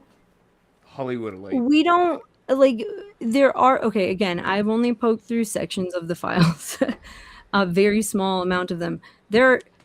He went to a lot of functions, it seems, intentionally, that people that he could grift and rub elbows with and whatnot, whether it was for money or other things, were there. So there were things like his schedule, or there were times that I found, again, it's the banality of email or of evil, right? In his emails, where his assistants would email him literally 30 events going on in New York or in Miami that week that socialites would be at, and be like, which ones do you want to go to, Jeff?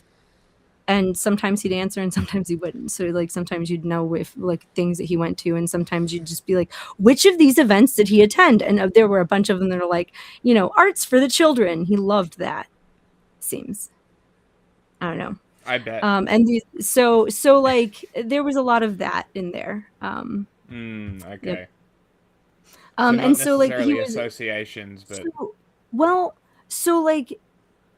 knowing how much he associated with someone, I think my biggest problem with these files is the lack of context. If we had had some kind of grand trial that went on for 3 or 4 months, and they dragged all these celebrities in to testify, and then had the victims up there to, either say the same thing or different things than those celebrities, and yada, yada, yada, we would have way more context about what happened before, after, during any of these, snapshots that we get 2 sentences in an interview or a random photo about, right? So it's, and also there were things a lot of parties and things that they'll have for people like this to cover for themselves to a degree, Diddy parties start off as normal parties, and they get a little bit wilder and crazier, and then there's a certain part of the night where all the normal people leave. Yeah. So it's not so much a frog in a pot situation where they're at a normal party, then it's like, hey, let's fuck some kids.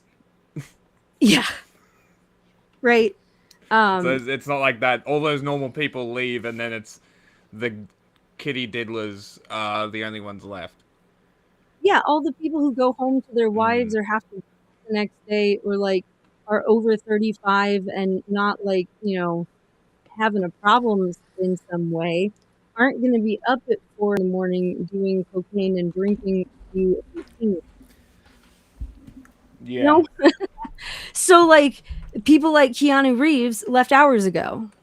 If he showed up to as an example, he's not in the files in any capacity, but as an example, as a cinnamon bun that people if he were to attend a party with Epstein, my world would be I would shook. assume, you know what I mean? Well, I mean, but also, would it be shook if Keanu went to a celebrity party that some other celebrity was at, that celebrity was a rapist? How many of those do we have?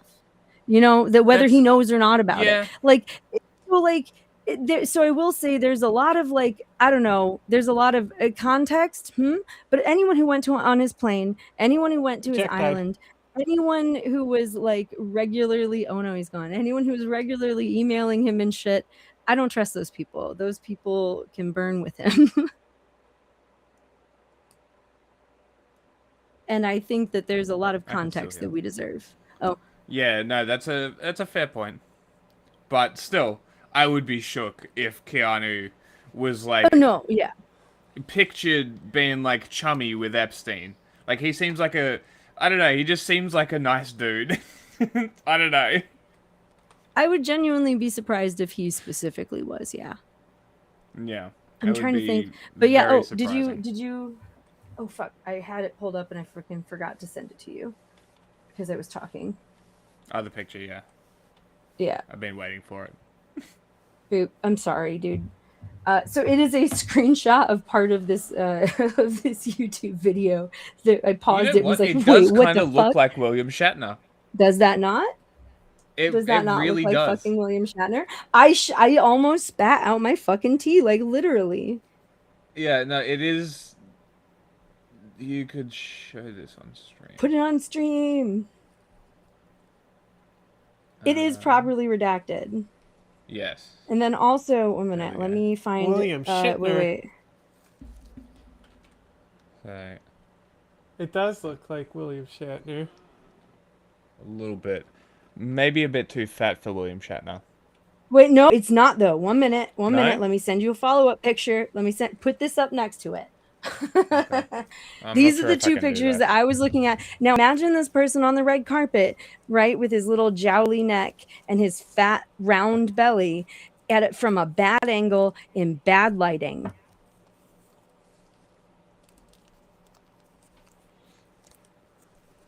I can't share both. Literally found this 24 hours after I made a joke on stream because I couldn't remember William, not for Stephen Hawking's name and could only think William Shatner. Turns out William Shatner was potentially in the Epstein files, maybe.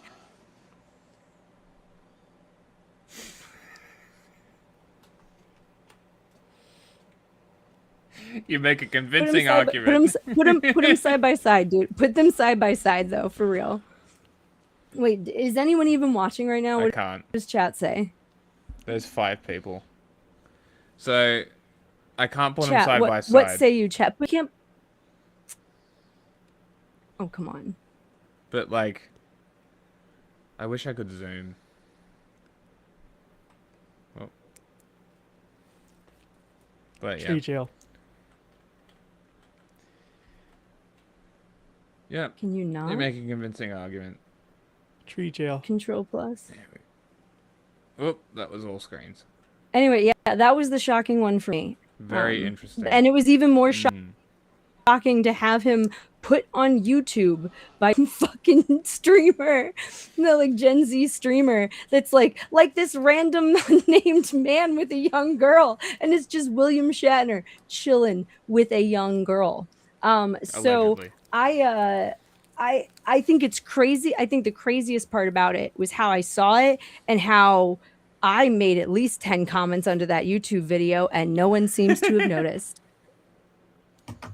So I think William Shatner maybe, and the worst part is I don't know what fucking file this is. That's why I commented 10 times, okay?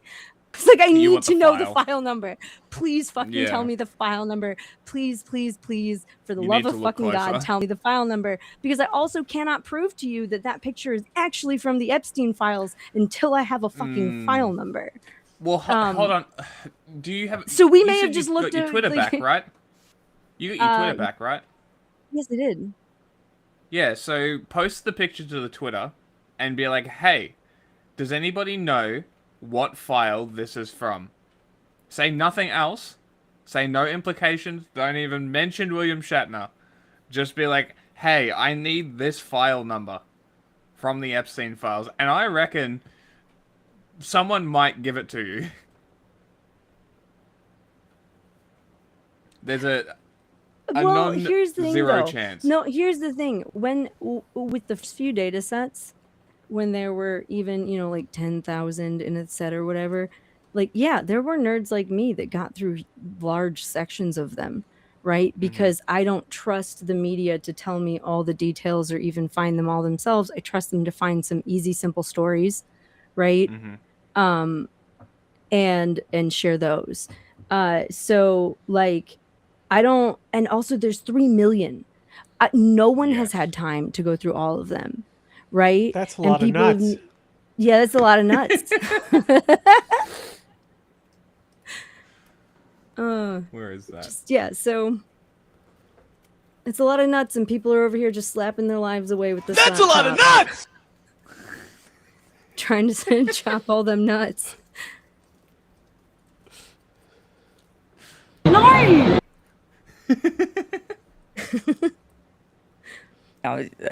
guess it could happen after you die post that too. on Twitter, but I don't expect I don't expect anyone to randomly know what that is. I forgot we were in the middle of a video. I'm sorry. Hit play, please. We've only played like a minute. Doesn't really matter either way, but I am curious about Chomsky though. Some are still defending him and saying that they will never cancel him. One of them being Aaron Mate. He says, "I will never cancel Noam Chomsky." Of course it is. I saw this. Multiple people are fucking railing Aaron Mate specifically over this. Well, look, honestly, he supported Assad. He didn't. Yeah, that's exactly what I was about to say. Assad did far worse things, so we already know this is well within his morality. Yeah, exactly. So I'm not surprised, but of course it is. It's funny nonetheless. Decades of his life to tireless solidarity with oppressed people, especially by his own government, and exposing the propaganda used to subjugate them. His impact on that front is immeasurable.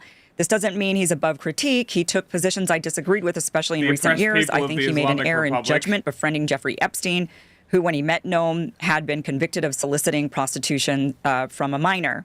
If you think Noam Chomsky deserves banishment, despite having zero complicity in that or Epstein's other crimes, okay, I'm going to decline to join you, just as I've declined to join those in the establishment who've been trying to cancel Noam for a lot longer. Other leftists are saying, no, that's it. I'm sorry. No, but, where? I'm going to cancel him. I don't care if he was a hero of mine, but you know, this changes things. The fact that he actually gave advice to Epstein on how to overcome his bad pedo. Isn't it funny that the people dying to defend him are not anarchists? Funny. Yeah, reputation. No, this is one of the emails. This was from we kind of said Grandpa needs to sit down and shut up like for the last decade. So yeah, there's that. Yeah, it's a little embarrassing. I actually, you know what? That is actually a really. I should email. Okay, so. Of course, just like any movement, like anarchists have all different kinds, and we do have a very small and now dwindling group of academics, and I do have a couple friends in that circle.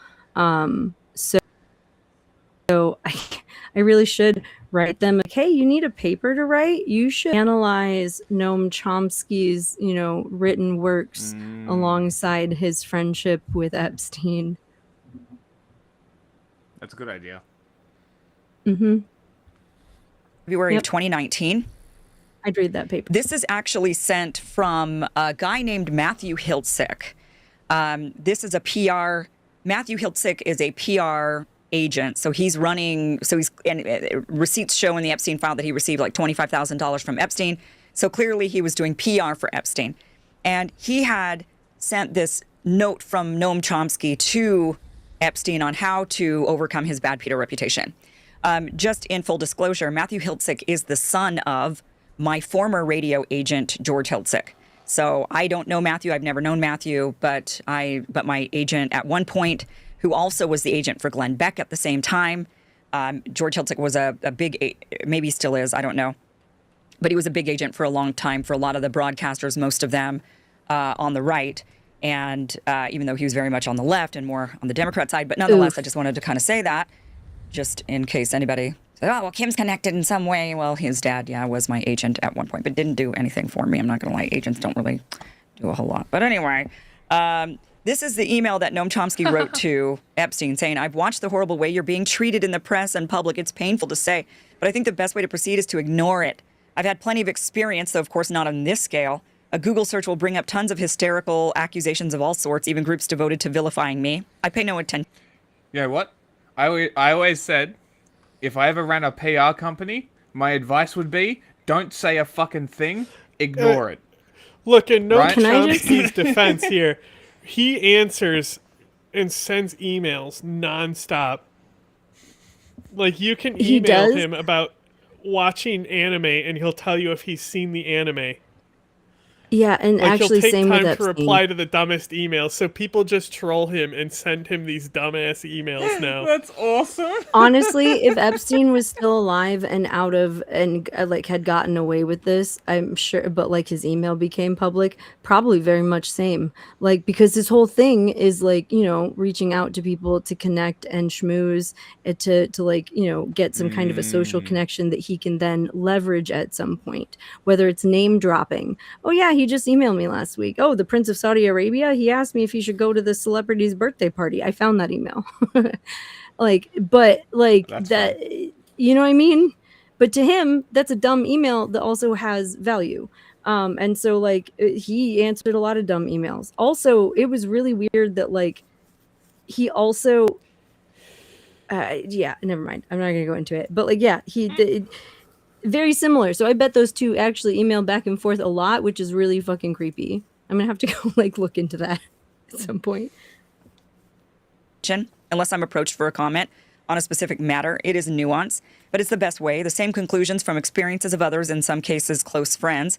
What the vultures dearly want is a public response, which then provides a public opening for an onslaught of venomous attacks, many from just publicity seekers or cranks of all sorts, which are impossible to answer. How do you prove that you're not a neo-Nazi who wants to kill Jews or a rapist or whatever charge comes along? That's particularly true now with the hysteria that has developed about the abuse of women, which has reached the point that even questioning a charge is a crime worse than murder. For virtually everyone who sees any of this, the reaction will saying be all these women in the Me Too movement. Pause it. Okay, so actually, now that she said it, that's actually that just brought back some memories from like back when I was on Facebook. So wow, Me Too feels like it was a lifetime ago, guys. Yeah, no, that was what, almost a decade ago now? Damn. When was Me Too? Almost a decade? Probably. Look it up. I'm not sure. Long time. Surely not. 2017. It was. Yeah, Fucking okay, Trump's so first remember how I said he started to fall off like a decade ago because he started to just say things in his public life and like and academically and stuff that were just like, that's not fucking right. Sit down and shut up, grandpa, so we can remember you nicely. Like he was saying shit during Me Too. I don't remember exactly what it was, but if you look up Noam Chomsky Me Too comments, I'm sure that you can find something. I do vaguely remember that. So yeah, this all tracks. Not actually surprising if you if you're a like a you know, political science nerd.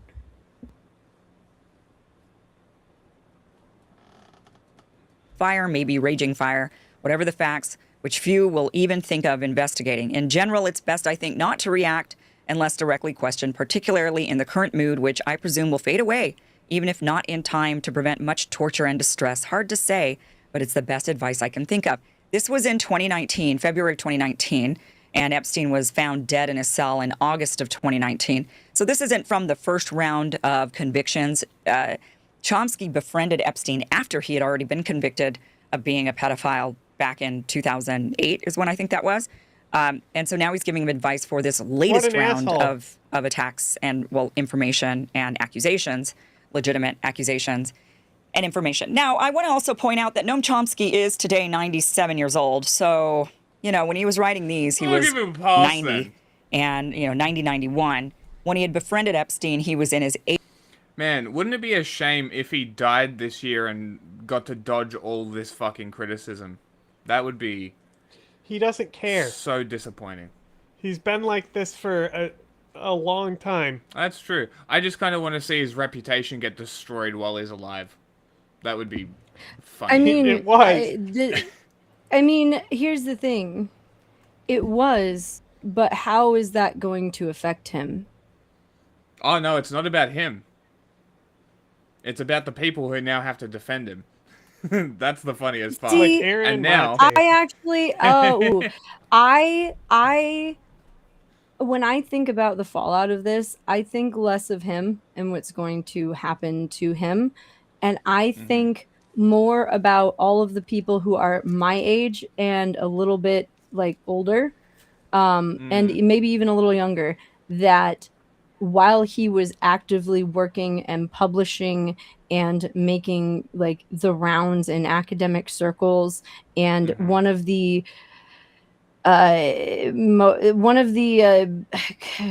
better, again, it depends on who you read, one of the better known, I will say that, like left, like, you know, folks that was like publishing actual academic articles and writing like he's a significant... paradigms, and he is a very Yes. significant person. Yes. And so this is kind of like Margaret Sanger doing a like believing in eugenics and doing and being willing to talk to literally any women's group, whether it was an ex-slaves group or a group of women from the KKK, about birth control.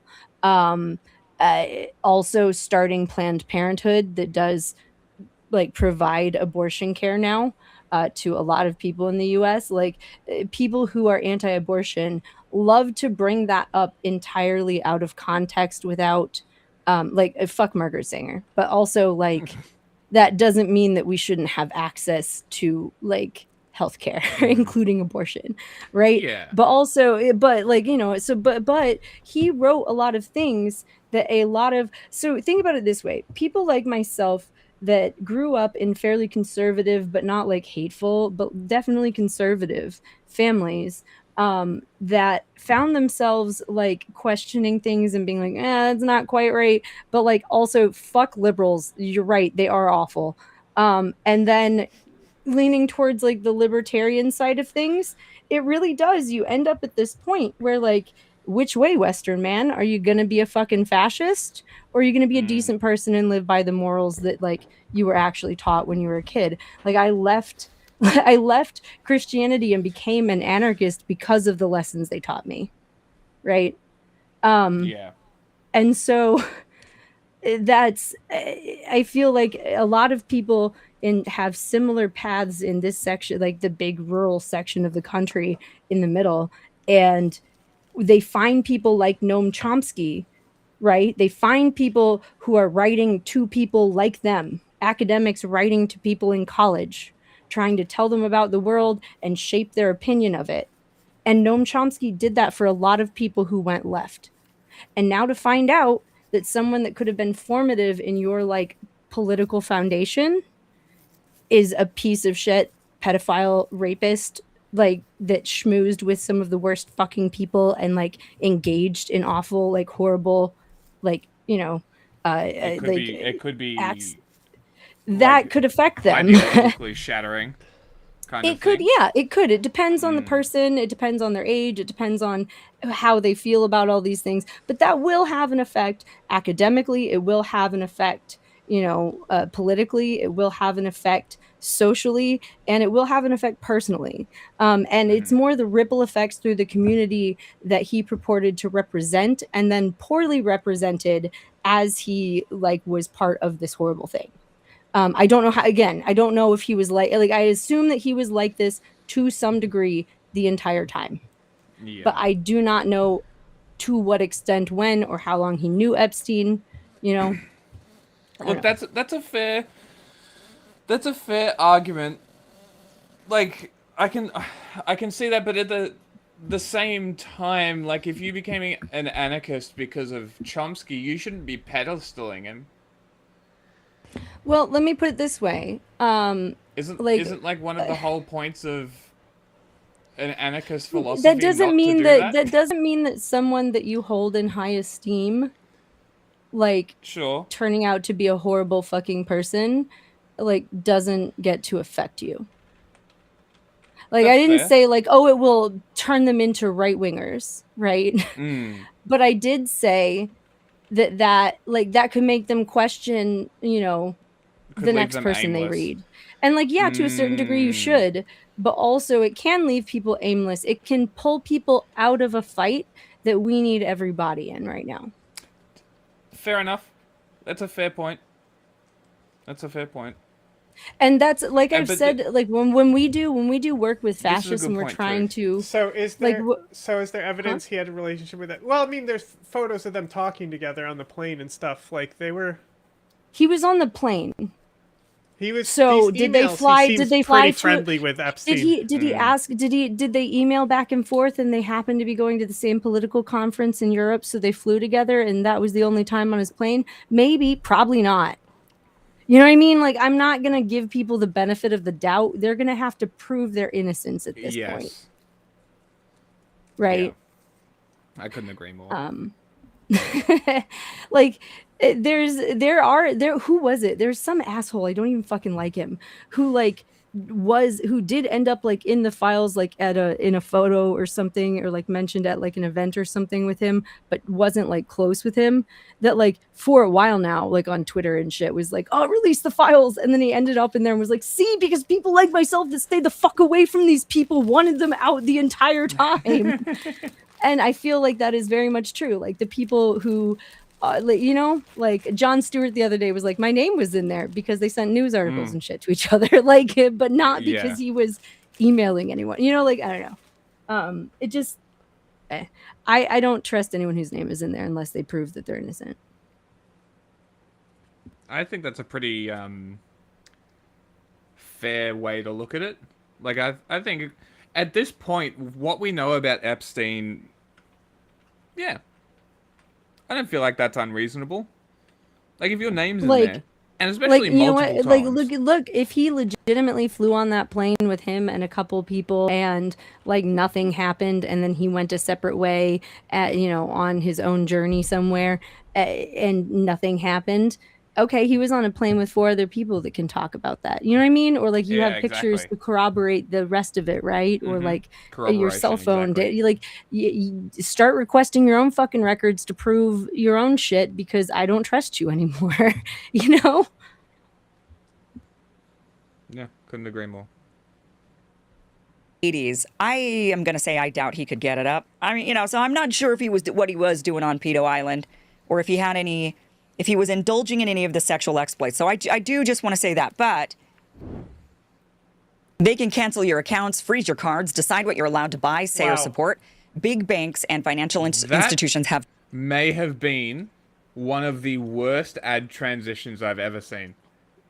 Mid-sentence. Did they just plug that shit in? I don't think there's really anybody who thinks Noam Chomsky got involved in any of the abuse of these young girls and women. It's just more of what was he doing befriending Jeffrey Epstein? What was his connection? He just was knew Noam about Chomsky it working for the state of Israel? Some people say fantasized yes. about it. Evidence looks like he was actually. biggie. He's been kind of a ruse this whole time. He said he fantasized Island. Wow. Okay. Yeah. No. Fuck that. Again, I hadn't Googled his name and looked at the documents, but I have seen pictures of him on the I know plane, these and I'm women just are assuming lying he's about you, guilty as Jeff. fuck. Yeah, he right. literally was like being the like, whole who I know all cares these what women the are lying say? about you. This whole I ignore it. agree. The whole ignore the women, and the way that he says that there's accusations and things about him Property makes me can't wonder. be victims, Jeff. Here's what I will say. I assume that the likelihood of someone who's actually struggling with the fact that like someone who affected their own political beliefs is actually going to listen to this. But like, if someone is, Kim Iverson is an consider agent that provocateur, but I found other very funny people going over this. Some of our greatest hits. One of the people we clown on the most. But if anyone is actually struggling with that in any capacity, consider this. He did a lot of critiquing power and how power works. And that doesn't have to be wrong, even if he used his knowledge of that to manipulate it and make it look like he was on one side of things when he was actually on the other, and being a gross fucking dude. Or not living up to his morals or whatever. Like, if he understands manufacturing consent and he understands power dynamics, then he also understands how to manipulate them. So I don't know. Doesn't invalidate his analysis, if that makes sense. It does add a lot of context to how you should read it, though. I will say that. And how you should respond, like in your own, I guess, praxis going forward. Leading us in one direction, but is actually, has been working for the state of Israel this entire time. So just some more emails, just showing that they were friends. Noam Chomsky at one point said he fantasized about the island. He says, I'm really fantasizing about the Caribbean island, have to figure out a way to work clear of endless commitments. So that was in 2016. Again, the guy was 87 years old. So I doubt he was. Wait, pause it. Yes, pause it. Did he write manufacturing consent after he became friends with these fuckers that manufacture consent? Ooh, that's a really good question. Because that is like one of his biggest works. Like, again, I don't think that it necessarily invalidates all of his analysis, but wow, it sure adds a layer of context to it. And I feel like we need to get some answers before this man dies to help us look at his work in proper context, if that makes sense. I don't know. Sorry, I've said that like 10 different ways throughout the stream. You can play again. Doing any hanky-panky out there. I just think he thought, it sounds nice to go sit on the Caribbean. But again, it was just that he was friends with Jeffrey Epstein and giving him advice on how he could overcome this, all of these very numerous and damning accusations against him. Here's Epstein and Noam Chomsky actually discussing race science, where they basically say, well, some people are genetically smarter than others. And one part about this email that's interesting is Noam Chomsky says, we both really enjoyed the evening immensely. Can't tell you how tempting this invitation is. Have to somehow work out the schedule, talking about going to that island. Again, here's another email where Chomsky says, bad news. We decided not to go. I was invited to talk at the parliament, but what can one say? That aside, they've got plenty of people giving them bad advice. And so, there's just these emails from 2015, 2016 to 2018, 2019 of Noam Chomsky and Jeffrey Epstein having this very friendly relationship. Here's another one. Chomsky, again, eager to go to the island. I don't know. I mean, maybe the guy at 87, could do stuff. I'm super ignorant on that. So you tell me. But my thinking is no, he just really wanted to go sit on an island. So he says here, highlight a chance to spend some free time alone together, some good concerts, an evening in a small cafe with jazz duo playing Brazilian jazz, things like that. Still eager to make it to the Caribbean, but looks as though we'll have to wait. And him and Jeffrey Epstein talk about quite a few different things. He says, which Epstein replies and says, Brexit, Trump, Syria, Ukraine, all tribal. Not really sure what that's referring to. Here's another one where Noam Chomsky invites Steve Bannon and Epstein to Noam's house, where apparently he has chickens. So he says to Steve Bannon, Valeria Chomsky, is that his wife? Anyway, she says, Noam does not have his computer today, and we were out most of the day. Jeffrey is a very dear friend, and we look forward to meeting you. Would it be possible for you to come to our place at 4 p.m. tomorrow? So she's talking to Steve Bannon. Steve then says yes, and Jeffrey says, how cool, it's a very small house with chickens in the backyard, seriously. So wait. So he introduced Bannon to... So Bannon didn't know Chomsky before this. Can we go back and get that one again, please? Yeah, can we go back and get that again? Sorry, go back like 30 seconds. Him and Jeffrey Epstein talk about quite a few different things. He says, which Epstein replies and says, Brexit, Trump, Syria, Ukraine, all tribal. Not really sure what that's referring to. Here's another one where Noam Chomsky invites Steve Bannon and Epstein to Noam's house, where apparently he has chickens. Sorry. Go back another 30 seconds. I want to see the tribal one. What the fuck did she skip over? Go back. Very friendly relationship. Here's another one. Pause it really quick. She's going to go past it really quick. Okay, let's see. It's sorry, I can't. I'm trying to zoom. Okay, it says Brexit. Who said that? Let's see. So Jeff from said Jeffrey to okay, and then he said, wait, all tribal. Oh, interesting. Okay, I wasn't sure if Chomsky said that or if Jeff said that. It makes more sense for Jeff to say it. Interesting. One. Crazy how they're Chomsky always again, yelling eager to "try go to the the train," right? Yeah. Island. Yeah, I don't know. I mean, maybe the guy at 87, could do stuff. I'm super ignorant on that. So you tell me. But My thinking is no, he just really wanted to go sit on an island. So he says here, highlight, a chance to spend some free time alone together, some good concerts, an evening in a small cafe with jazz duo playing Brazilian jazz, things like that. Still eager to make it to the Caribbean, but looks as though we'll have to wait. And him and Jeffrey Epstein talk about quite a few different things. You know, he says, which Epstein replies and says, Brexit, Trump, Syria, Ukraine, all tribal. Not really sure what that's referring to. Here's another one where Noam Chomsky invites Steve Bannon and Epstein to Noam's house, where apparently he has chickens. So he says to Steve Bannon, Valeria Chomsky, is that his wife? Anyway, she says, Noam does not have his computer today, and we were out most of the day. Jeffrey is a very dear friend, and we look forward to meeting you. Would it be possible for you to come to our place at 4 p.m. tomorrow? So she's talking to Steve Bannon. Steve then says yes, and Jeffrey says, how cool, it's a very small house with chickens in the backyard, seriously. Sounds like they already knew each other. Yeah. Now, a lot of leftists are not taking this. They're saying this is it. Noam Chomsky's dead to me, essentially. Lamau. Quick Google search. This is, again, this is all what I'm finding very quickly on Google. None of it is, I have not, confirmed any of it. It's saying that documented meetings started in 2015 and ended in 2016. So we only have documents for a few years. I mean, but then the court case happened. So like, that's why.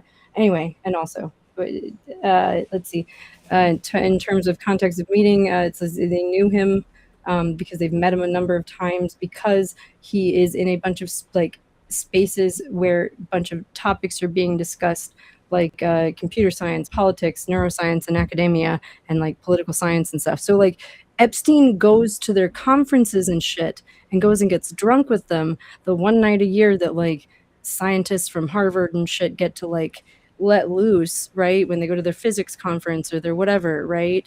Or a think tank thing.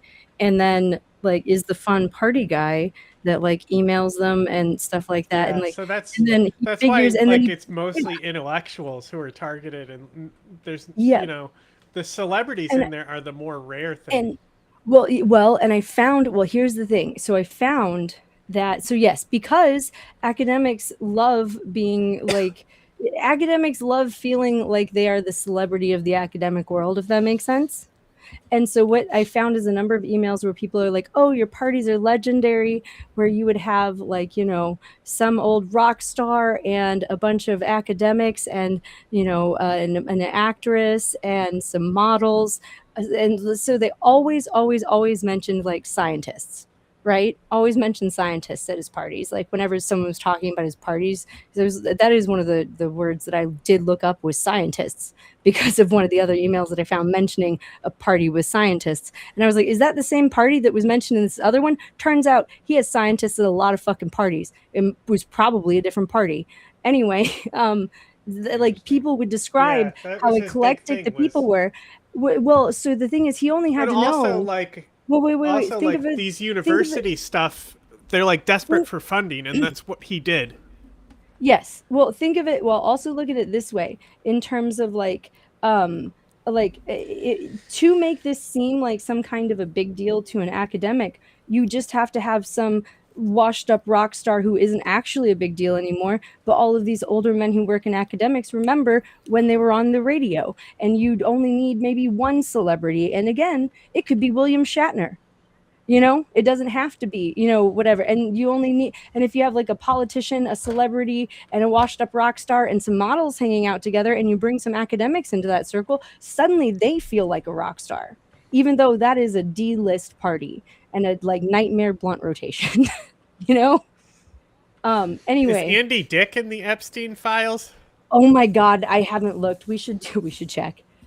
I doubt Andy Dick was ever stable enough for Epstein not to be like, get this dude the fuck away from me. Yeah, that's true.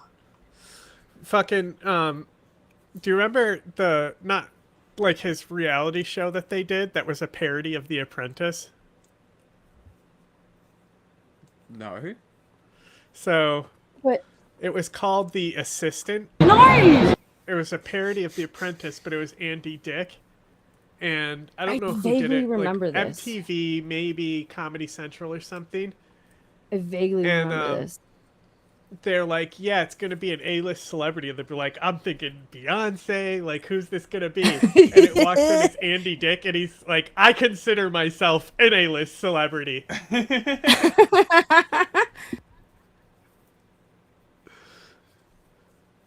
What movies was he in?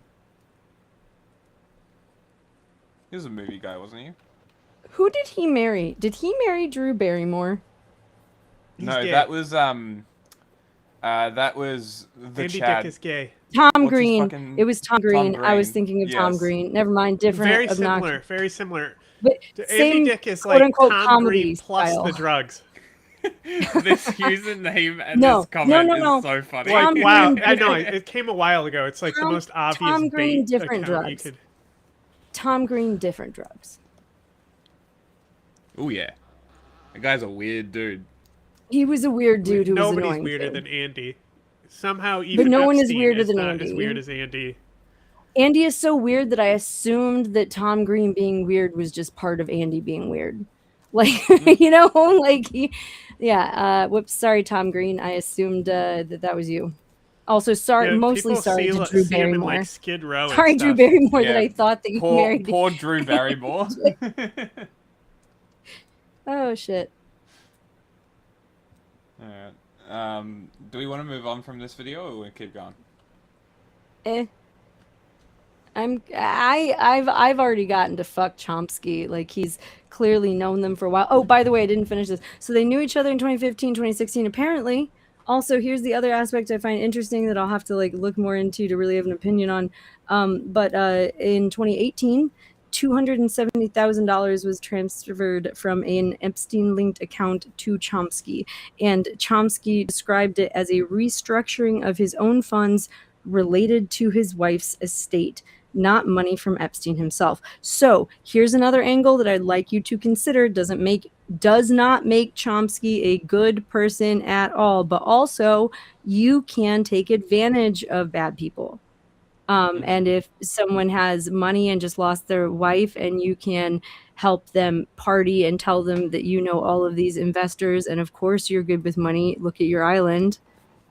That's how you grift money from people. I will say, also found a 2019 document saying that there was a civil case, that it was an FBI document from 2019 saying that there was a civil case that someone had made them aware of that proved that through which they could prove that his money that he was using to mount his defense was made fraudulently, and therefore they could seize all of those funds. So that's another aspect of this. There's a reason to schmooze with people like this, because if you do this to celebrities, people are more likely to notice. Like, yeah, you can do this to celebrities. People are starting to notice when this happens to celebrities more and more often, right?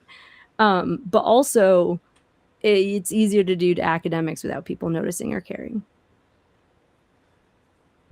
That is a very good point. People do not care about academics. That is an extremely Eka, what's it? good point. Who? Who? That doesn't mean that he didn't. Noam Chomsky. Doesn't mean he didn't Hello? rape children. What is happening? Is that me? Hello? Hello? Hello? What was that? It's me. I was leaning on it my was microphone me. cord. No. Oh, I thought it was me. I was like checking No, all I my leaned cords. on my microphone cord and pulled it out. So it flipped to my webcam. Ah. And then Jack unplugged while you were going, hello? And I'm like, God damn it! I already know I'm the problem. But you can't say Well, when you can't be heard. because I was waiting for you to mute it, and it didn't stop for me when you muted, but it stopped when I pulled my microphone cable out. Yeah, Well, same. it I just pulled my. coincided with me flipping feed. Must have.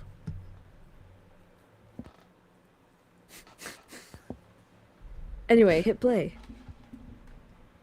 Hung out with the late Jeffrey Epstein has really sent many people for quite a loop. Chomsky was asked about this and said, none of your business, when the Wall Street Journal inquired about it, which is striking at least some people in my audience as a very strange response. It is a strange response. The entire thing is not incredibly newsworthy, but I think what is setting some people off is what they perceive to be a really, like, the worst possible response from Noam Chomsky. Now, of course, Jeffrey Epstein, he's an old man without a PR team. Now understood to be an extraordinary predator involving young girls, and the details are so beyond the scope of what I can sort of illuminate here. But this has been an ongoing story for a very, very long time, and he is an extraordinarily horrifying predator.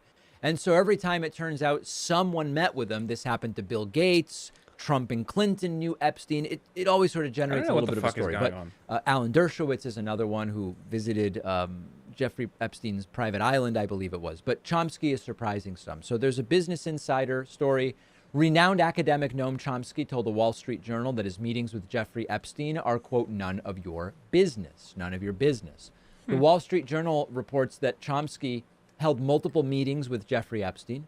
Chomsky's meetings with Epstein took place long after the disgraced financier had registered as a sex offender. So call him a pedophile. This was long before anybody knew anything. The fuck is wrong with you? It was known when the journal disgraced asked Chomsky about bro the was a meetings, the pedophile, linguist had a prolific words. child trafficker. And the article it's a short article. Yeah. Let's look at it because it's interestingly written. When asked about here's their the thing: connection- you don't track. Really? You don't traffic. Here's the other thing: you don't traffic between 1,000 and 1,200 people and not end up with a single fucking body. Whether you're doing it, whether it's sex trafficking or just moving them across a border, I'm just saying, you don't move that many people and not end up with a body somewhere. Surely, because like my issue is Actually, just like, why are we being charitable to this cunt? Fuck him. Well, if you go back and listen to what David said, he was setting up an insult. It's not just him. Like he just set me off. I keep hearing people calling him disgraced financier. Fuck that. Here's the thing: was he a financier, or was wait? Was he a financier, or was he a con man? Because I found again that FBI document saying we can seize his funds because he got them through fraud. I also found a bunch of things about a shell company being formed in the Cayman Islands. I mean, where the fuck did he get his money from? Islands. Good fucking question. He was a mathematician. Like, this is the real question: is where did his money come from? I wonder if he was friends with any actual mathematicians, or if he just made friends with like other people, and mathematicians were like, "Fuck that guy, he's a fake." Huh? He was a math teacher, so. Oh, he was a math teacher. Okay. Imagine That Epstein being your teacher. Yeah, he. I'm sure there's he was somebody the out creepy there who teacher. has that story. No, he was though, and we know that he was because of the shit in the shit that came out with Ghislaine's trial, where she made that giant fucking like 3-part volume birthday book for him. Did you guys not read through that? Oh my god, that's a thing in and of itself. It was a whole thing where like what she did was for his 50th birthday, she called all his famous friends, right? So this book is also full of people that make you go. Right, and it was already a thing when this came out. But like Trump's a bunch of people. Doodle.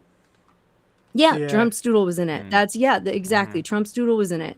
But like Trump's doodle was one page in a 3-volume leather-bound like thing that had like like there was a hand-drawn picture, a hand-drawn and colored picture. Like someone sat there and fucking drew this for him of him on a fucking beach chair with a bunch of like underage girls around him, like saying like, "Oh, I love the young girls in this country," like shit like that.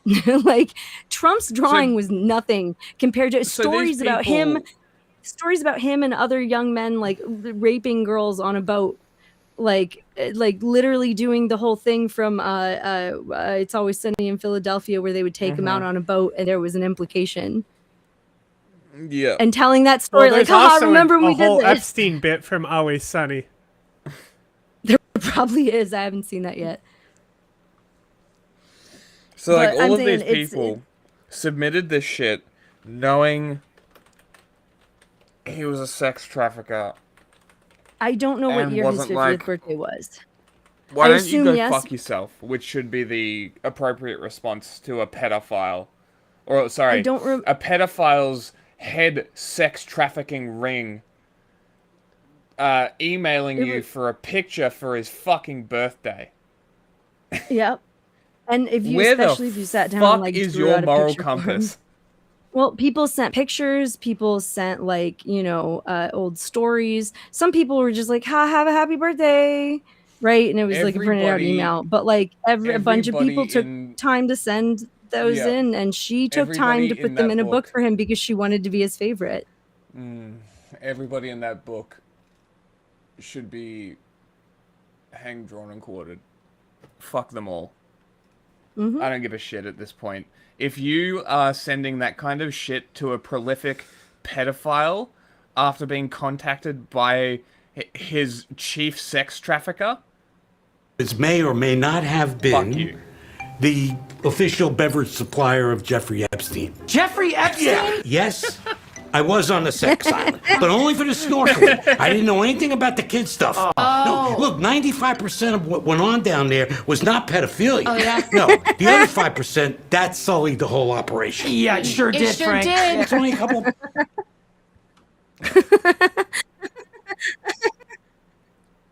Yeah, no, for real though, the banality of evil, right? That's funny. Yeah.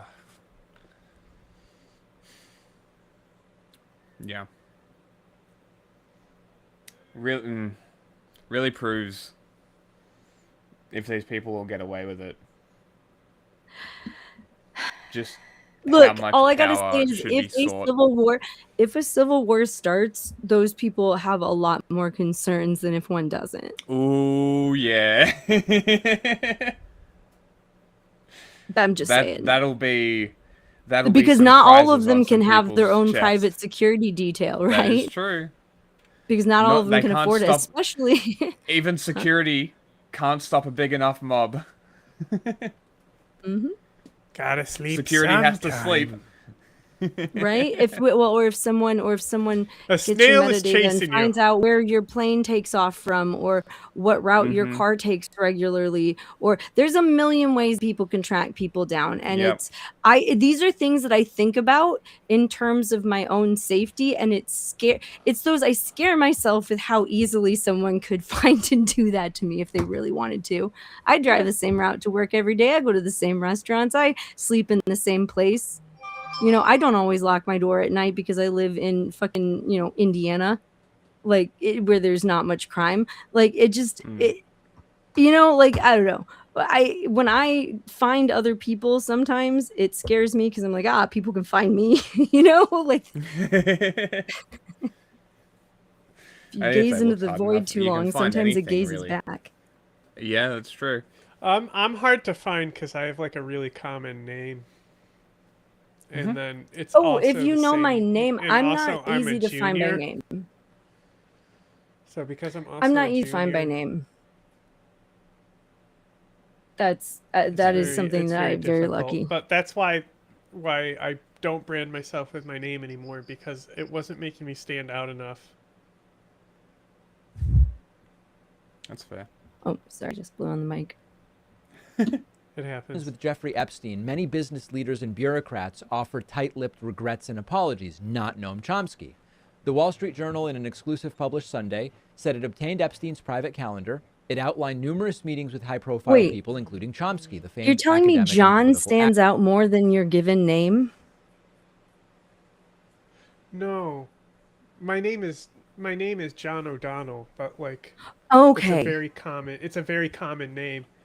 And Gotcha. Because my dad also has the same name, and we have the same history of addresses. It's the last like, name very that hard. you changed. I just Yeah. assumed you changed both, dude. No. So I was like, wait a second, are you telling me your name is more common than John? Sorry, never mind. No, Wait, what is the last? no, What is I what is don't your know, I chosen brand off last of like name? 5th Gen and Melkira division.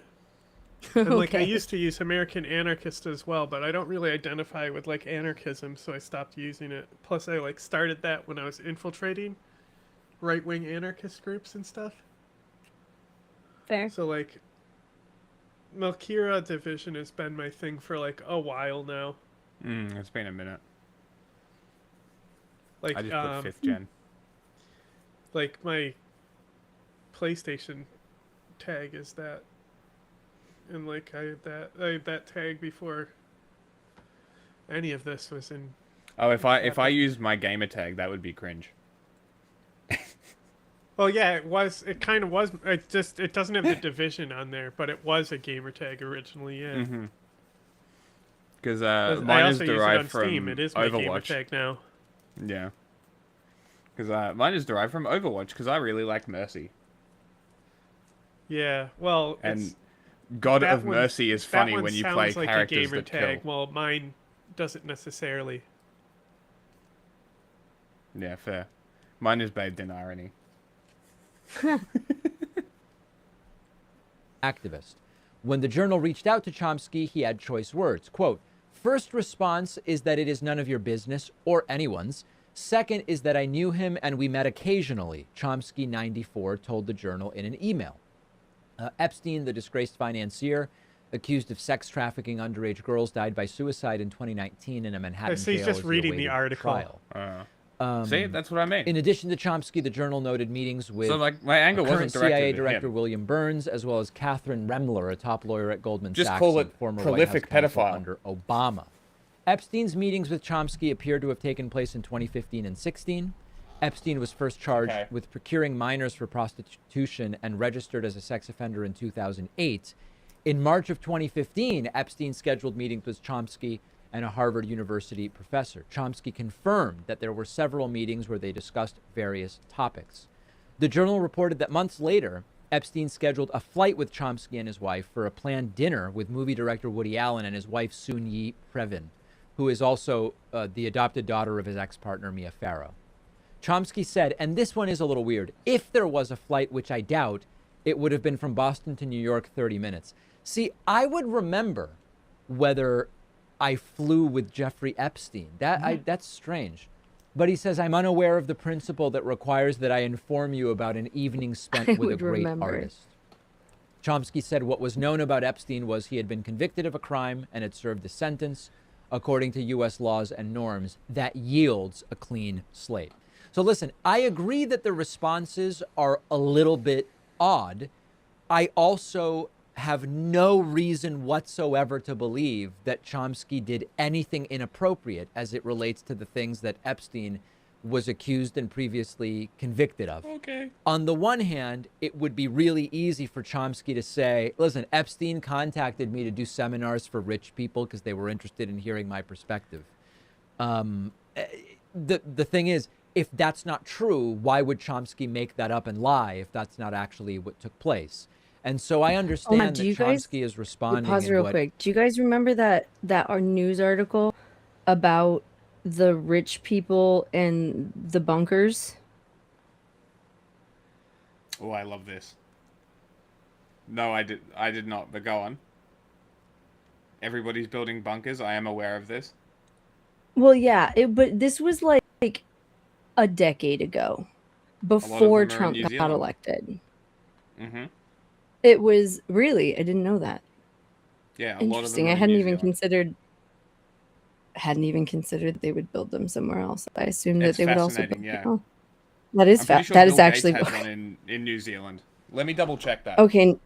What the fuck? Sure. Now what?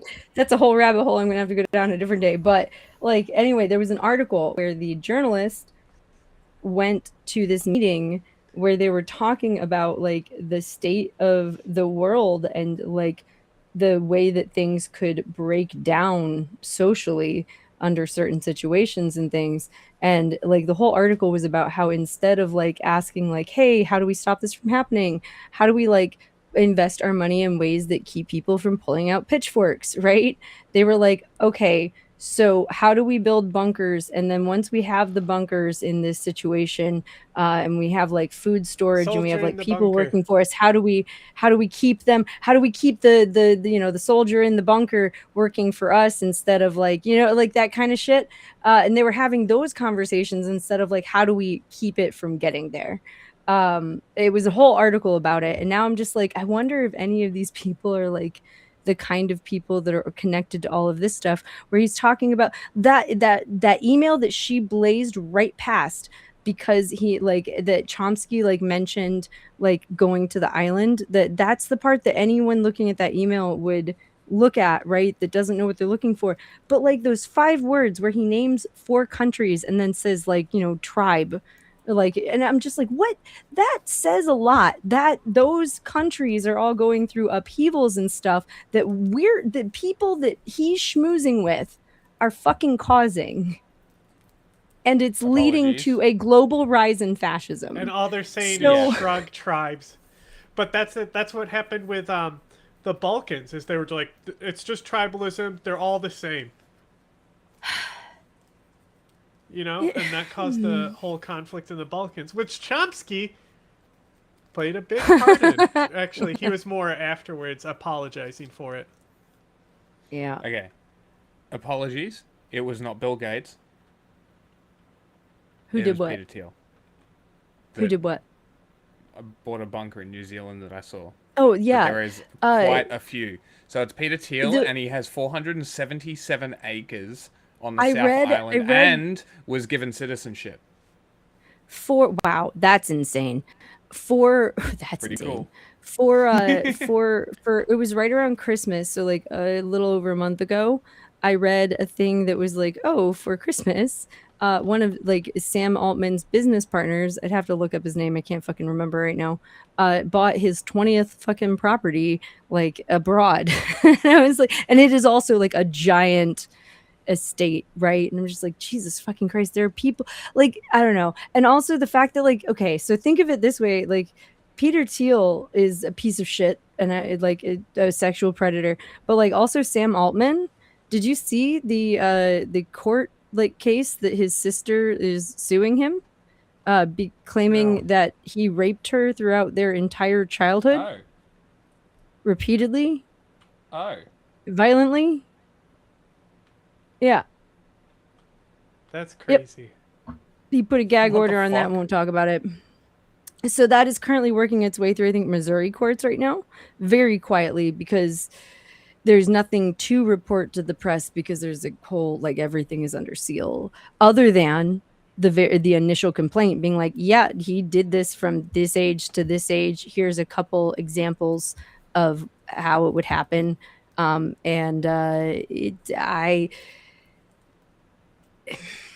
the kind of people those the AI tech bros are, given all of this Epstein file stuff, I am inclined to believe that at least some of that happened. Wait, say the name again. Who was it? Sam Altman. Sam Altman. Wow. Okay. Yeah, he's a weird dude.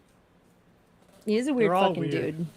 He's one of those guys who doesn't smile with his eyes. You know what I mean? Like he smiles, but not with his eyes. It's because he's a robot. That's probably why. Is sort of, you know. Oh, this is done. We're now learning from the latest batch of the Epstein files released by the DOJ, of course, that Noam Chomsky, of all people, was not only friendly with Jeffrey Epstein, he was providing advice to Jeffrey Epstein as he was dealing with some. Pause it really quick. Hey, sexual assault and rape allegations. That would be really interesting. Something that if you are interested in doing an interesting interview, find someone who is legitimately a forensic what's it called, accountant, right? Someone who is trained to go through all the books and figure out where the money went. Don't care about your interviews. Anecdotal evidence doesn't matter. And ask them what they're like, ask them specifically what their opinion of like all of the, because I found a lot of bank statements, I found a lot of like company statements and things.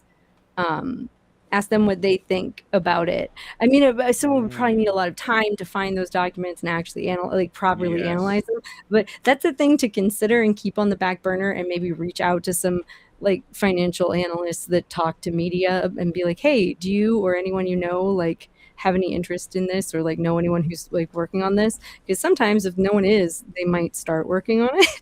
You know what I mean? Anyway, I feel like that would be, because I found a lot of like I found like an account that was like in Ghislaine Maxwell's name, and I could see like money was moving in and out of it, but certain things were blanked out, but other things weren't blanked out. But like I couldn't quite tell what was going. Like I could tell a lot of money was moving in and out. Like she was spending $30,000 a fucking month out of this account alone, but also to whom, for what? Only some of only some of it was mentioned, like a $300 Comcast bill. So like, but also I found like, like I was saying, shell companies, and I found a bunch of like receipts for like shipping stuff through those companies and things. So I'm just like, I don't know how, if they have all of these in the file that was supposed to be used like as evidence for the trial, like that means it was relevant somehow. I don't know if they were like shipping people through this, or if they were just moving money around through this. And it sounds like they may have been rubbing money with people and inviting people to like dinner parties and things, in part to see if they were like someone that like they could victimize and whatnot.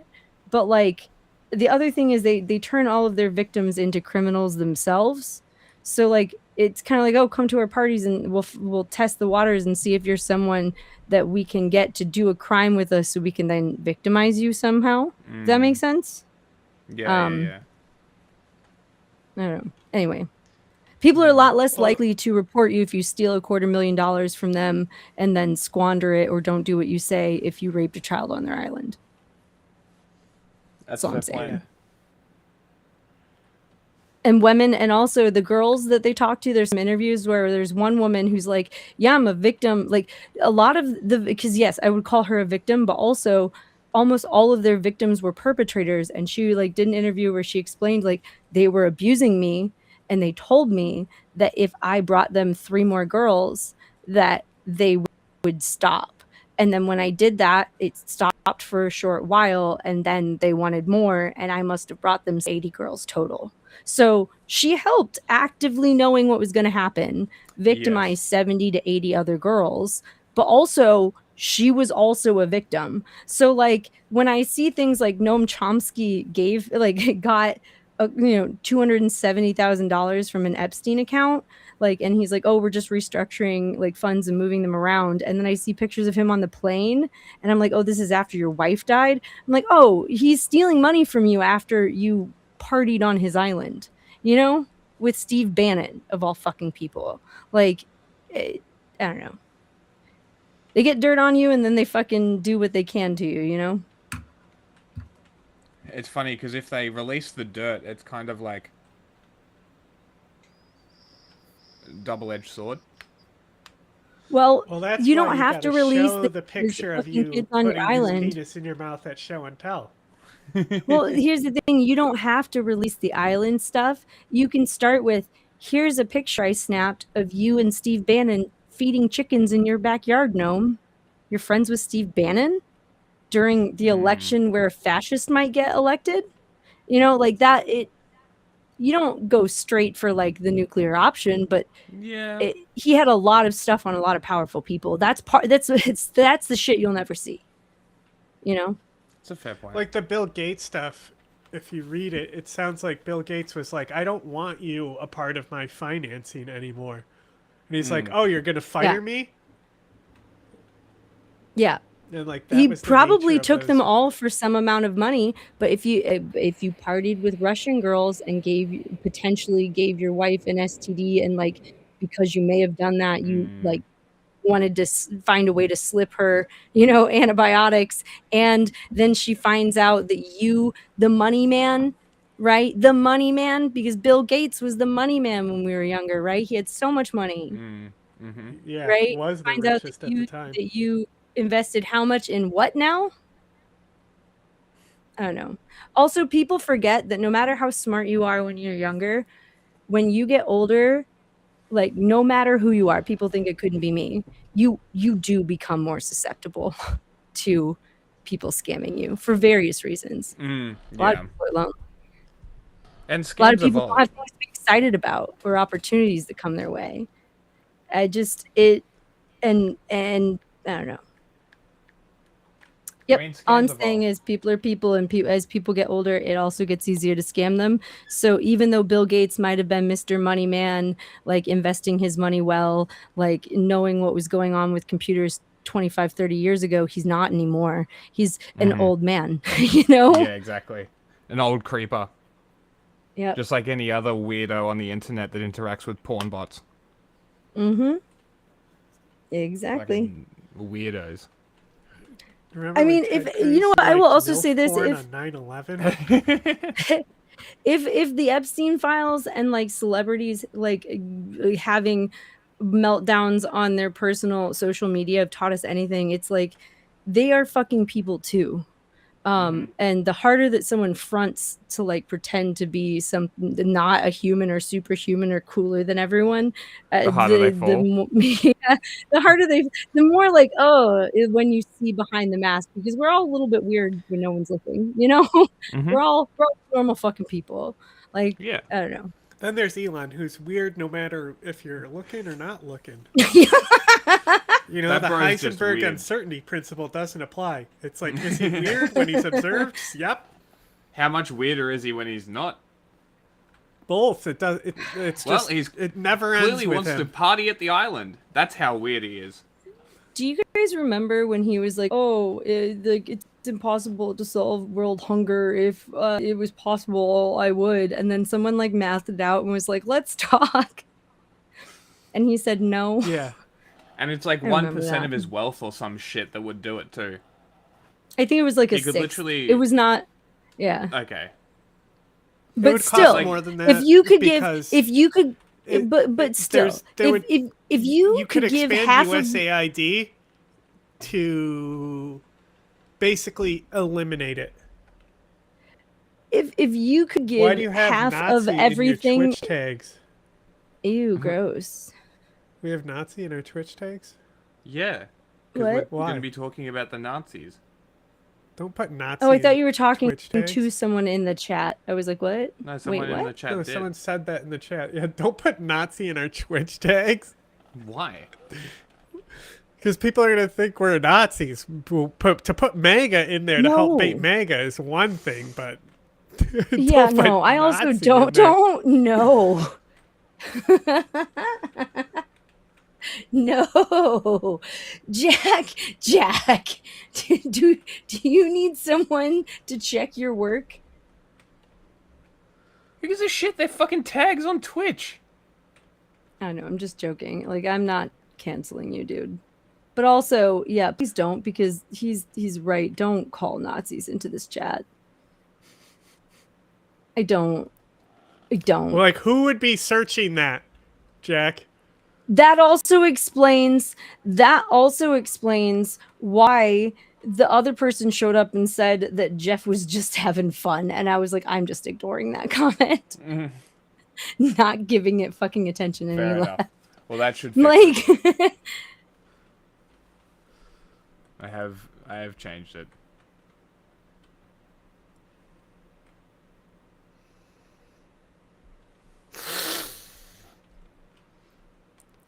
calm still wanna down, know- Jacob. Have you seen that chicken photo yet? No, I haven't. Talking to Wendy.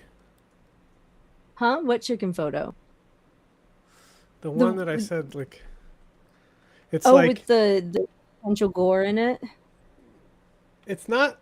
There's nothing gore in it, but it looks like a baby's leg. No, I haven't seen it. I have But not it's seen like that. two chickens, and then like clearly it looks like a baby that's like tied up like a chicken is. In between the two chickens.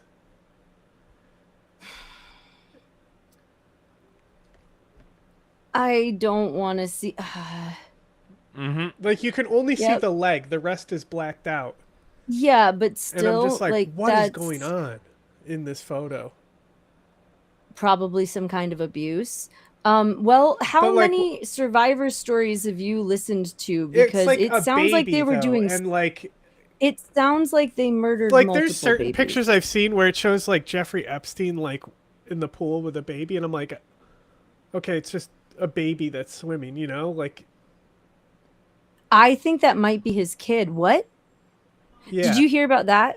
Yeah, and the thing is that we did. Okay, so like a year or two ago, there was an article that came out about like his obsession, much like plenty of the other like techie millionaire right leaning like fucker dudes, where he's like, I must spread my seed. I would love, whatever. There's the first file actually in data set number 11, very easy to find, still up, is a like journal type thing put together by a victim of his who was forced to have his child as a teenager, and then the baby was taken from her after it was born. And she talks about like how like, oh, why does he care about like having babies with like me with blue eyes and blonde hair and stuff like that. So he was definitely into like that kind of shit too. Like he was like all kinds of fucking creepy. So anyway, but beyond that, like he like by the time he got into spreading his seed kind of shit and forcing women to have his babies, forcing girls, sorry, that wasn't a woman, that was a girl, forcing a girl to have his baby, and that's then we also found the other email from Prince Andrew's, I guess he's not Prince Andrew's ex-wife. I don't know if they're married or like divorced at this point, but the woman who lives with him still, but like they've always like fucked other people, and it's been a whole scandal since he was a prince, right? And since they were married, I think that's why they're divorced, even though they still live together. Anyway, she emailed Jeffrey Epstein like congratulating him on his new baby boy. That was an email that was found. There are articles about that. I didn't find that one. Someone else did. But like, so there's evidence that he has at least one child, and we're pretty sure that it was with this one young woman, but it could be anyone. And it could have been that he gave the baby to this young woman that he left money to in his will, who was also one of his Ghislaine Maxwell type ladies, if that makes sense. Anyway. I assume there were. Again, everyone's piecing very disparate things together. There's 3 million documents, or 3 million pages at least, in the new set that was released, and people were still combing through the old one. So it's going to be a while till we have a full picture. I'm just giving you little bits of things. So we don't know how many babies. We don't know exactly with who, but it seems that at least one baby was had, and it may have been with this young woman. It may have also been with it may have also been with the woman that he left money to. People have different theories on things, but we don't have the proof yet. So I don't know. We may never, but these are things that are part of the files. By the sound of it. Yeah, well, there were also, there's the whole thing about the claim in 1984 that someone had a baby that had been raped by Trump when she was like a young teenager, and they killed it and threw it in Lake Michigan, is the story. Or not Lake Michigan, a lake that feeds directly into Lake Michigan, a smaller one that has like a stream in between. Story. Yeah, that one made the rounds a little while ago, but then it came out again because it was in that document that immediately disappeared and then came back right away. Yeah. So pretty close to when he actually ended up getting prosecuted and imprisoned. So this is actually an email that Chomsky had written to Epstein February 23rd, 2019. Epstein copied and pasted the message and sent it over to a guy named Matthew Hilzik to get his, his opinion on what Chomsky was saying and the advice he was giving to Epstein. So now I'm gonna read you Chomsky's actual message to Epstein. He says, quote, "I've watched the horrible way you are being treated in the press and public. It's painful to say, but I think the best way to proceed is to we saw this. Anything else, Anna? We saw this. David If you Pakman read will that. even think of investigating. I'm Okay, that was fucking better Noam than you. Chomsky in a message that he sent to Jeffrey Epstein in 2019. So this is after Epstein had already been convicted of trafficking. I wonder if Bill human beings Gates for turned sex. him into the feds and came knocking. I do.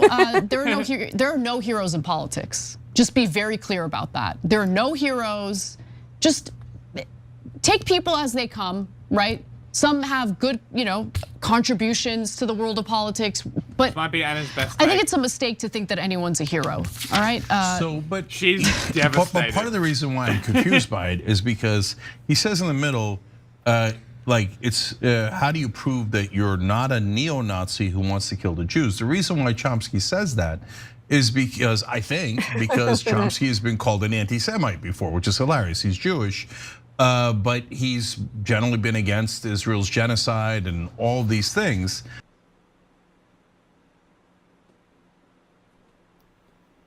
What a dumb thing to say. Excuse me. What a dumb fucking thing Yeah. to say. Yep. Hey, you can't be I mean- anti-Semitic. He's Jewish. Well, I will say, at least in the things that I have read, again, his opinions have changed, and I stopped reading anything he wrote years ago. But he did critique Israel, like, again, manufacturing consent. Israel manufactures consent for their genocide. You watched it. So he was actually critical of Israel and got called an again, Israel calling people anti-Semitic for, again, I will constantly defer back to Stephen Colbert about this when you mix a religion with the state, and because states can fail, suddenly there's all of this pressure to prop up states even if they should be allowed to fail, or they should be, and there's less critique of them, and you shouldn't want your religion to be tied to something that can fail and is so fallible like that, because we have countless examples of governments not being godly and not being no matter what who your God is, right? It just, I don't know. I think tying religions, and look, maybe it's because I'm American and it's deeply ingrained in our fucking What do you mean? culture. America's a Christian country. Get fucked. I will die on this hill. Not many hills in Indiana, but I will die on this one. I will die on Baby Mountain for that. My favorite thing is when people are like, America's a Christian country. Islam was imported here. Some of the founders owned Qurans. Shut the fuck up. To say that America was founded as anything but secular is ahistoric at best. Hello, Lord Oswald. Your It's grandfather nuts. sure weird things. What does that mean? I am thoroughly confused. Was your grandfather okay, or was he drunk? Where are you from? Yeah, are you from the South? Did your grandpa just say things like that? What is this? I mean, you know what? If you are from the South, I will take that as a legitimate answer. That's fair. Honestly, that's fair. That's fair. Nope, then I have no idea. I don't actually know enough about the Arab world to understand Sure. that colloquial saying. Why a Marlboro? That's such a... Why a Marlboro? Is that a I big guess brand in the Middle East? It's the Cowboys. I'm here. thoroughly confused. Madness of musicians' birthdays? Strange. What's up? Yeah, no, I'm still trying to find meaning in it. Are there any Arab world leaders that were in the Epstein files? Yeah, MBS. I know a little Really? bit, but I'm not going to pretend to know more than I actually do. These two would probably know a little bit more than I do. pretty sure MBS specifically was in there. John. No, haven't he's looked saying, it up. "Oh, you don't know anything about the Arab world," and I was like, "Not much, no. Like, I'm not going to sit here and be like, oh, I know so much when I really don't." I don't know much about like the cultural sort of interactions of the Arab Yeah, world. I don't know Politics, much I'm about the vaguely familiar. sayings, like idioms and things. Yeah. And I We're think to doing the all right. We're extent of- talking about the Epstein files. Wait, where are you from? Because I think the extent that Americans would know about the Arab world is all the fascist shit that people be pushing. They're like, oh, honor killings.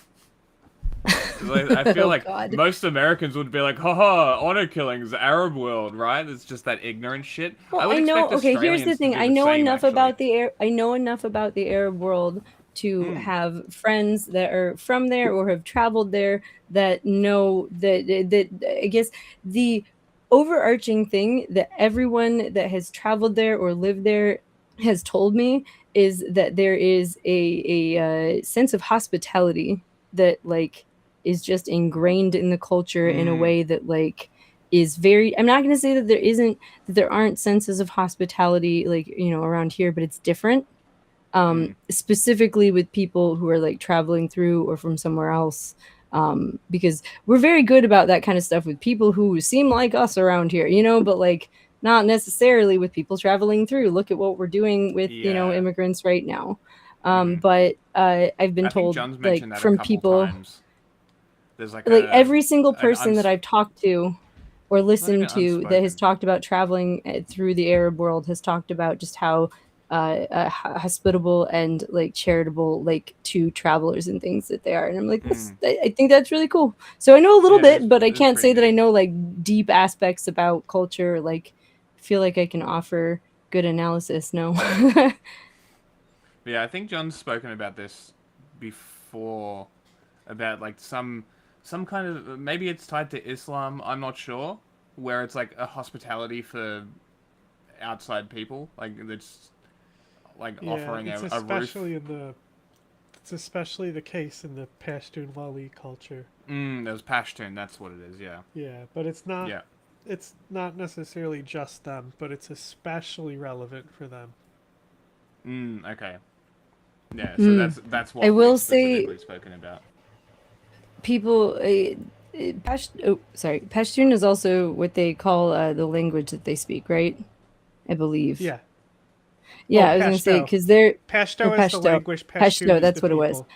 Okay, that's what it was. I was trying to remember because that the people who were Pashtun came to Indiana, and after Afghanistan fell, and you know, we brought people over here and then had to keep them somewhere. Camp Atterbury outside Indianapolis was one of the barracks that they kept a lot of them in, and I was I was part of a network of people that was trying to get things like clothing, it was where they put all the families. So all the anyone who had children went to Camp Atterbury, and because they were anyone who's low risk that had children, like the lower risk. I mean, I guess they were all low risk if we brought them over here. Let's be honest. But like they the ones with children got put at Camp Atterbury, so we were like getting toys and things for the children, and we were getting prayer mats for people, and we were getting feminine products for the women and we were trying really fucking hard to find anyone who spoke that language that was a woman, because the women wouldn't speak to any of the male interpreters because of their, you know, customs and religious beliefs and everything. And there were like women who were pregnant and about to give birth. There were women with like, you know, medical disorders. There were women with children who had medical disorders that all needed assistance very clearly, but would not talk to. So we were trying very desperately to find someone that spoke that specific language. That's why I remember. It was like I couldn't remember what exactly it was called, but I remember tweeting about it and then tagging a bunch of people, and a couple journalists like wrote a short article about it because they were like, "Do you know?" And I was like, "Don't talk to me. Talk to the people who are actually like bringing the items to Camp Atterbury and talking to people there, because they'll put you in touch with people and let you know. All I know is they need people who speak this language, and I was asked to ask around, and I guess I have a bigger platform than other people. I did at the time, and so like that's one thing I remember that happened. Yep. Interesting. I was curious because the name the guy's username. I'm like, oh, that's interesting. What the fuck is Oswald Spencer? It's a Resident Evil reference. That's why it sounded so fucking familiar. Apparently Resident Evil 5. I don't know. I've played 1 and 2 and part of 7. Very unfamiliar with those games. But what the hell's he doing with Epstein?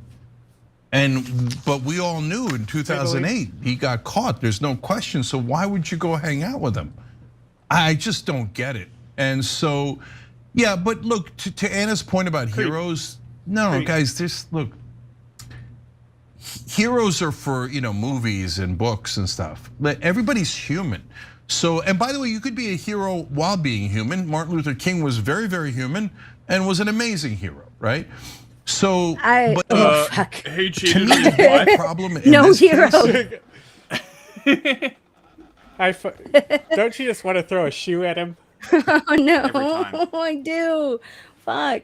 God damn it. No. He's like, hey, let's remind everyone that other people that let's put these other people that we've already knocked off pedestals back on pedestals to like normalize, Like, look, I understand people are human and I get that. Which is why I don't think we should put people on pedestals and treat them like heroes. Couldn't agree more. I don't know. Could not agree more. I am, and this is why I have a firm anti-statue stance, unless it's an idea, or a monument, or something like that to something bigger. If it's a statue of a figure, a person, fuck off. Fuck that. What if it's a Lenin bust from the book fair? That's fair. You can take that. You know what? I'm gonna sit this opinion out because I knee-jerk want to say Jack I says agree, cringe shit a lot. but also I don't think that is gonna apply across the board once I really think about it. Like, because I'm thinking of a number of actual always statues that but then that's not a rule if there's a bunch of exceptions. There's always exceptions, then there's no rules. What rules, you sons of bitches? God damn it. We should insert Jordan Peterson asking, like, what even is the environment then? It's everything, and nothing affects everything. But that is a rule, that there's always exceptions to rules. Oh God! Realistically, no. There Just are hit play always again. exceptions I'm to not. rules. There's always I'm exceptions not. to rules. Always. Is that we're in a Alice in Wonderland situation, and we're in a hall of mirrors, and you can't tell what's real or what's not real. I just was watching Dave Chappelle's latest I'll turn it down so you can talk over it. special on Netflix, and he says the same thing. He's like, we can't tell what's going Jack. on anymore, right? What about the rule? Okay, to rape children. Where's the exception? Look, you're just being pedantic now. In the Quran. Said the guy being pedantic first. Like, look, I'll be pedantic with you if you want. That's the way I tried to say no, it's not. Well, there's always exceptions to the rule. Oh my God, then fine. What is it, Jack? Give me the exception. You The go Quran. ahead The and exception tell is me. rape of children. My fingers. The my exception to fingers the on- rule. Oh, the exception to the rule. No. Yeah, he's got his logic is sound. No. Children don't get to rape children. That doesn't make it okay. Epstein No. That's not what I'm saying. That's not what he said. That's not what I'm saying. He said that there's exceptions to the rule, that some things are never okay. There are some things that Even don't the have rule exceptions. has The rule, there are exceptions. exceptions to the rule. Oh my God. Logically sound. Oh my God, get fucked.